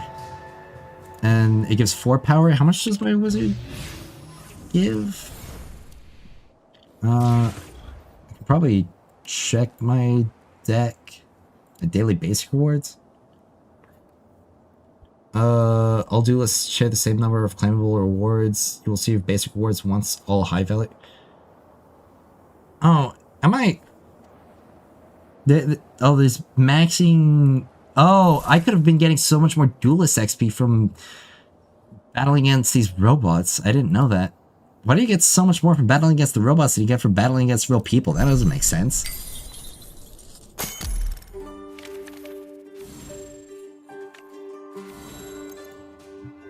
Alright, well, I've got a... Okay, so the wizard is literally just the exact same amount of points as that servitor, but that's just another fallen unit, which means that if I get any cards that buff fallen units or scale off of the amount of fallen units that I have, that could just make me a bit better. Replacing the servitor, or the wizard with the servitor. Now, that's smarter than just attacking a 1 HP enemy that doesn't do anything, but it's not as smart as taking out the Super Walker. Honestly, I think these robots are somewhat planned to lose and or programmed to lose and programmed to throw. I'm at 6. I can deal enough damage to that guy and deal enough damage to that guy to win, and the Super Walker just cleans up. Pretty easy victory. Grenade drag. I think I'll equip that into my deck. So can I? Oh, there. I can just my deck there. So let's see here. I've got the Shanks, and those are also 3 costs. This is probably just better than the Shanks, honestly, because I'll have a Ayuela for the front row, and I'll have these grenade drags for the back row. And they gave me more points at base anyway. So even comparing to the Tracer Shank, since that's basically 3 guaranteed on placement, so 7 or 4 to me, minus 3 from the enemy, so that's like 7 total. And that's just 7 straight up to me, and there is a sustained effect which can get me more points. So that just seems to be the better card to equip. Especially for the kind of deck that I'm going for. So just keep going like normal. Place the cards that I can. Down Servitor, and I can actually put down a Grenade Drag here to take out anything that he puts in the back row. Yep, there it goes. Already got more out of that than I would out of a Shank. Oh my...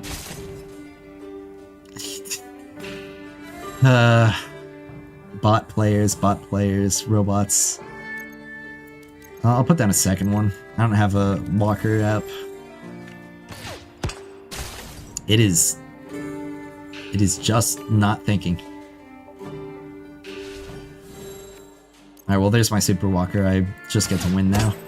I was already winning regardless. But I get to super win now. And I get the super win because I have a Stella. Give me crazy amounts of points. Because the bots seem to be programmed to throw. Which I'm okay with. It allows me to get through this a lot faster.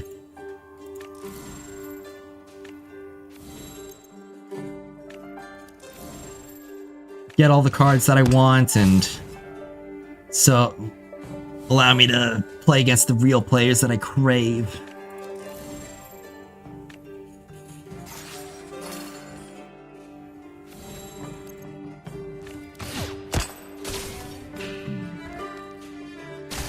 You still here, Zippy? Yeah. Do you know if Sirius is on yet? Like, on and playing?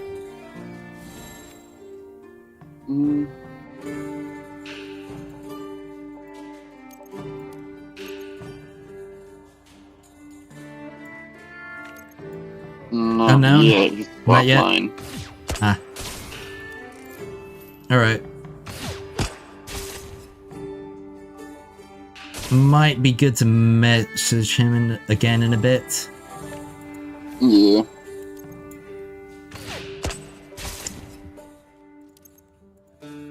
Forgot about the grenade drag. Oh well. It doesn't even matter. I've got such a big lead.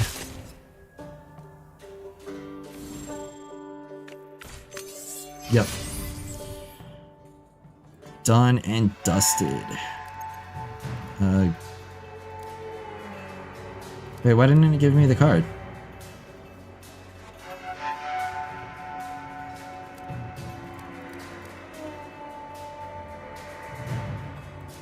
I beat it. Where's my card?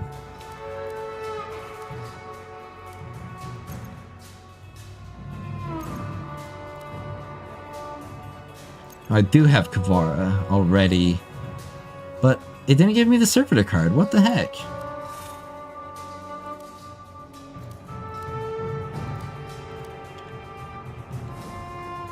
What do you give? Chinawat. And you give Pandora 7. Alright. Honestly, I'm getting a little bit bored of the card games right now. I could probably play more another time. But I've had my fill. I'll get my rewards from the Drifter.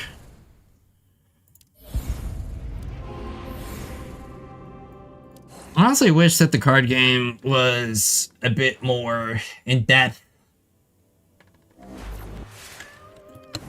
It's fun enough for how simple it is, but personally I prefer my card games to be a bit more complex, confusing. Don't raise the stakes too high out there, yeah? I don't really like it when I feel like I've just completely understood something within my first couple experiences of playtime. Not that I necessarily like coming through super convoluted mysteries every single time I want to do something, but also, at the same time, don't really like just having everything, I don't know, having everything be so simple and easy.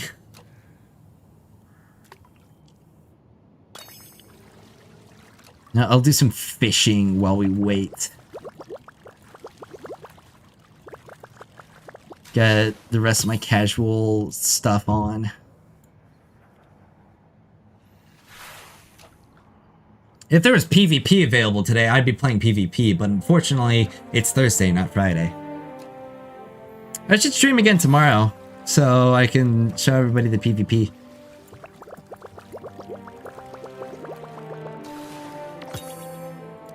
I mean, honestly, I might have to stream again tomorrow in order to get through the rest of the endgame on stream.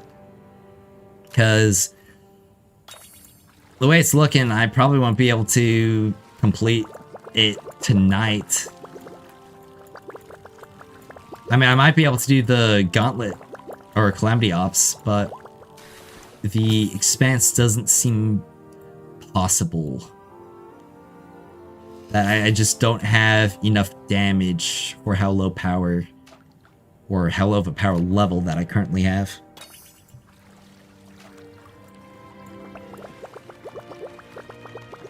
So hopefully Sirius gets on soon, because I really do want to play more of that Calamity Ops. Oh, looks like Zippy died from the call. Oh well. It's just me and my chat. My glorious, wonderful chat. And the fish too. Can't ignore the fish. Just me, the chat, and the fish. At least for another little bit before Sirius gets online and we can do the Calamity Ops. No, no, no, just another legendary fish, another purple. I want to get some of those exotic fish. Because they've got some extra little special minigames. I even put down one of those little sparkly things in the water. So that should be improving my chances. I mean, I've been consistently getting legendary and rares. I don't think I've received a single common or green. So it is improving what I normally catch. Which is nice. I do like receiving better catches when I actually use the materials that are supposed to give me better catches. Though I do want the best catches so I can fill out my fish journal more. Because if I fill out the fish journal, I get an emblem. And I love me some emblems. I can show everybody that I'm just absolutely super dedicated at fishing. The most intense and terrifying game mode. The one that takes the most amount of skill. Was that Tippy back? Yeah, you died there for a second. What? I got a green fish? While my water is all sparkly, I put the sparkles in the water that turn the fish gay? Or something? And which one of these cards are worth buying? From Mu Ying? Yeah. Looks like I got a mythic fish finally.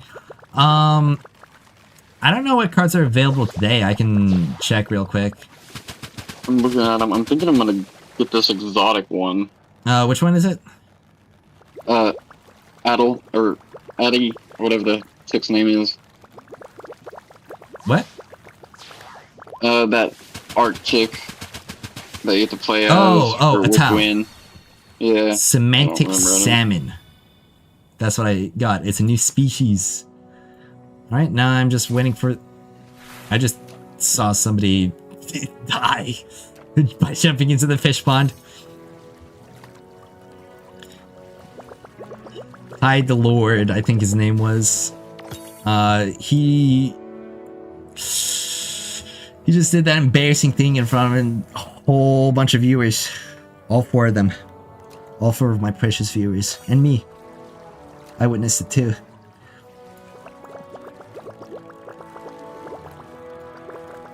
I think I'll try messaging Sirius, see if he's gonna be online soon.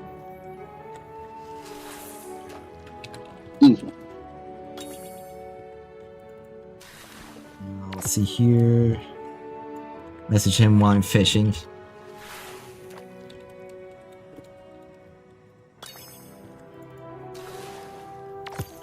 Two greenings in a row? What is this? How am I supposed to become a master fisherman if I'm only catching green rarity fish? Only 2% of players can reach level yellow.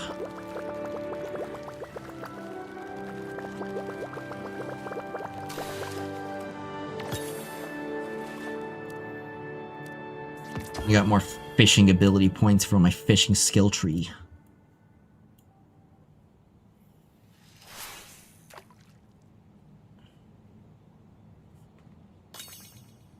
Let's see, another green. Are there any other level 80 clanmates online right now?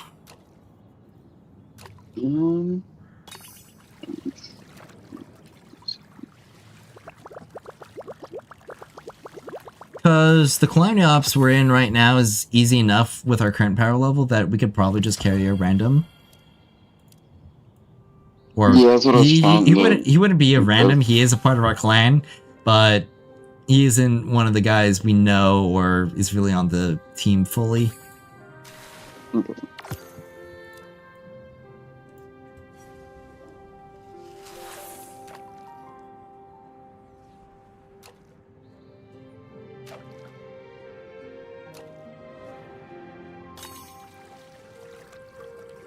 Alright.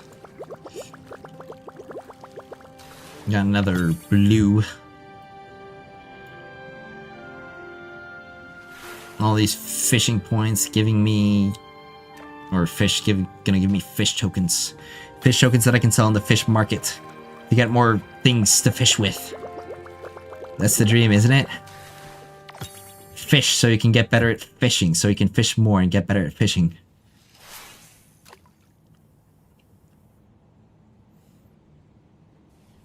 But I really am glad these casual game modes exist. It's pretty nice that you can keep doing something in the game even when you aren't doing anything in the game. Yeah, for sure.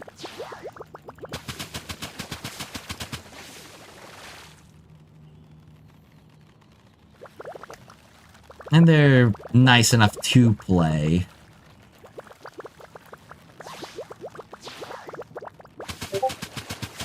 I think Sirius is messaging me. Yep, Sirius says he's going to be on in like 10 minutes. That is excellent, because that's about the amount of time that I have left on my fishing pond sparkly stuff.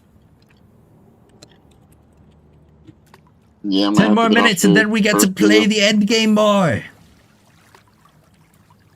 Oh, I just pulled a second mythic fish in a row. That's pretty nice. I think it's the same, yeah, the exact same fish that I pulled.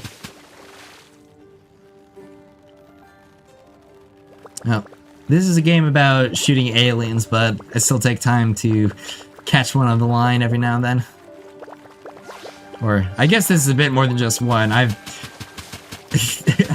I'm decimating the fish population right now, because none of these are going right back into the pond. I am...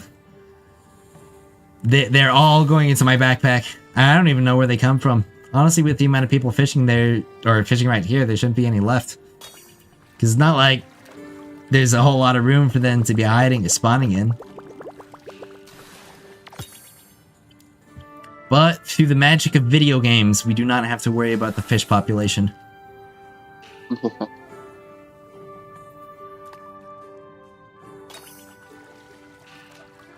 Oh, another mythic fish. I seem to be getting a lot of these. I mean, which I should. I should be getting a lot of mythic fish. I put the sparkles on the pond. So a sparkly pond means sparkly fish, after all. The logics, the maths. I'll be right back. I wonder how many fish tokens I've acquired by doing this. Probably have several hundred when I'll sell the fish. More than enough to buy all the bait and rods that I need to get the fishing master.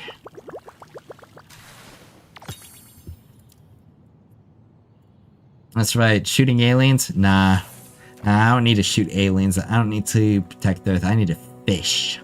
That's what I have to do. I have to fish. Fishing is the reason I get up in the morning. I wake up, I get out of bed, I think about fishing. I have breakfast while thinking about fishing. I go out to work, I think about fishing all day. I come back home, I talk to my wife while I think about the fish. I sneak out one afternoon to go fishing. My wife leaves me. I can fish more. It's perfect. A beautiful existence. I quit my job to fish more. I lose my house. I lose my sanity, but I get all the fish.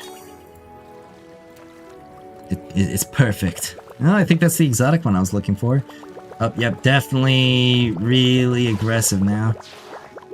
Is that a tiny shark? Oh no, that's a catfish, isn't it? A zebra catfish or something? Well, whatever it is going into my backpack. Come here, you. You can't hide from me forever. I've got your number, and I've got your reel. There we go. Electo leopard. Okay, so it is a shark. It looked like a catfish. But I'm sure it's based on a real fish in the real world, as opposed to a fake fish in the virtual world. Which, oh my gosh, another one right after? Crazy. Oh, my fishing points are definitely going to be going up a lot more after this. Really glad I decided to put those sprinkles in the water. When the fishing session ends, the Calamity Ops session begins. Sorry to all the viewers who came here for fishing. I will be returning to your regularly scheduled shooting aliens shortly. Within the next 7-10 minutes. Short time frame. Short time frame. Very short time frame. Oh, I unlocked mythic meals. That's pretty neat. I think that... Do I have enough to level up my fishing tree now? Let's see... Fishing abilities... I do. Hooked rare fish are now directly caught, and then I can unlock the advanced fishing spots, which is what I really want and really need. That's 5. So let me see what I get from level rewards. I get 2 and I get 3, so I can spend 1 more. Because I'll get enough with the next 2 anyway for that final level. So let's see, what do I want? Increases normal rod raise time. Chance has a small, or rod has a small chance not to lose durability. I think I'm gonna go with the double fish. I feel like the double fish is the best. But I've caught all the fish in this pond. But I still have 6 minutes of golden sparklies now.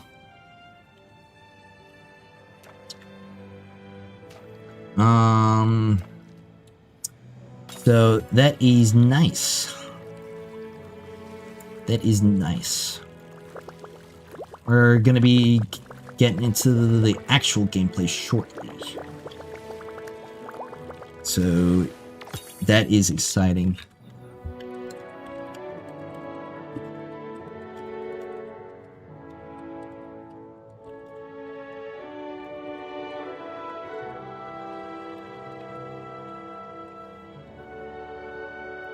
Really, really hoping that I'm... Oh, hi, level 99. Welcome back to the chat.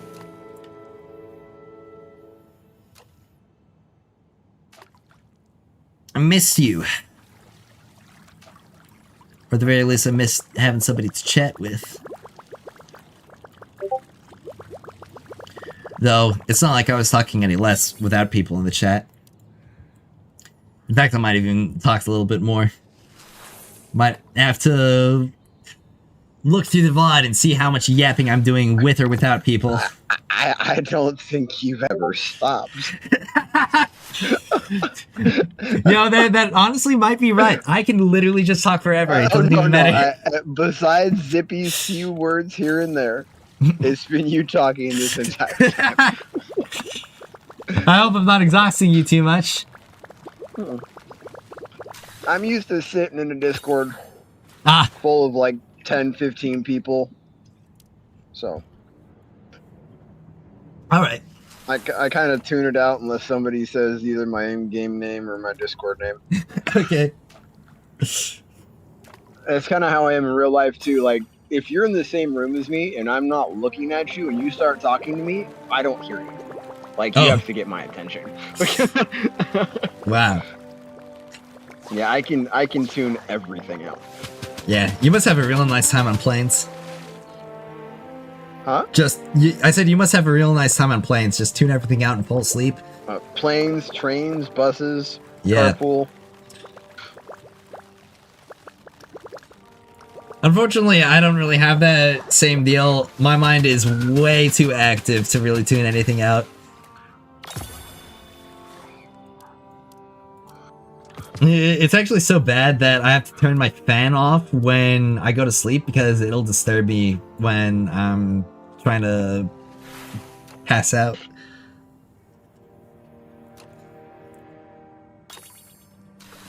But honestly, I don't think having an overactive mind is all that bad because it makes me really good at video games. And that's pretty cool. Mm-hmm. I'm able I get to real analytical, and I min max a lot. Oh yeah, of things. I min max so hard. Like I figured out min maxing when I was playing Adventure Quest 3D, Mm-hmm. and then ever since then I've just adopted that fucking Yup. that mindset. It's funny. I actually had a weapon that was it was named the min max the min max scythe. Yeah.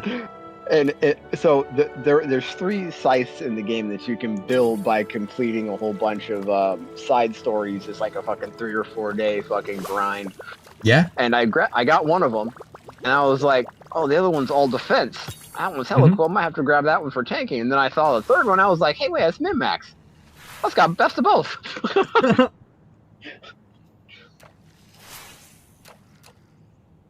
Yeah. Oh, I got another new subscriber. I didn't catch the name. I'll have to see it on the stream.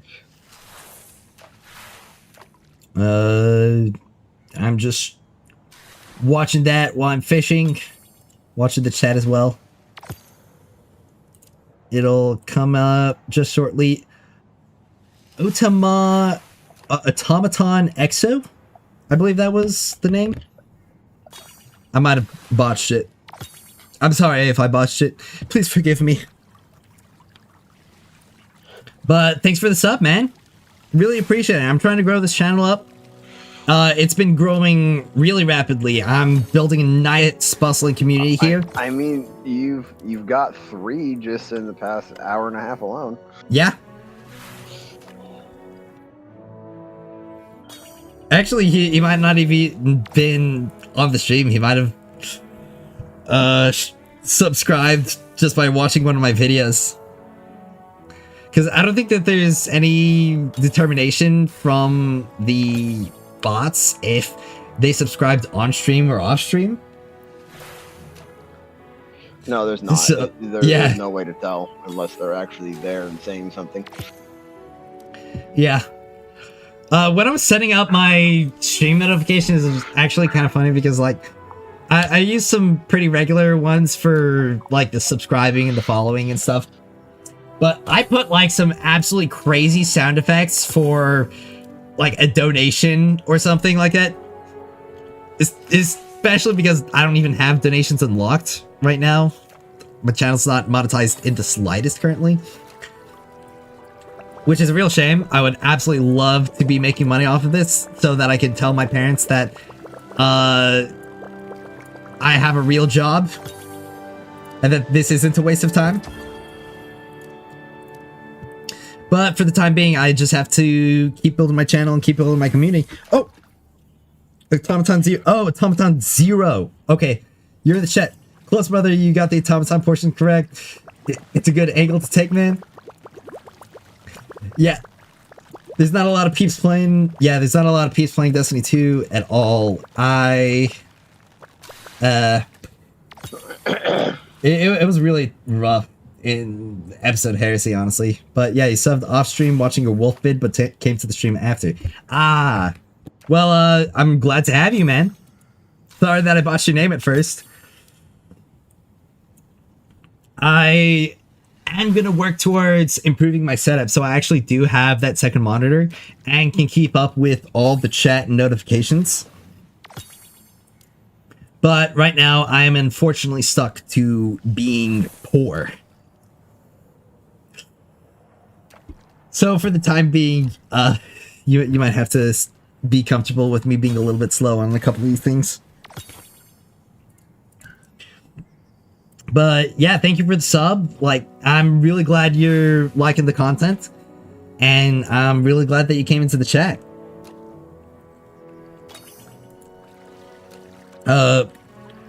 Are you talking to me, level 99? Or are you talking to Automaton?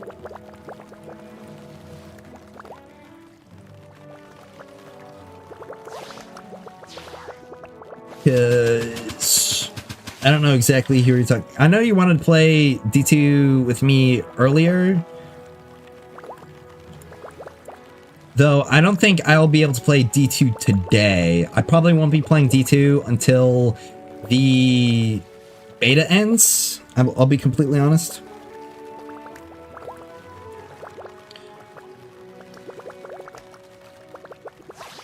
Though I might if there's just not any content at all for the last couple days and I just can't really get any further in the endgame. Not all good, homie. You'll have to add me on Destiny Rising 100%. I'm really big into it, so happy to find others playing. Yeah, I've been really big into it as well. Are you in the beta right now? Because if you are and you're fully leveled, my clan OverKill is actually looking for more members because we're trying to get a lot of this endgame stuff cleared.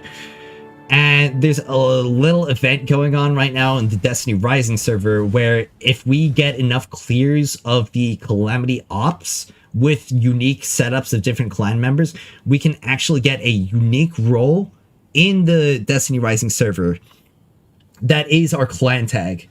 So I really want to do that. That would bring a lot of prestige to the whole group. But if you're not in the beta right now, that is also okay. I'd definitely play with you at launch. I'm always down to play with more people, especially if they're interested in improving in the game like I am. Heck, like, the more friends that I have, the merrier. More people to play with, more opportunities to do cool things.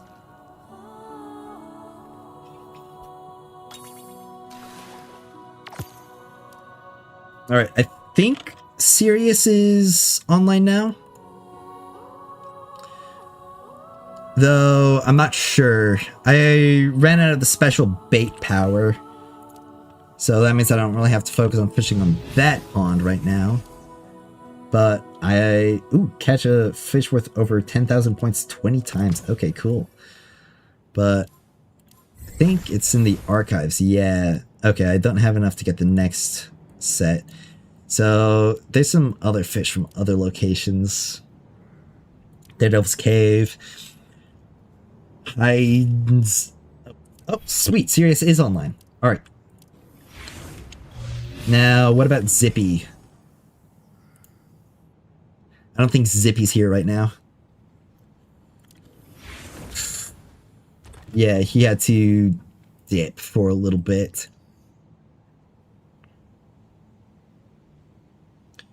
So, hopefully we're not waiting on him too long, but I think I could probably do something with Sirius first. Some other content.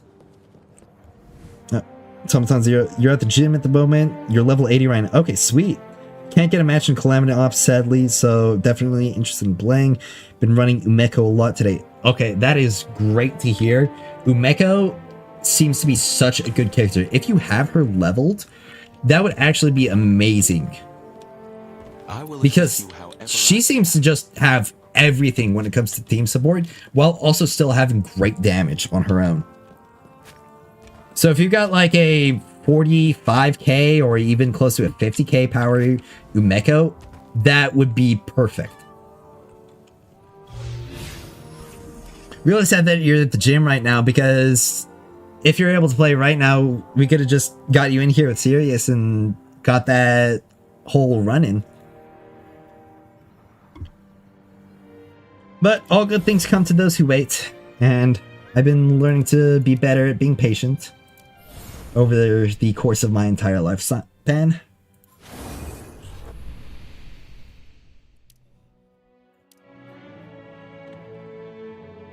So hopefully Zippy isn't much longer. I think I'll do some of the character trials and earn a bit more Lumia leaves.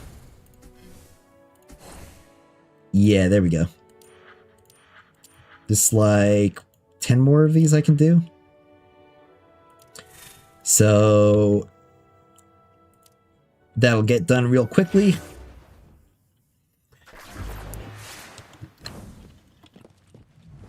These are all just combat arenas, so I shouldn't have to worry about it. Oh, another message from Sirius. Waiting on Zippy ATM. at the moment. Serious message me on Discord.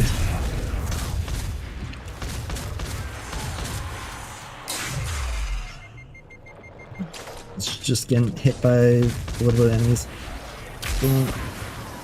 I don't think this sniper rifle's in the game right now. Because... I don't know, is this a rapid fire? This feels like a rapid fire. And this also feels like a rapid fire scout rifle. But... it's weird because it seems like they have a lot more guns in the game, but they just haven't released them. I don't know if they just didn't think that they would be good or if they'd have too much. It's weird. A bit weird to me. Either that or they just didn't have the perks all fully set up on them. But it's not like they have to keep the same perks. They could have had some placeholders. You're working on grinding out some mats to bring her up. Usually main Win, Wolf, and Ningfei. I think she's actually sub 4k right now. Ningfei, Wolf, and Gwyn are all over 5k though. Okay. And yeah, the scout rifle does appear to be around a 200. Well, I mean, even if you're only able to play Gwyn, having a second good Gwyn to help deal with shields, or even a second good Wolf, because Wolf is extremely good.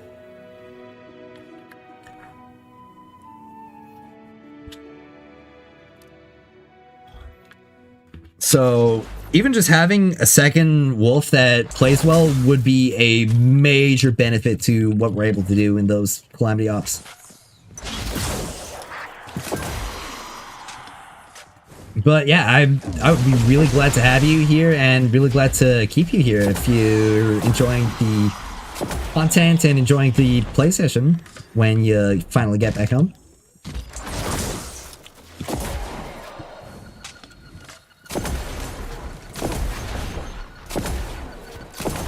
Definitely want to make the clan as big as possible for when launch comes around.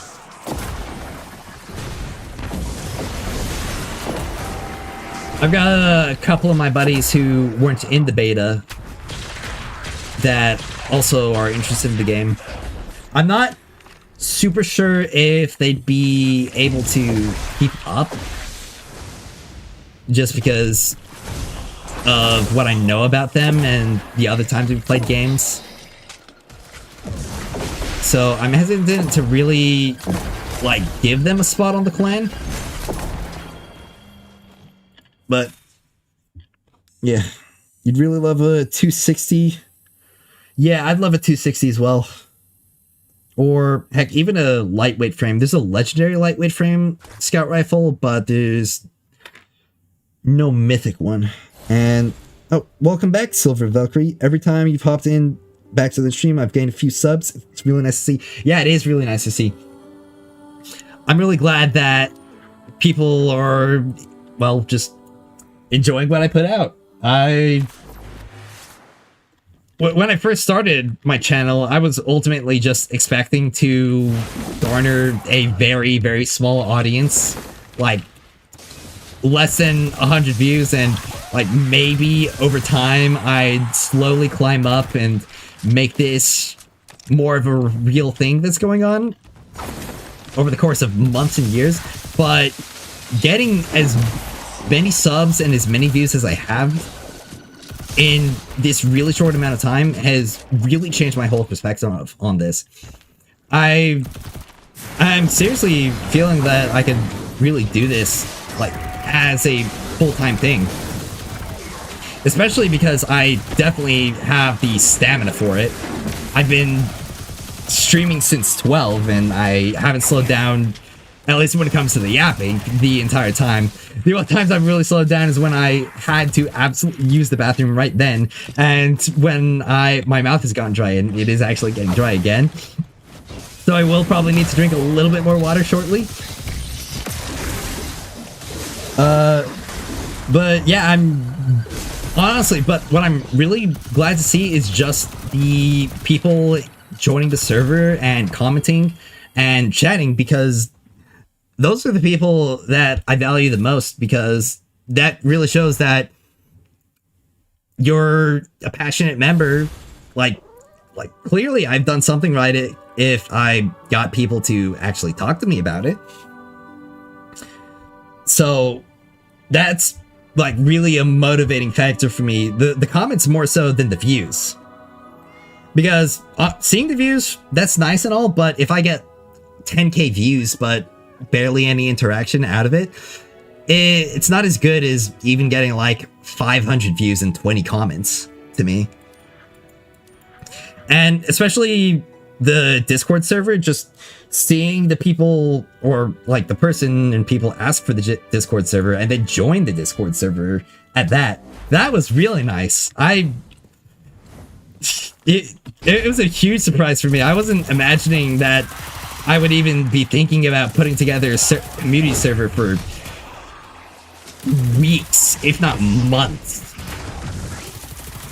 But it's like day 11 or not even day 11, it was like day 9 and somebody asked about it, and I do all of this research to see like what are the good settings to do, how to actually run a community server, because this whole week, or it's like 12 days now, has been full of a bunch of first uploads, first streams, first comments. I really hadn't done anything else content creation wise before this point, and it's been great. I don't really have anything else to say other than it's been great. Everybody that I've interacted with has been a treat just to talk to. There have been some weird people in the comments, I'll be honest. But thankfully most people are just, you know, they've got good things to say. Whether it's about the game or about me, or even when they have things that they're critical about, whether it's about the game or about me.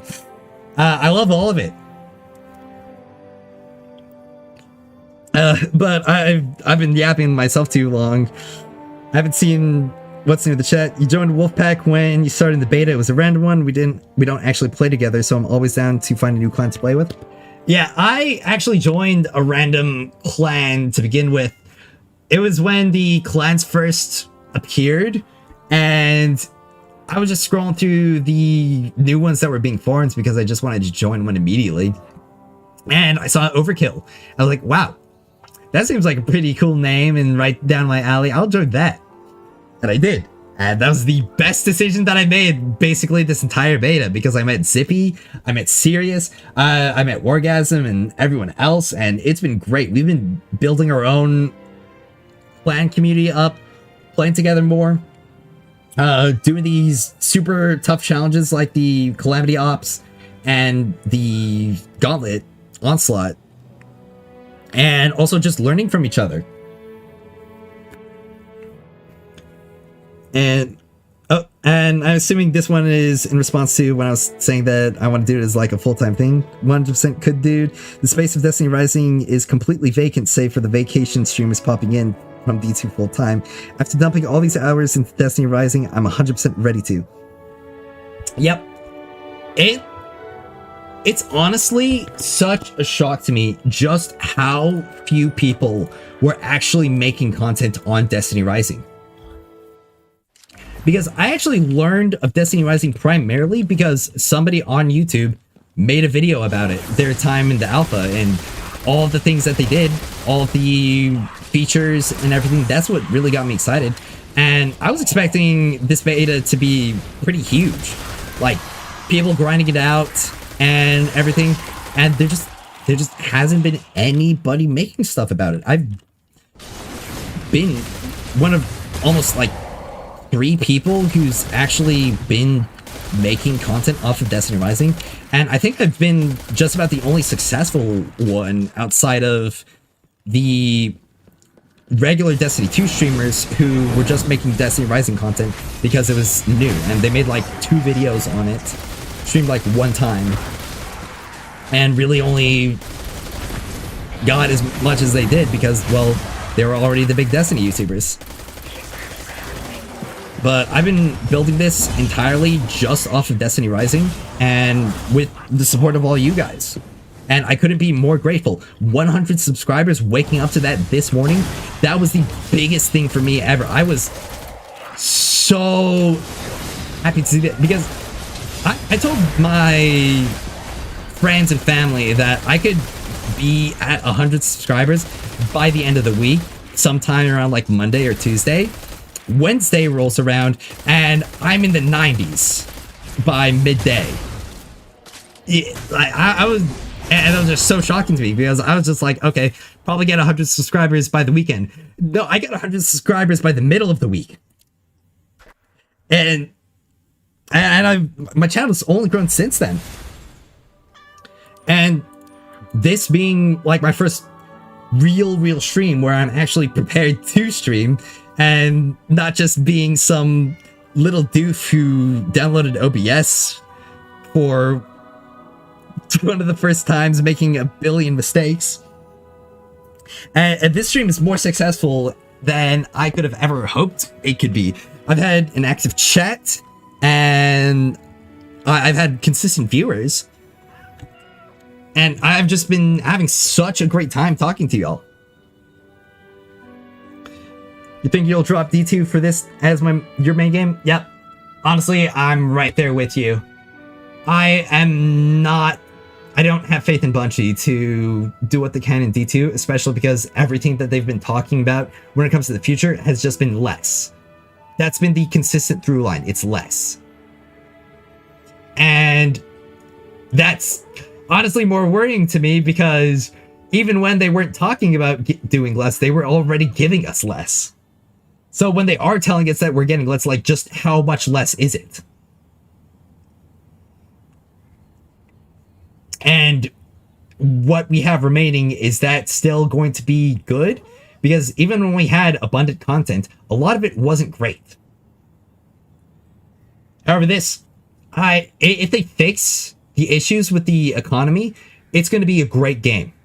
And it's going to get me to just be grinding on Destiny again. So you ran a D2 clan in Discord, but you pretty much stepped away from the game. You don't intend to pay for the new expansion, but you've already dropped hella dough onto DR. Yeah, I probably would have spent a bit more on Destiny Rising if it weren't for the fact that I didn't have money right now. It's been it's been a little bit funny, because I've been hanging around all these people who are talking about all the hundreds of dollars that they've dropped on this game. I'm sitting here like, I paid $6, and I play a completely free-to-play character, and somehow I'm still topping leaderboards everywhere. So that's pretty fun.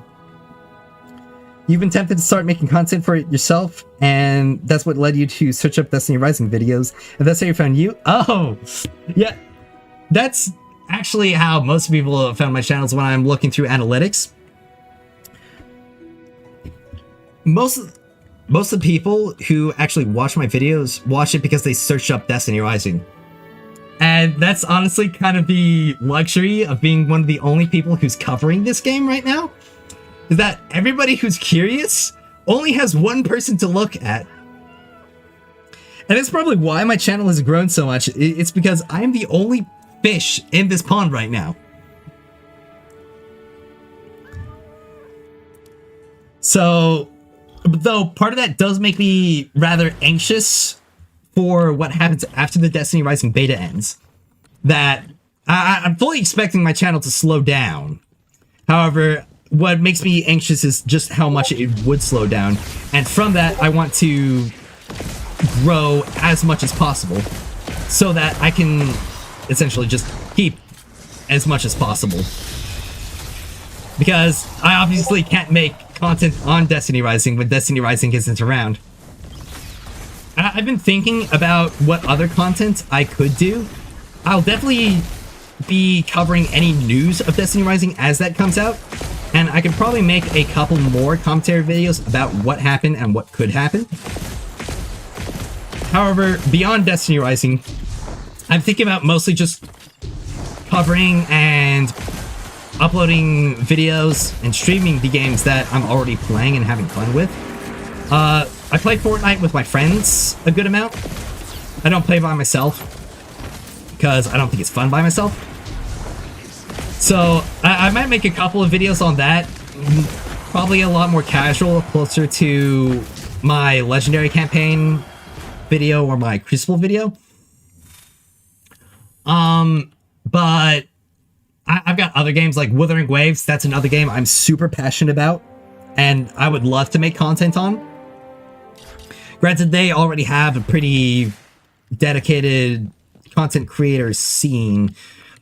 I'm sure that I probably could be somewhat successful with them, because obviously not everybody wants to watch St. Tone Test. And I don't really think that there are really all that many other dedicated Wuthering Waves creators. I might be able to pull out the people who like Wuthering Waves but just don't care at all about Hoyoverse and get really tired whenever Saint talks about Hoyo games. So that could be good. But obviously my bread and butter is probably just going to keep being Destiny Rising, and I'm okay with that because I'm really enjoying this game. Let's see. Oh yeah, I'm also talking and everyone else's silent playthroughs. Yeah, that is something. I do talk a lot. And I'm really glad that people like that I talk, because talking is something that I do a lot. Even when I talk in circles like that. I'm trying to get better at that, though.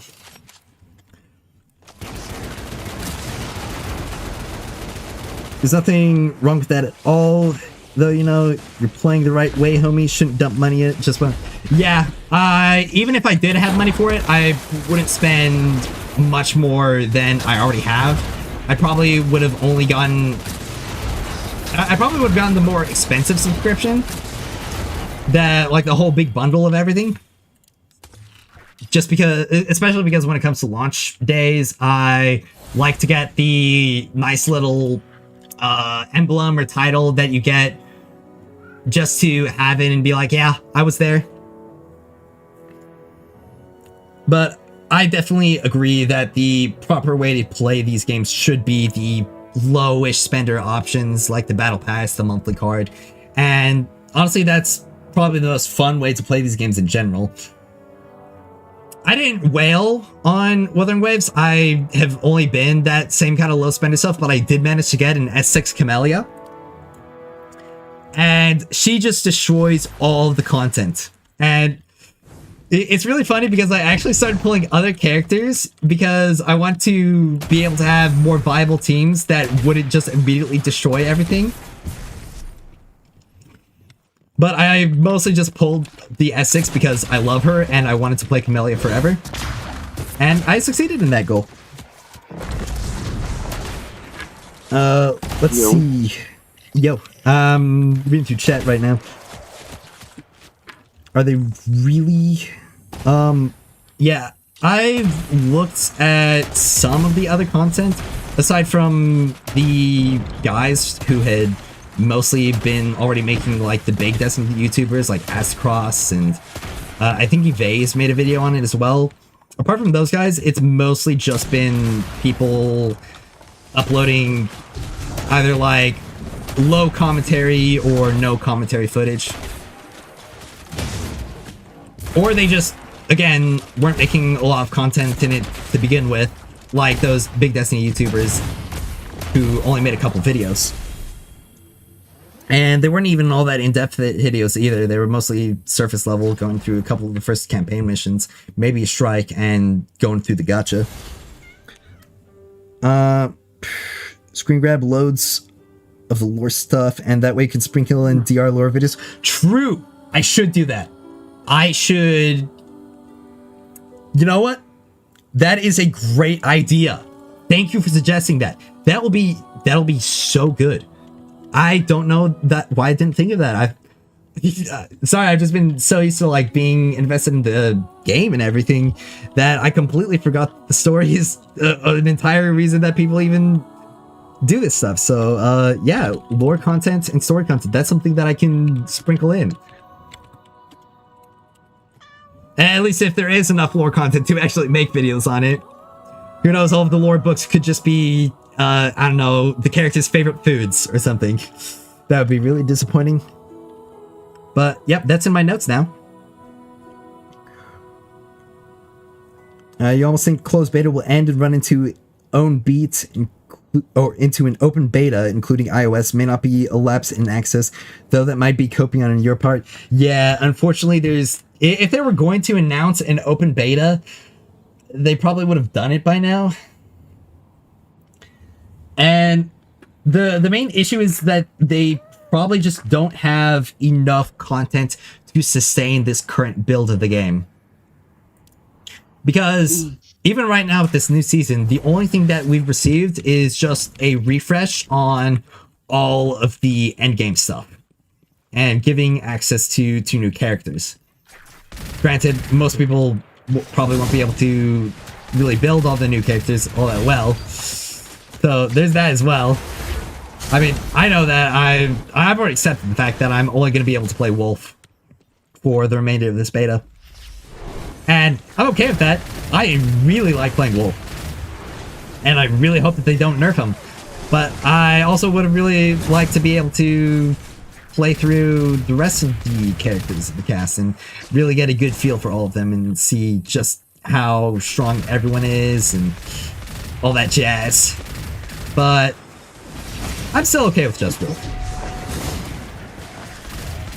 It's actually kind of funny because I was thinking about making my own clan before I joined Overkill, calling it only Wolves. Being exclusively Wolf mains and people who have built Wolves. I thought that would have been pretty funny, but I'm glad that I didn't because I love my Overkill clan. Yeah, Zero, seen a lot of playthroughs without voiceover. Serious get with you? Serious get back with you? Oh, yeah, I actually talked with him a little bit. Anyone else on? Oh, shoot. I missed a message from him.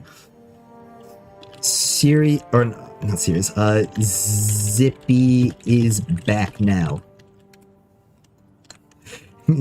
We can play content.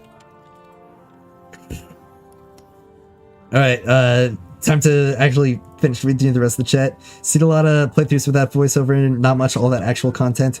As European, you just want to play the actual game. Yep. This only being limited to America was kind of an issue. I think the main reason why it was limited to America is specifically because of it being with monetization. Because in China and Europe, there are a lot stricter laws when it comes to what you can sell online. Specifically in China, there is a particular law when it comes to gacha games, where if you release something that people pay for, you can't then go retroactively nerf them later on. Otherwise, you'll get in trouble with the government. And, like, the people will report them to, like, Department of Consumer Protections or something. And you'll get in some pretty serious trouble. That's why gacha characters never get directly nerfed, and they just power creep the game around them when they do want to technically nerf them. So if they release the beta in China with the monetization active, then very easily, and this might still be the case right now, but it might not be simply because it was only released in the US. But if they wanted to rebalance a character between the beta and the launch, they probably wouldn't have been able to because people would have spent money on the game. And even though they technically didn't spend money to obtain the character and to keep the character, they spent money on the game because they thought the character would be good, especially when it comes to something like Wolf. And granted, I don't want them to nerf Wolf. If they nerf Wolf, I will riot. It will not be a happy day for me or a jovial day if Wolf is nerfed on launch. But people spending that money to get the Wolf skin might have restricted them in that sense, if that's something that they wanted to do. Yeah, VPN, Moo BlueStacks, always wanted to do content creation for a long time, but between work and game development, not a lot of spare time. Yeah, so both fortunately and unfortunately for me, I already brought this up on stream before, but I've been in between jobs for quite a bit, a lot more, like way too long to be comfortable. And I'm straight up just out of money, and I've practically been hired for about a month, but the HR department just hasn't processed me because they're being horrendously slow. So I've just been focusing all my efforts into YouTube and all of this ever since I started making content when the game came out. They accidentally made the closed beta open when the game launched. That's how you got in. Bank error. Yep. That was pretty funny when that happened. Honestly, props to the Destiny Rising team for allowing the people who got in to stay in. That was pretty cool of them. Thought about VPNs, never used one. Sure. Yeah.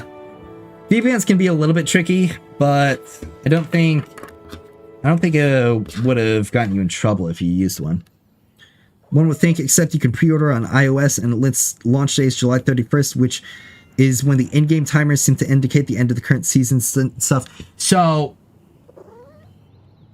here's the thing.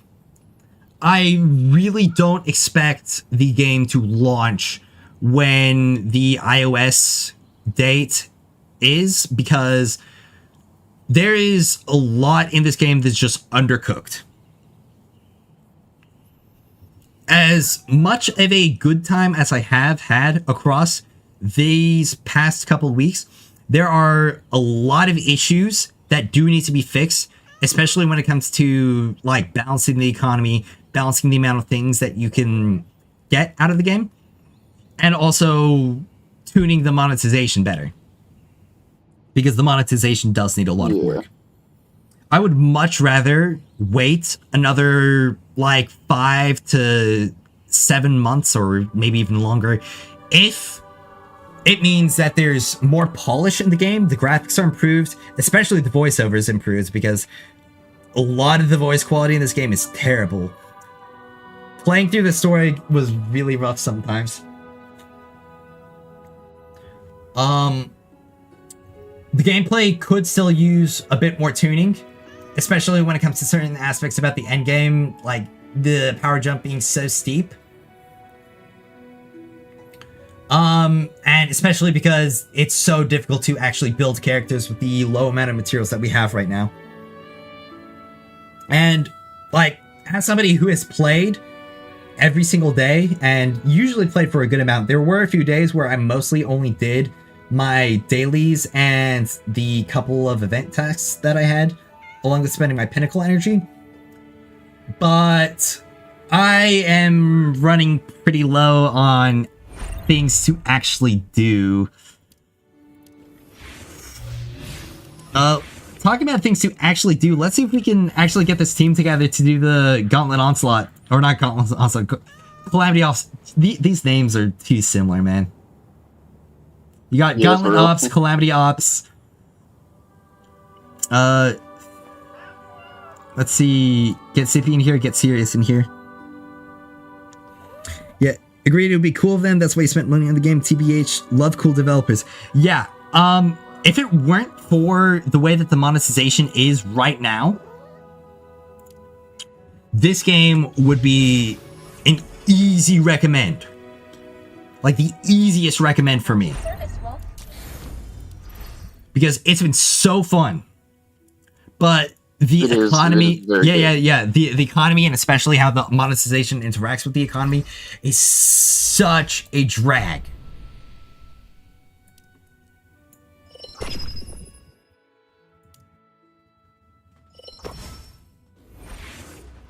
Yeah, but everything else about this game, especially like the social features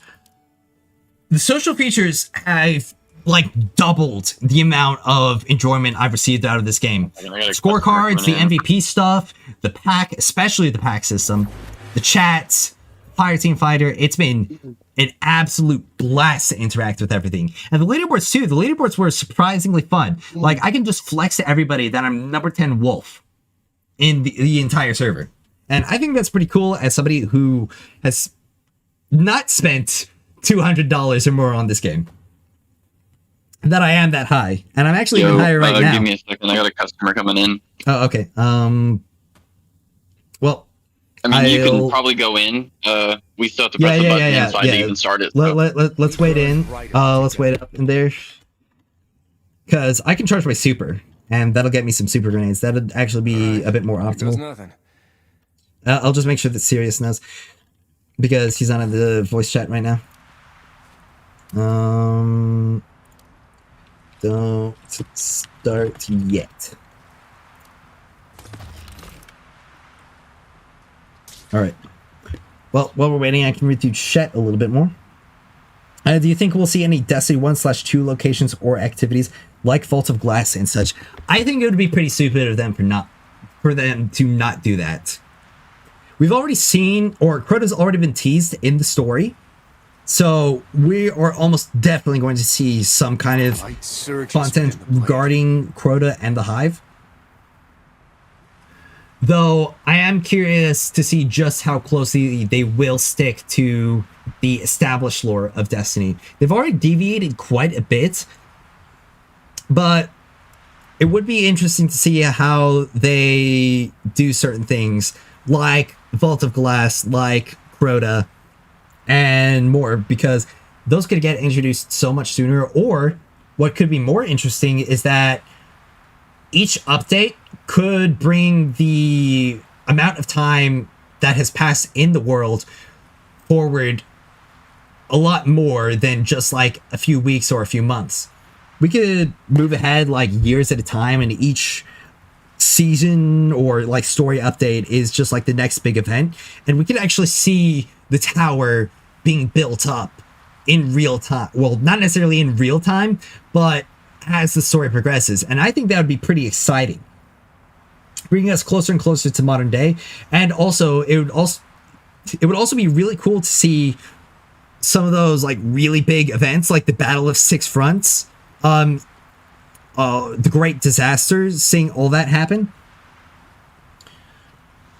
Because the Great Disaster could easily turn into like some kind of alt story where we actually kill Crota with Erismorn back then, before all that time passed. And I'm really interested to see like what could happen with Lord Chex, because for those of you who don't know the lore, Lord Chex was actually a warlord before he became a member of the tower, and he actually got beat so badly that he was just like, all right, well, I guess I'm chill with you now. At least that's my understanding of it. I could be completely wrong, but all I know is that he was a warlord before he was a part of Team Good Guy. So it could be interesting seeing Shax as an antagonist for a while in Destiny Rising, and then we recruit him after we beat him. That would be really fun.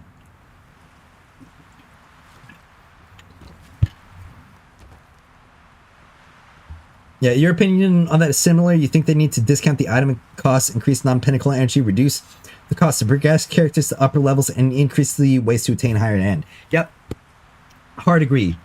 All that needs a huge overhaul. What I would like to see is increasing the pinnacle or the basic rewards to be about 50% of what the pinnacle rewards are, essentially just turning pinnacle rewards into double claim. So you can get like the majority of your most effective grinding done in that period of the day. Yeah. And if you really want to continue grinding, you can just keep doing the basic rewards, and they don't diminish. It's very important that they don't diminish, because if they do diminish, then that's basically just like another extension to the pinnacle rewards, and at that point you might as well just lock us out. And also, yeah, the weekly lockout materials, we get way too few for the amount of characters that we have and the amount of time that would take. Matt's for Endgame, you feel Umeko should have a different primary weapon? I also kind of agree. I would have liked it a lot better if Umeko had a hand cannon. Sniper, I feel like that would have been really fun. Just the repeat weapon types across certain characters, like Caber and the Estelle have the same weapon type. Tantu and Tantu and Umeko have the same weapon types. It just makes the game that much less interesting. But what I would like to see more is giving the characters more weapon options. Being able to swap primary weapons and heavy weapons based on the circumstances. And I don't even need to be like full, every character can use every weapon, but just being able to use like 2 to 3 different options for each slot would make the game so much better. Yeah, exactly. Warframe is a great example. Be rewarding for the free-to-play side, and they'll spend money. And that's what I'm saying. Because, you know, you could make $100 from 100 players, but you could also make $10 from 10,000 players. Sure, you get like higher amount of money per player in the first option, but you get so much more money overall with the second option. Because every single player that you get is free advertisement. Every single player is free advertisement, and every happy player is really good free advertisement. Like, I will talk to death about how much I enjoy Wuthering Waves and how much I like Wuthering Waves, because I am an extremely satisfied player. Granted, I do think they could be doing a few things better, but also at the same time, just they have already been doing so well that and they've already been improving on even things that I wasn't even concerned about. And they've been really fast with that. And if they can, or if NetEase can be at least similar to that when it comes to listening to feedback and improving the game very rapidly, then this'll be big. I have no doubt that this will be big. I don't think it'll be the biggest, but it could definitely be on the map. Yeah, for sure. Mm-hmm. I'm ready. Yep, I'm ready too. Alright.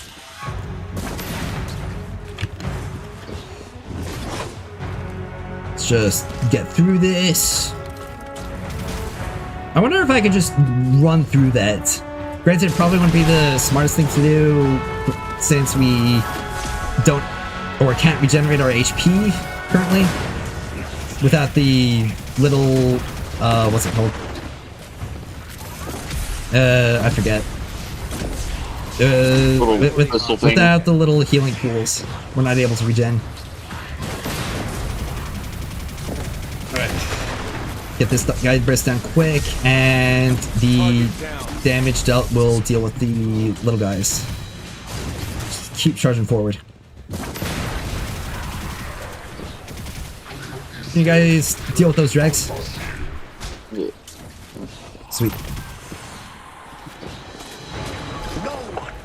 I probably should have stacked up my block body a little bit more, but I don't know, I'm just a bit too focused on getting through this as fast as I can.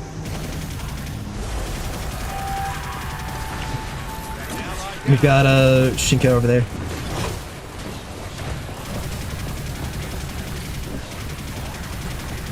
Thankfully, I'm high enough power that I'm actually doing 2 damage per hit on the Shinka, so it's a lot easier for me to deal with these guys. Priority hostile.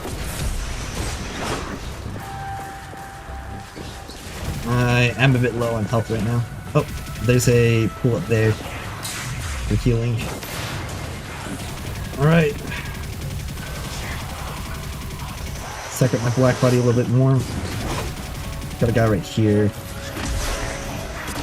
Alright, we've got that server spawning. Get my health up. Oh. Man, why wasn't I regenerating? I was in the pool. Do I have to be, like, standing in the pool, not jumping?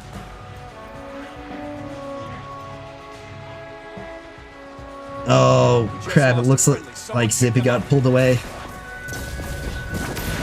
Oh, and he's been trapped down here.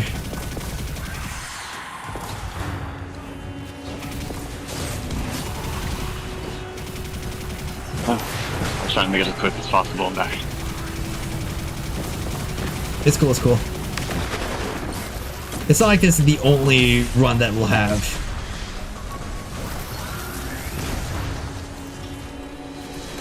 Yeah, definitely be a lot better once I'm off. Yeah. But getting more experience running through this, regardless of if we're able to get that super high score, will be good. We didn't. Oh, I guess we left an elite back there. Huh. Luckily he got it. I did not notice that we left an elite. Alright. Start of the next area. These guys are void shields and this. Strike. There were arc shields last week and that made them pretty easy to deal with because I could just debuff them and hit them with my grenade launcher. But now less so.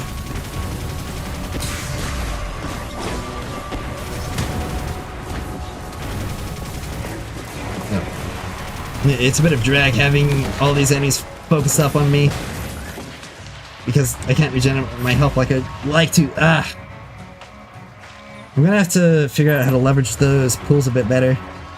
I'm dying a lot more than I was that first time.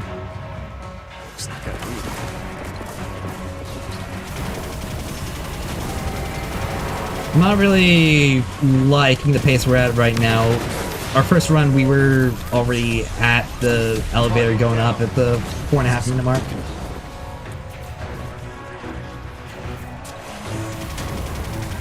And I've died a couple times already.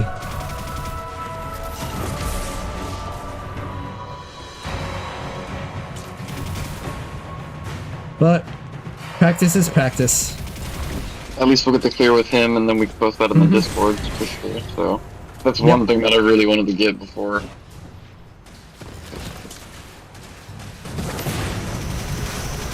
Because at the very least, getting every single one counts. Like every single post we can make, every single clear we can get.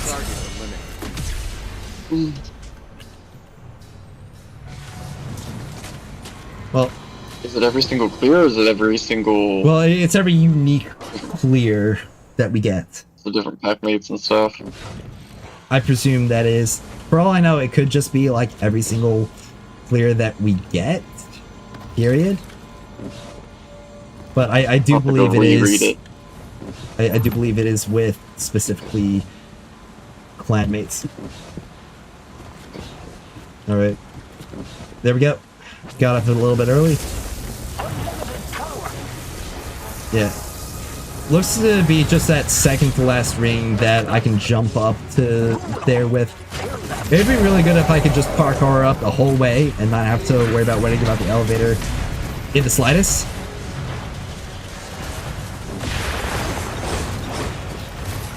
One of the nicest things about having this increased power level from the previous strike is that when it comes to the red bars, I can actually just go ahead and one-shot them with my wolf strike.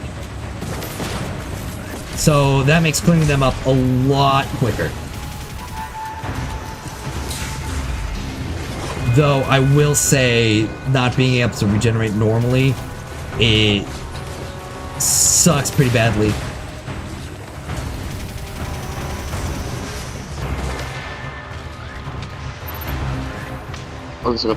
I'm able to get enough overshield for it to matter less, but it just hurts. It hurts real bad. If we can kill him before this thing runs out, we'll get it times 1.4 and that should burst his bird.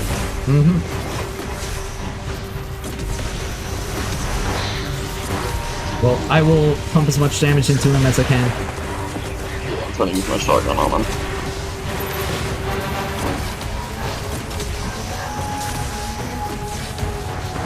A little more super grenades. There we go. Nice. I think that's so 61k power, or not power, for killing the boss. Okay, we did better. So, we did better. we did better in the boss arena. that's where we made back all that time. So if we just did better in that first section, and like I died a couple less times, and we were a bit faster, we could probably once I get home, we could probably do that. Yeah.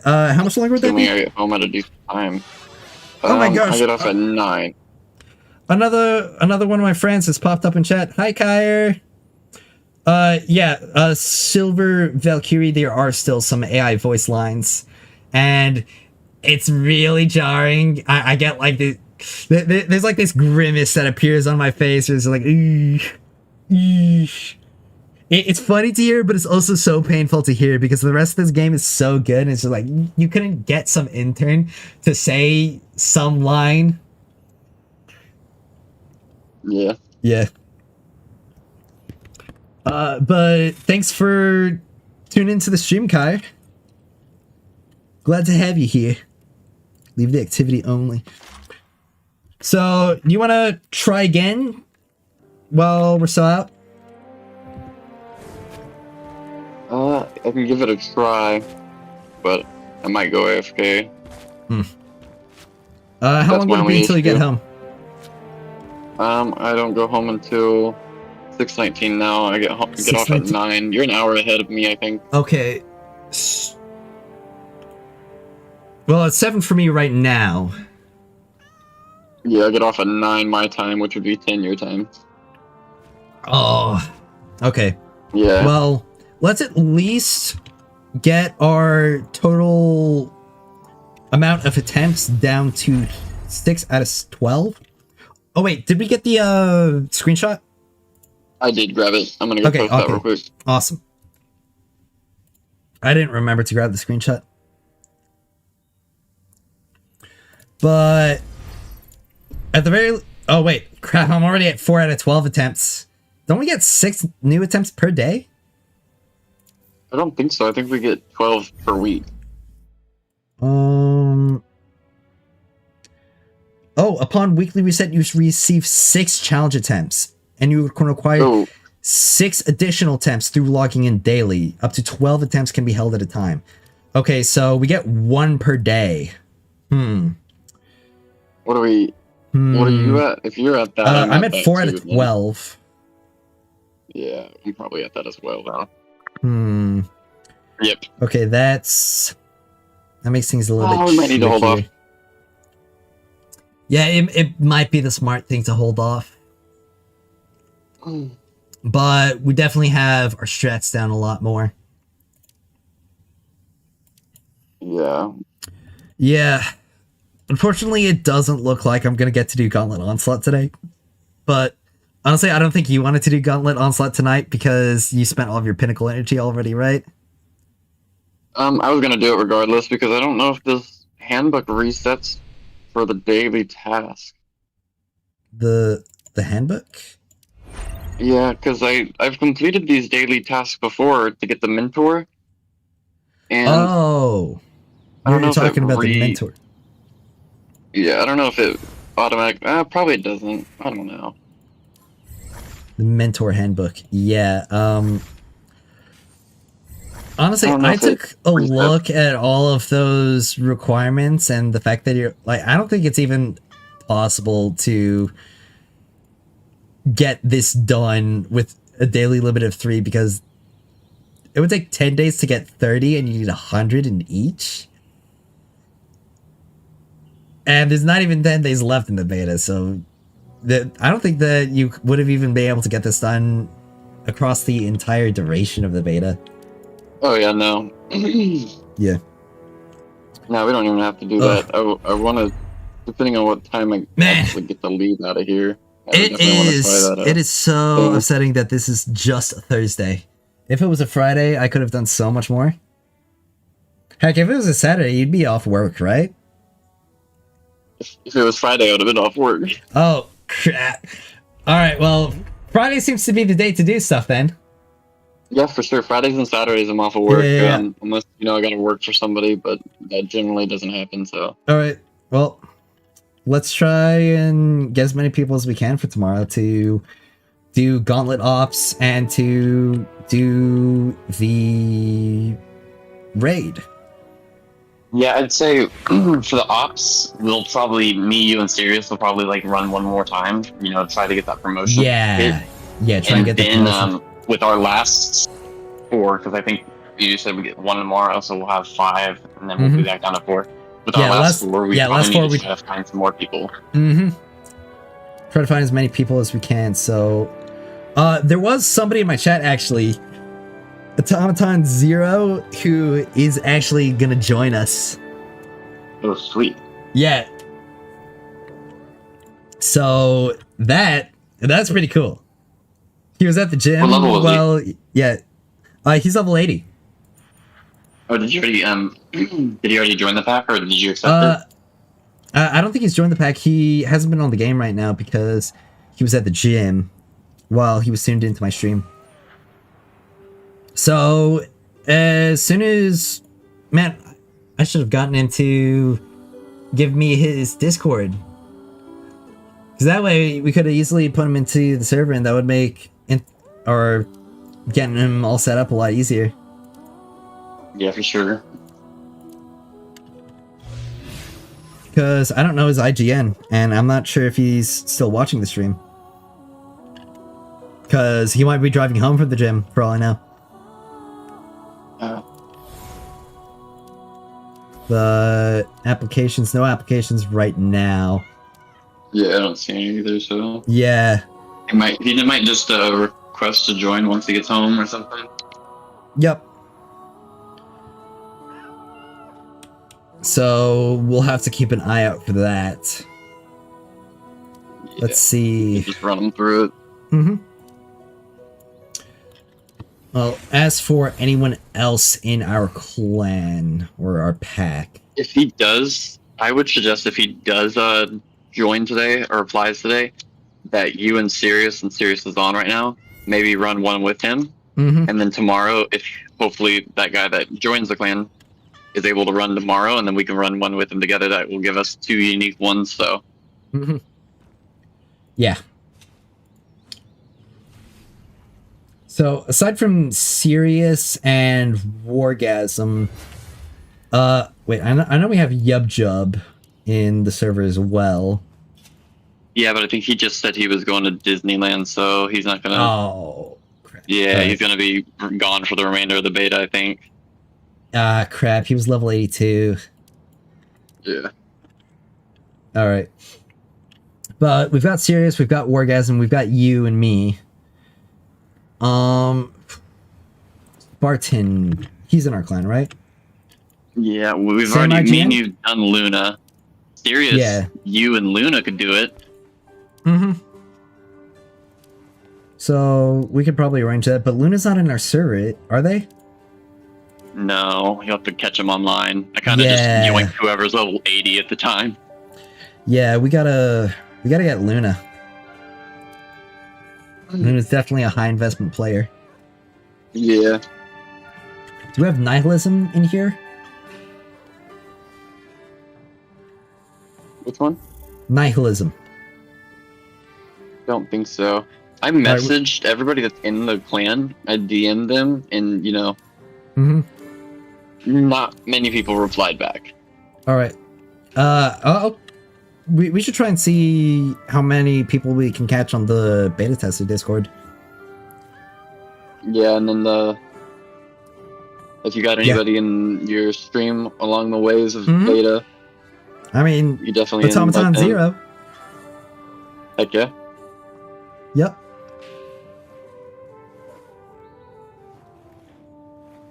Let's see. Is there an @nihilism on the server? Okay, there is an @nihilism, but I also don't know if it's the same nihilism.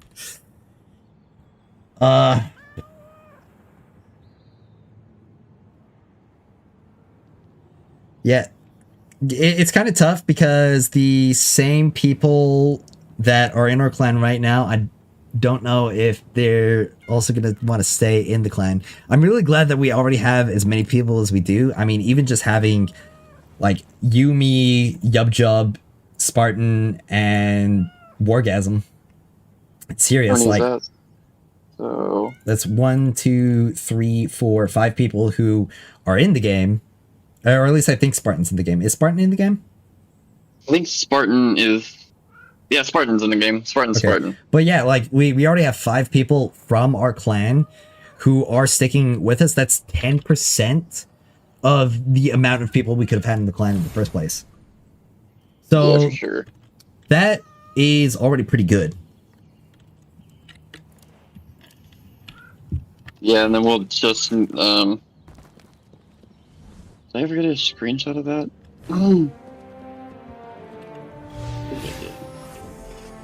Let's see, how many of these Lumia leaves do I have? Got 166. If I somehow get like 90 more Lumia leaves, I could buy that strike key. It would feel like terrible to purchase that strike key for Lumia leaves. Because honestly, it feels like I'm going against everything I stand for, but it would also be the smartest thing, the most optimal thing I could do for my account right now. Because even though I just spent like 30k, or not 30k, 3k leaves on doing draws, getting that key would get me a lot more mods, which I need, and would get me the black market coins that I need for the exotic upgrade that I need. Yeah. Yeah.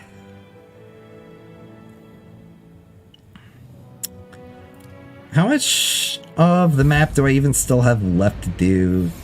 Because I just did all of those character trials to squeeze out more Lumia leaves. Let's see, reputation is at 490 of 600. I mean, I could grind out some reputation. That would get me 50 leaves. I mean, yeah, it's probably better than just. It's probably better than just standing around. Honestly. Honestly, I'd say what's faster to grind is the patrols. They give you 15. Yeah, the patrols. That's what I've been doing when I wanted to grind. So I could get 50 from that. That would probably be pretty good for me. I'll join the Discord back here in a few. Alright. I gotta do some stuff.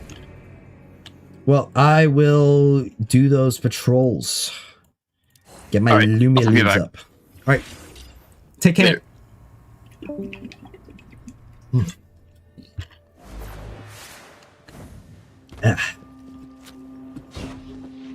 Taking a moment to drink some more water.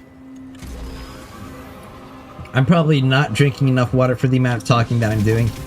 I really hope I don't talk myself into a sore throat or a lost voice. Oh, that would be a nightmare if I lost my voice. I'm gonna have to make sure to take good care of it. Go and drink some like warm tea as soon as I'm wrapped up with this. Where is that patrol? Yeah, I know the track target is nearby, but where? It's supposed to be here.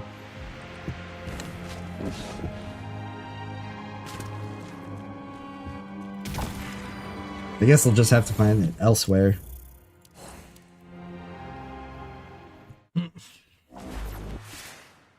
Keep glancing down at the chat to make sure that I'm fully up to date on all the discussion that's happening down there.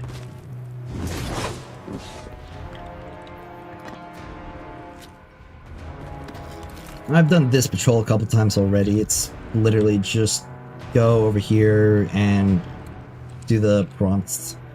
It'll drop some Cabal guys and then I just have to kill them. Nothing really intensive and it just gives me rep. Alright, what other patrols? Firebase. There is that roaming elite. That roaming elite actually gets quite a bit. I should prioritize that.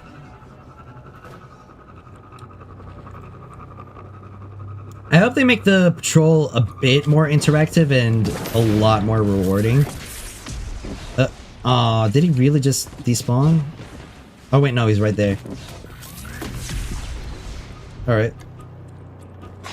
Yeah, because right now the only real reason to go into patrol is just to get your reputation up.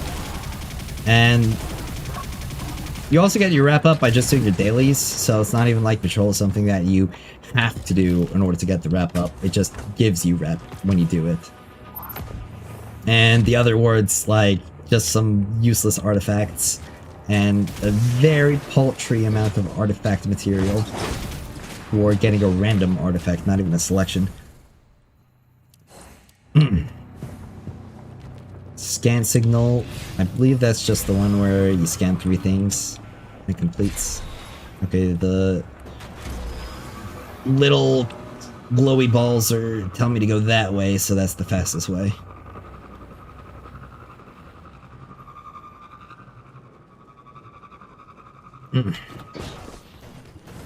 I really wish I was just 1 or 2k more in power level on my wolf, because that way I could really just go into the end game and probably get full clears on it. But I just don't have the mats currently, and I just have to wait. There's not really anything more than I can get out of the endgame right now other than just prestige, because there's not enough time for another endgame reset left in the beta, and that really just means anything that I do is just for bragging rights, to say that I did it. And granted, I do value that a lot. I value that immensely.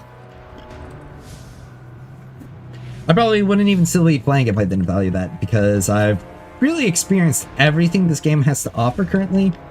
I was kind of hoping that there would be a bit more to do with the season launch, but one of the main draws of the season doesn't seem to be launched in this beta, and that being the story.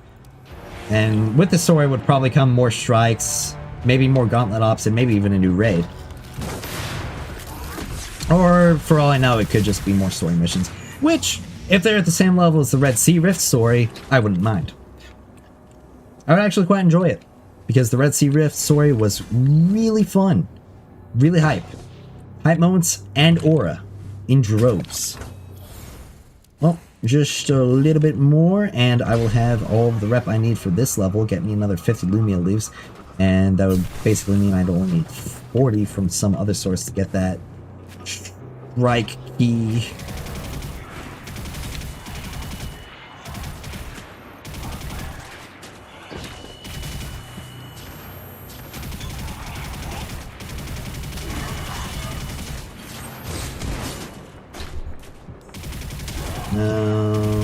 So it's just killing enemies over here until I get enough materials to complete the patrol, get enough drops.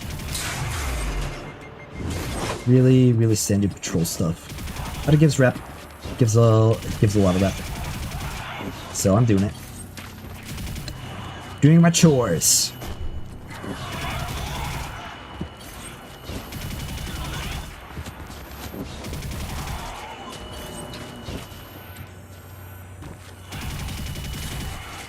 Beyond just getting like small increments of 100 to fill out a rank, I don't think I'm really gonna bother with doing the patrol stuff all that much. It's not that interesting to me. Especially not as interesting as interacting with the endgame or the strikes, which I wish I could do more, but the basic rewards just are not good. Especially because they diminish. If they didn't diminish, they'd still be not good, but they'd at least make me feel like it wouldn't be a complete waste of time. Mark target eliminated. That was probably the easy patrol I did. Just defeat one enemy. Wait, did that not give me the... Oh. Well, I guess I gotta do one more thing. Oh, I accidentally just pressed F11. Sorry, y'all.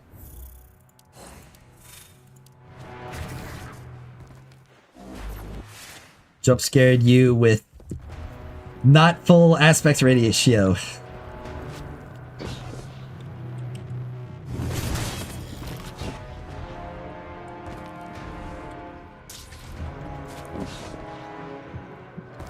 Sure, it's disappointing to you that I wasn't hiding anything juicy or scandalous underneath that. No, just a good boy at heart. That's a lie. I'm careful. That's what I am.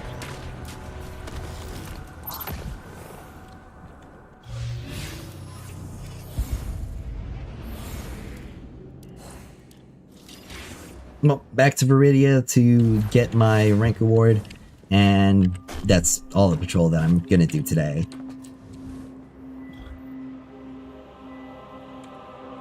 So there I get just a little bit more. Can I get anything from the exchange? I can buy another pole with exchange. I'll probably buy another standard pole when I have enough to get a 10 pole. Nothing else that I can really gather out of there. Claim rewards, anything that I can do with this. Bright dust, bright dust. Bright dust, bright dust, bright dust, bright dust. They need to improve these. 2 poles. Oh, you start getting Lumia leaves in the level 40s? Bro. That's almost more insulting than it is, like, actually pleasing to see. Oh, actually, I've got these. Complete all character missions for any character. Greet 10 of your fellow light bearers. Try out in the character in the practice range once. Reach Jingxi Metro reputation. Rank it. Well, I can actually do this because this is actually functional now. Wait, I just went to the Wolf Den, not the practice range.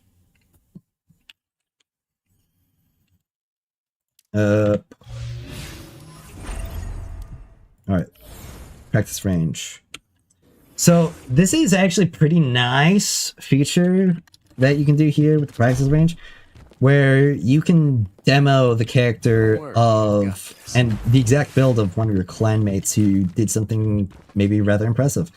Like Luna Moonfire being currently ranked in Calamity Ops, or Zippy currently being ranked in the Expanse. I don't know why I'm not here. It seems a bit odd. Not that I don't think that my fellow clanmates are good, but I just thought that I'd be there somewhere. Considering how far I've gotten. Oh, that was a pretty easy thing. So I can greet my fellow light bearers. I need to do that one more time, so I'll go ahead and do that. There's somebody right here. Hello. I don't know how to greet them. Do I click on them? Hold click. Is it in the chat?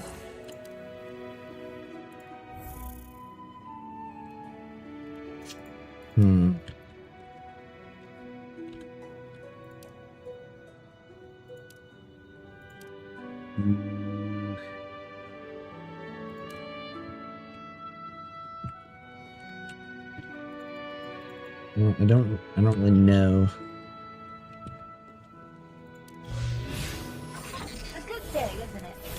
It was mostly other people saying hi to me and me saying hi back, how I got that done, but that actually hasn't happened in a good bit. How do you actually greet somebody?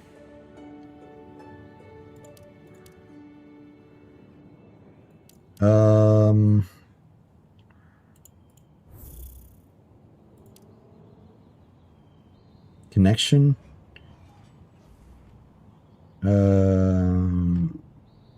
Send voice chats, dance it out, sparks conversations, times teamed up, stay since becoming friends, send each other gear information. Oh, okay. So, well, that's a new menu that I didn't see.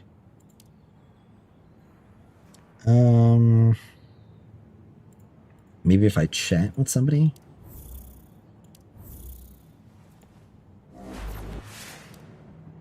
Likes received.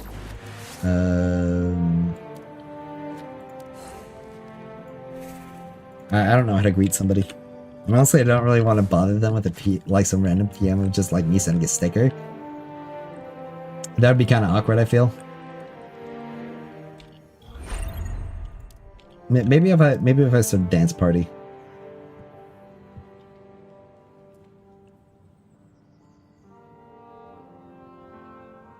I don't know, that guy seems to be in his menu.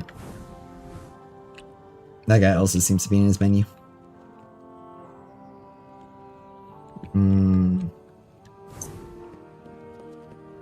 Maybe Zippy would know, it's just that he's not here right now. Anything else I could possibly do? Complete all character missions for any character. I think I might be able to do that with Tantu. What? No way! Must have been something that old geezer did. I don't know, I might not have used him enough to unlock the rest of the story. Because I've got the next mission that's been sitting in my inventory for a good bit, but I legitimately haven't played anybody except for Wolf for like weeks. So I straight might just not have the amount of time played on him to unlock the rest of the story. I could try and grind for that.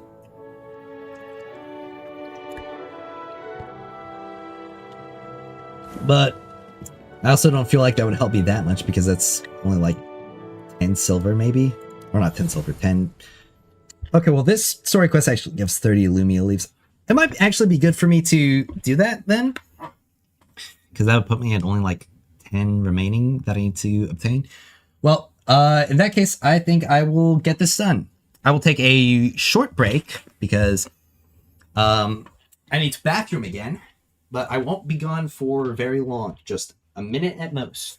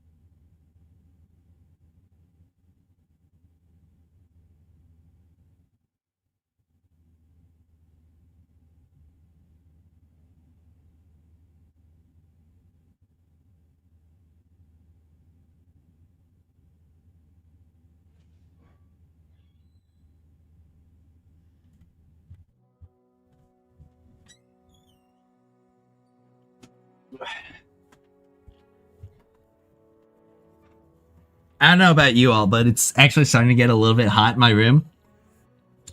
The central heating and cooling for my house doesn't actually work all that well specifically for my room, so I've got a window unit to help with that. However, it's really loud, and it also picks up on the microphone. Thankfully, I set up noise suppression to where it doesn't affect it that much. However, when I am talking, you would hear it. And I don't really want to subject you all to that. Though it is probably getting to be around the time where I should start wrapping up in the first place, so... Hey, is this place quiet enough? But I'm not going anywhere yet. More inconspicuous. Do the rest of Tantu's story quest. Or at least the rest up to what I've unlocked. So... Hey, isn't it time you do some explaining? I'll let the What are you cutscene play planning to it. do? You had me go through all this trouble just to hear how you plotted against me? It's more than just an audio clip. It also includes some data. Ghost, you've probably already noticed, projected for this brat. Don't ignore me. Hey, how about you show him some respect first? His name's Tethra. Don't forget it. My ghost wasn't so arrogant. Teach your ghost some manners and obedience. That's how you treat a servant, not a partner. So now you care about your ghost's opinion, hmm? You're impossible. Stop wasting time. Get your ghost out here now. I will, but not for you. Tethra, please, for me. Oh, it's a map. What's this? These marked places. are the current locations for all operational energy sources at Jiangxi Metro. Go there and activate my parhelion wing. It's a prerequisite for the consciousness separation and transfer experiment. You... Huh. I plan to conduct another procedure to transfer my consciousness away from the relic. Alright, so... You probably already gathered the main kind of gist, but since you all are stepping into the story quest around the middle... I don't trust the parasite. What did you just say? Ugh. Stop fighting my ghost using my body. So, yeah. Now that I can actually talk without interrupting the characters. The introduction to Tentu with his story quest revealed that he actually picked up the artifact, or the artifact that he picked up upon being resurrected. What? Give me a closer look at that. Alright, I'll stop walking so I don't actually walk into more dialogue. The artifact that he picked up upon becoming a light bearer and channeling his light through for his abilities actually had the consciousness of a since past warlord embedded inside of it. And this warlord, being Yannick 12, did that probably as some kind of an experiment, but if I had to make an assumption, it's to preserve his own life beyond death, or beyond a final death, that is. And as such, he then was able to possess Tentu after he used the artifact. And he has been essentially just kind of tormenting him somewhat. It's honestly, it's kind of like Yuji and Sukuna, if I had to make an anime analogy, where he can actually take over, though he's also not nearly as malicious as Sukuna is.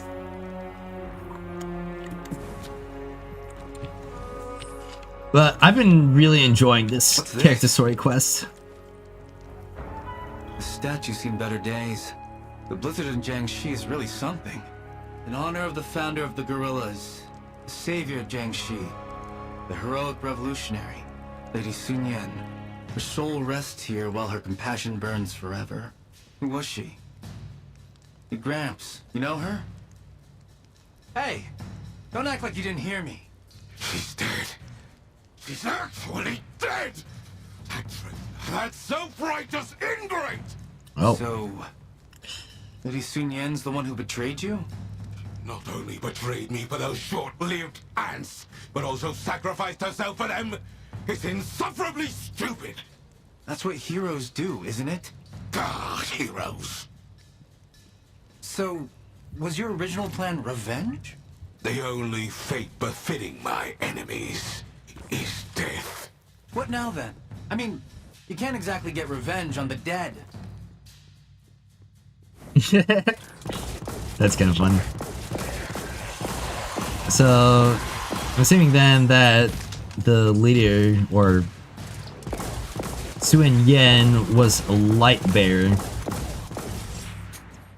Either had a friendly relationship that turned adversarial, or an instantly adversarial relationship with Yannick 12.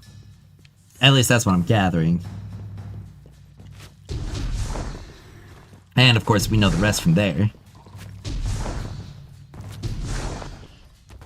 It'd honestly be kind of funny if she wasn't a light bearer at all, and this warlord just had this much of a beef and rivalry with a normal human. But it probably is another light bearer, if I had to assume. Which I am assuming.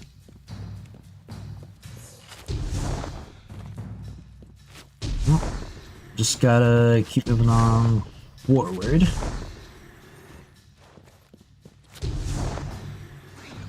Going on this treasure hunt. Don't know what exactly we're looking for. What do I do? Put my relic on it. It's my relic. I mean, Geezer, Is Lady Sunyin really that strong?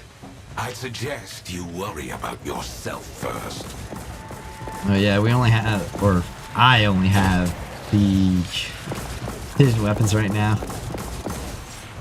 I really wish he had a better feeling scout rifle. Precision frames are just the worst when it comes to overall feel. Rapid fires, lightweights, even high impacts just feel so much better. And precision's just in this weird middle zone between feeling good firing fast and feeling good firing slow. My head! What? My head is killing me! You sure you didn't mess up somewhere? Just a tempest in a teapot, brat. Go to the next point. Pretty sure Yannick 12 So is Lady Sunyin trying to who founded really the gorillas, exploit him. Don't mention that traitor ever again! Admit it, Fossil. You're just upset because they like your enemy. I don't care. You're getting pretty angry for somebody who doesn't care.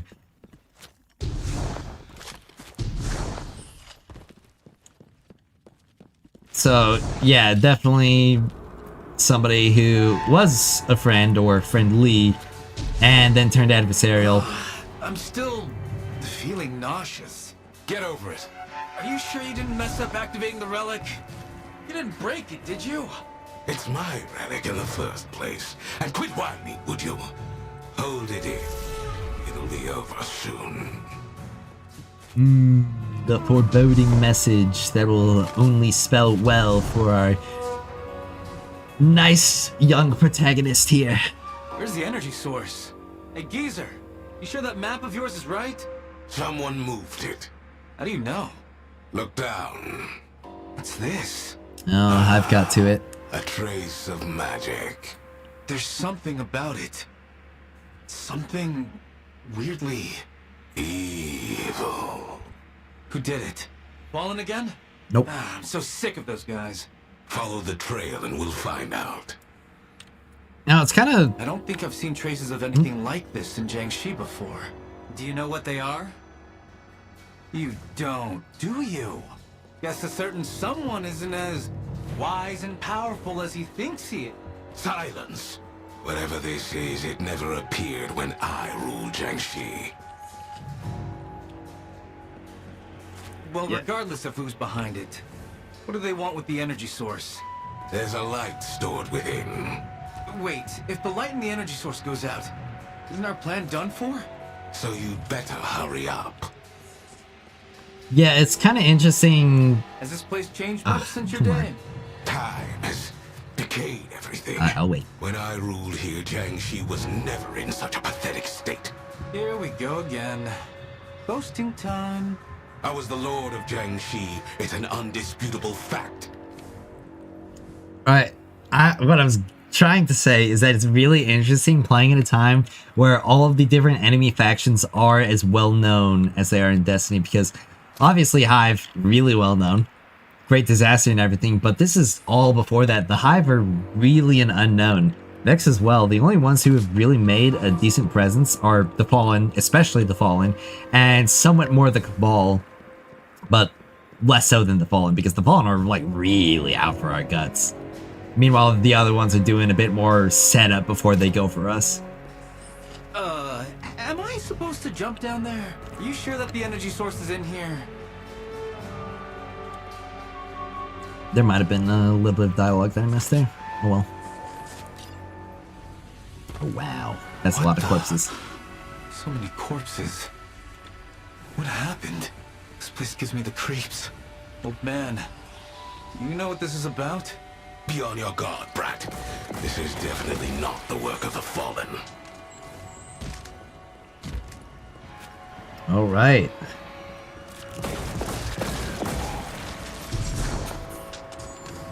What were those things?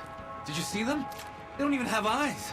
We didn't just encounter some sort of demon, did we? You're afraid. No way. These guys have eyes. 3 of them. Man, why are there so many? Watch yourself.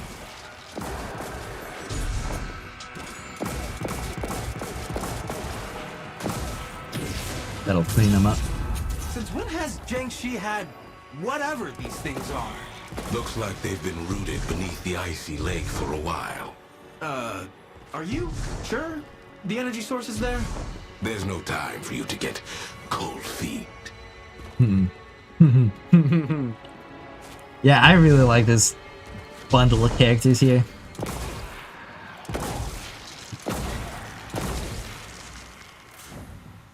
What are they doing? That's our energy source. We must stop them, no matter what. Siphoning it. She's sapping its light. Ow. Careful, brat. Your own light is being drained too. Oh. Well, I already scared her off.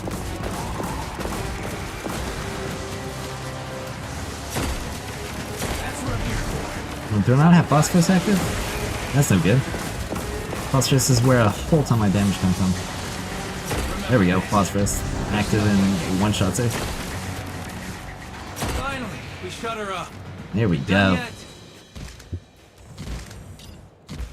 Well, let's see if this can work.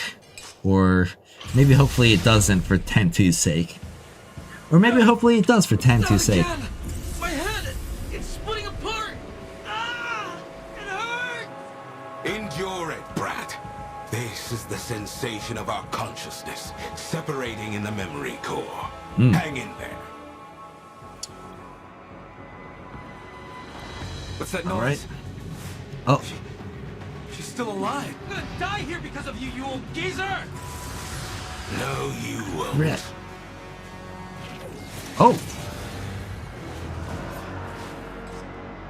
I feel like the animations are a little bit unfinished right there. What in the world was that I mean, thing? it's a beta. Under 10. I never You understand, it's a beta. three-eyed monsters ever again. You need more training. Training? No, the problem was your activation method.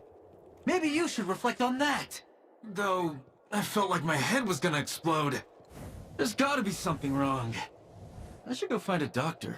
I told you not to make a fuss. Forget it. I'm beat. I'm gonna crash at home. Alright.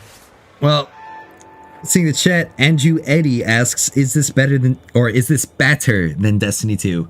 Well, I assume you mean better.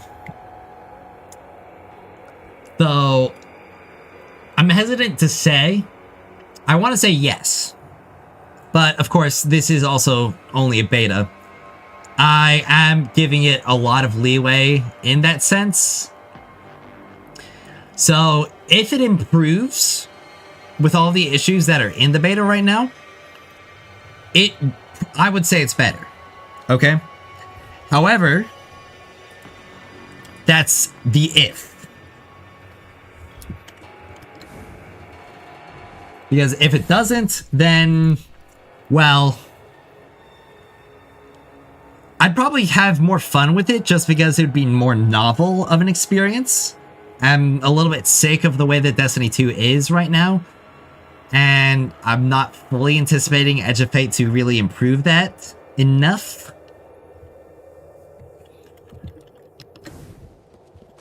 Though, I will say if it does actually improve in everything, like the economy, the presentation of a lot of things, I'd say it's better. It's got potential right now, and the devs really need to capitalize on that potential. Well, looks like main character's getting back into this character story. Wolf makes his reappearance.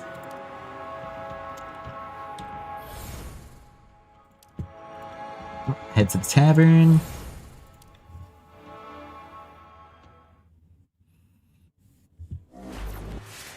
It is kind of comfy going through the story quest because there are a couple sections where it's dialogue and I can mostly just listen to it and actually drink some of the water that I need to drink. Over here! So were you born with two personalities, or...? No, it's not like that. I just got unlucky is all. First, you have to swear that you'll never tell my secret to Radagast. Or any Iron Lord for that matter. Did you do something unforgivable? What? No! It wasn't me! You gotta blame someone, blame him! You're the thief here.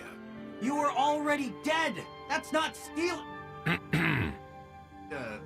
Anyway, I can assure you that the bad guy's dead and gone. Alright. Well, All I'll right. keep your secret.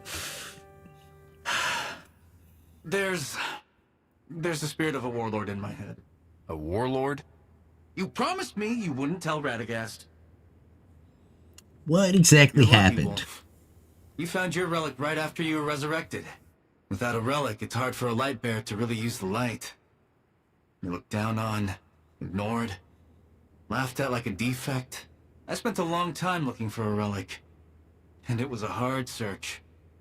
Lots of false leads meant to fool me. Self-righteous jerks. But I did find one promising rumor. There was a relic, hidden deep in the ice-clad land to the west. Jiangxi Metro. Right. So actually, I've been to Jiangxi Metro before. There were even more falling around back then. I found that building, walked in, opened this tightly closed door, and then I found a dead Exo and his relic. That sounds a bit too easy. Exactly. That's the problem. A place of legend, heavily guarded and full of traps. And I just waltzed right in and got the most important thing. That sword. That stupid sword. As soon as I picked it up, the spirit wormed his way into my head and told me he was the previous owner of this relic. Hooray for me! Now I get to live forever with this warlord parasite. Forever! The name of that parasite's Yannick 11, by the way. He was the former ruler of Jiangxi Metro. Silently stare back at the sword. Trust you. Me? Not so much. If you reveal this secret, no matter where you run, I will hunt you down and kill you. I'll chop off your hands and feet, then dismantle your ghost piece by piece. Your regret and pain won't cease until you breathe your last. Go ahead. I'll make sure you get what's coming to you. Yeah, he doesn't really know who he's talking to. What? No way! Radagast would kick me out of Haven for sure. I do not want to sleep in the bushes again. Absolutely not. Besides, I'll have this problem solved before you know it. What's the plan? I'm going back to where I found the relic. If there's a way to put a consciousness into my mind, then there's gotta be a way to take it out, right? Probably, yeah, I agree. Probably not to best to trust Yannick too much. This is none of your business, newcomer. Actually, he's not that bad. I mean, we both want to get out of this mess, so at least we're working towards the same goal, right? No matter what, if you run into trouble, you can come to me. I won't tell Radagast. Promise. Thanks, Wolf. You have no idea how good it feels to get this off my chest. Alright. And that's all of that because I don't have enough proficiency. I'd need to use Tantu a lot more than I have really been capable of using him. That's really unfortunate because I'm pretty invested in his character. That'll probably be something that I should bring up when it comes to more of the feedback. Removing the proficiency requirements to play through the whole character story.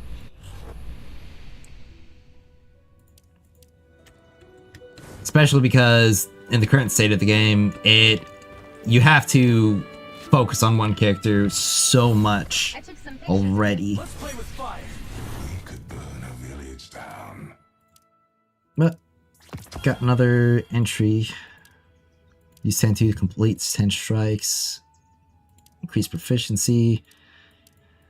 You know what? I think I'll go ahead and try to do that. Just see if I can get more proficiency on him. Stack it up.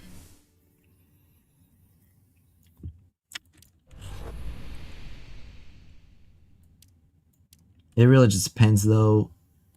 How much proficiency would I get per activity? Can I tell?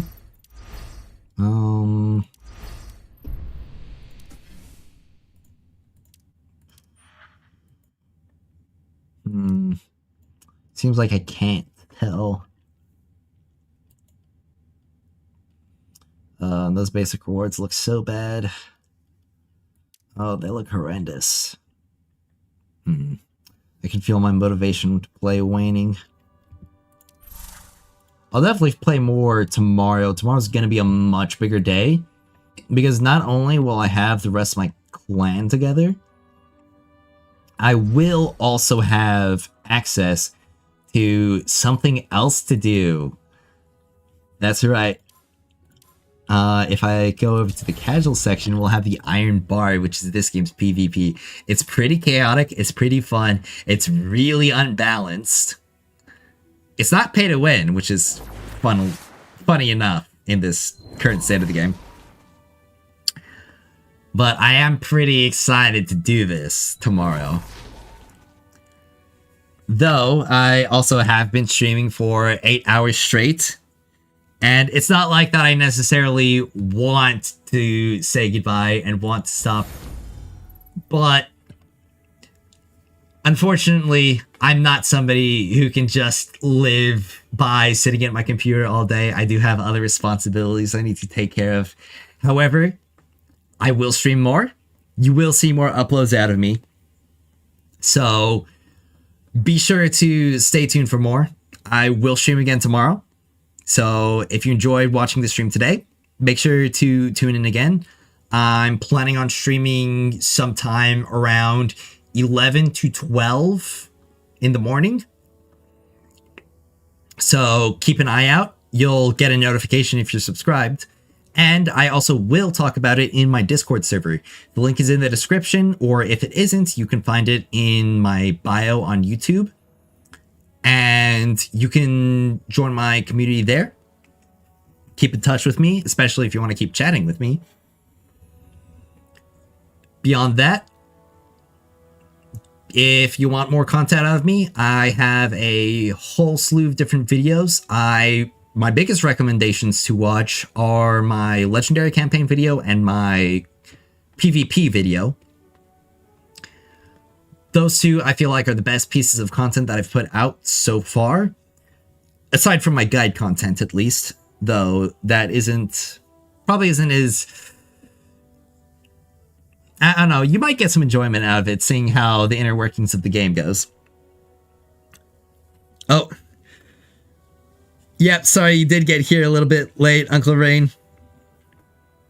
I was just wrapping up.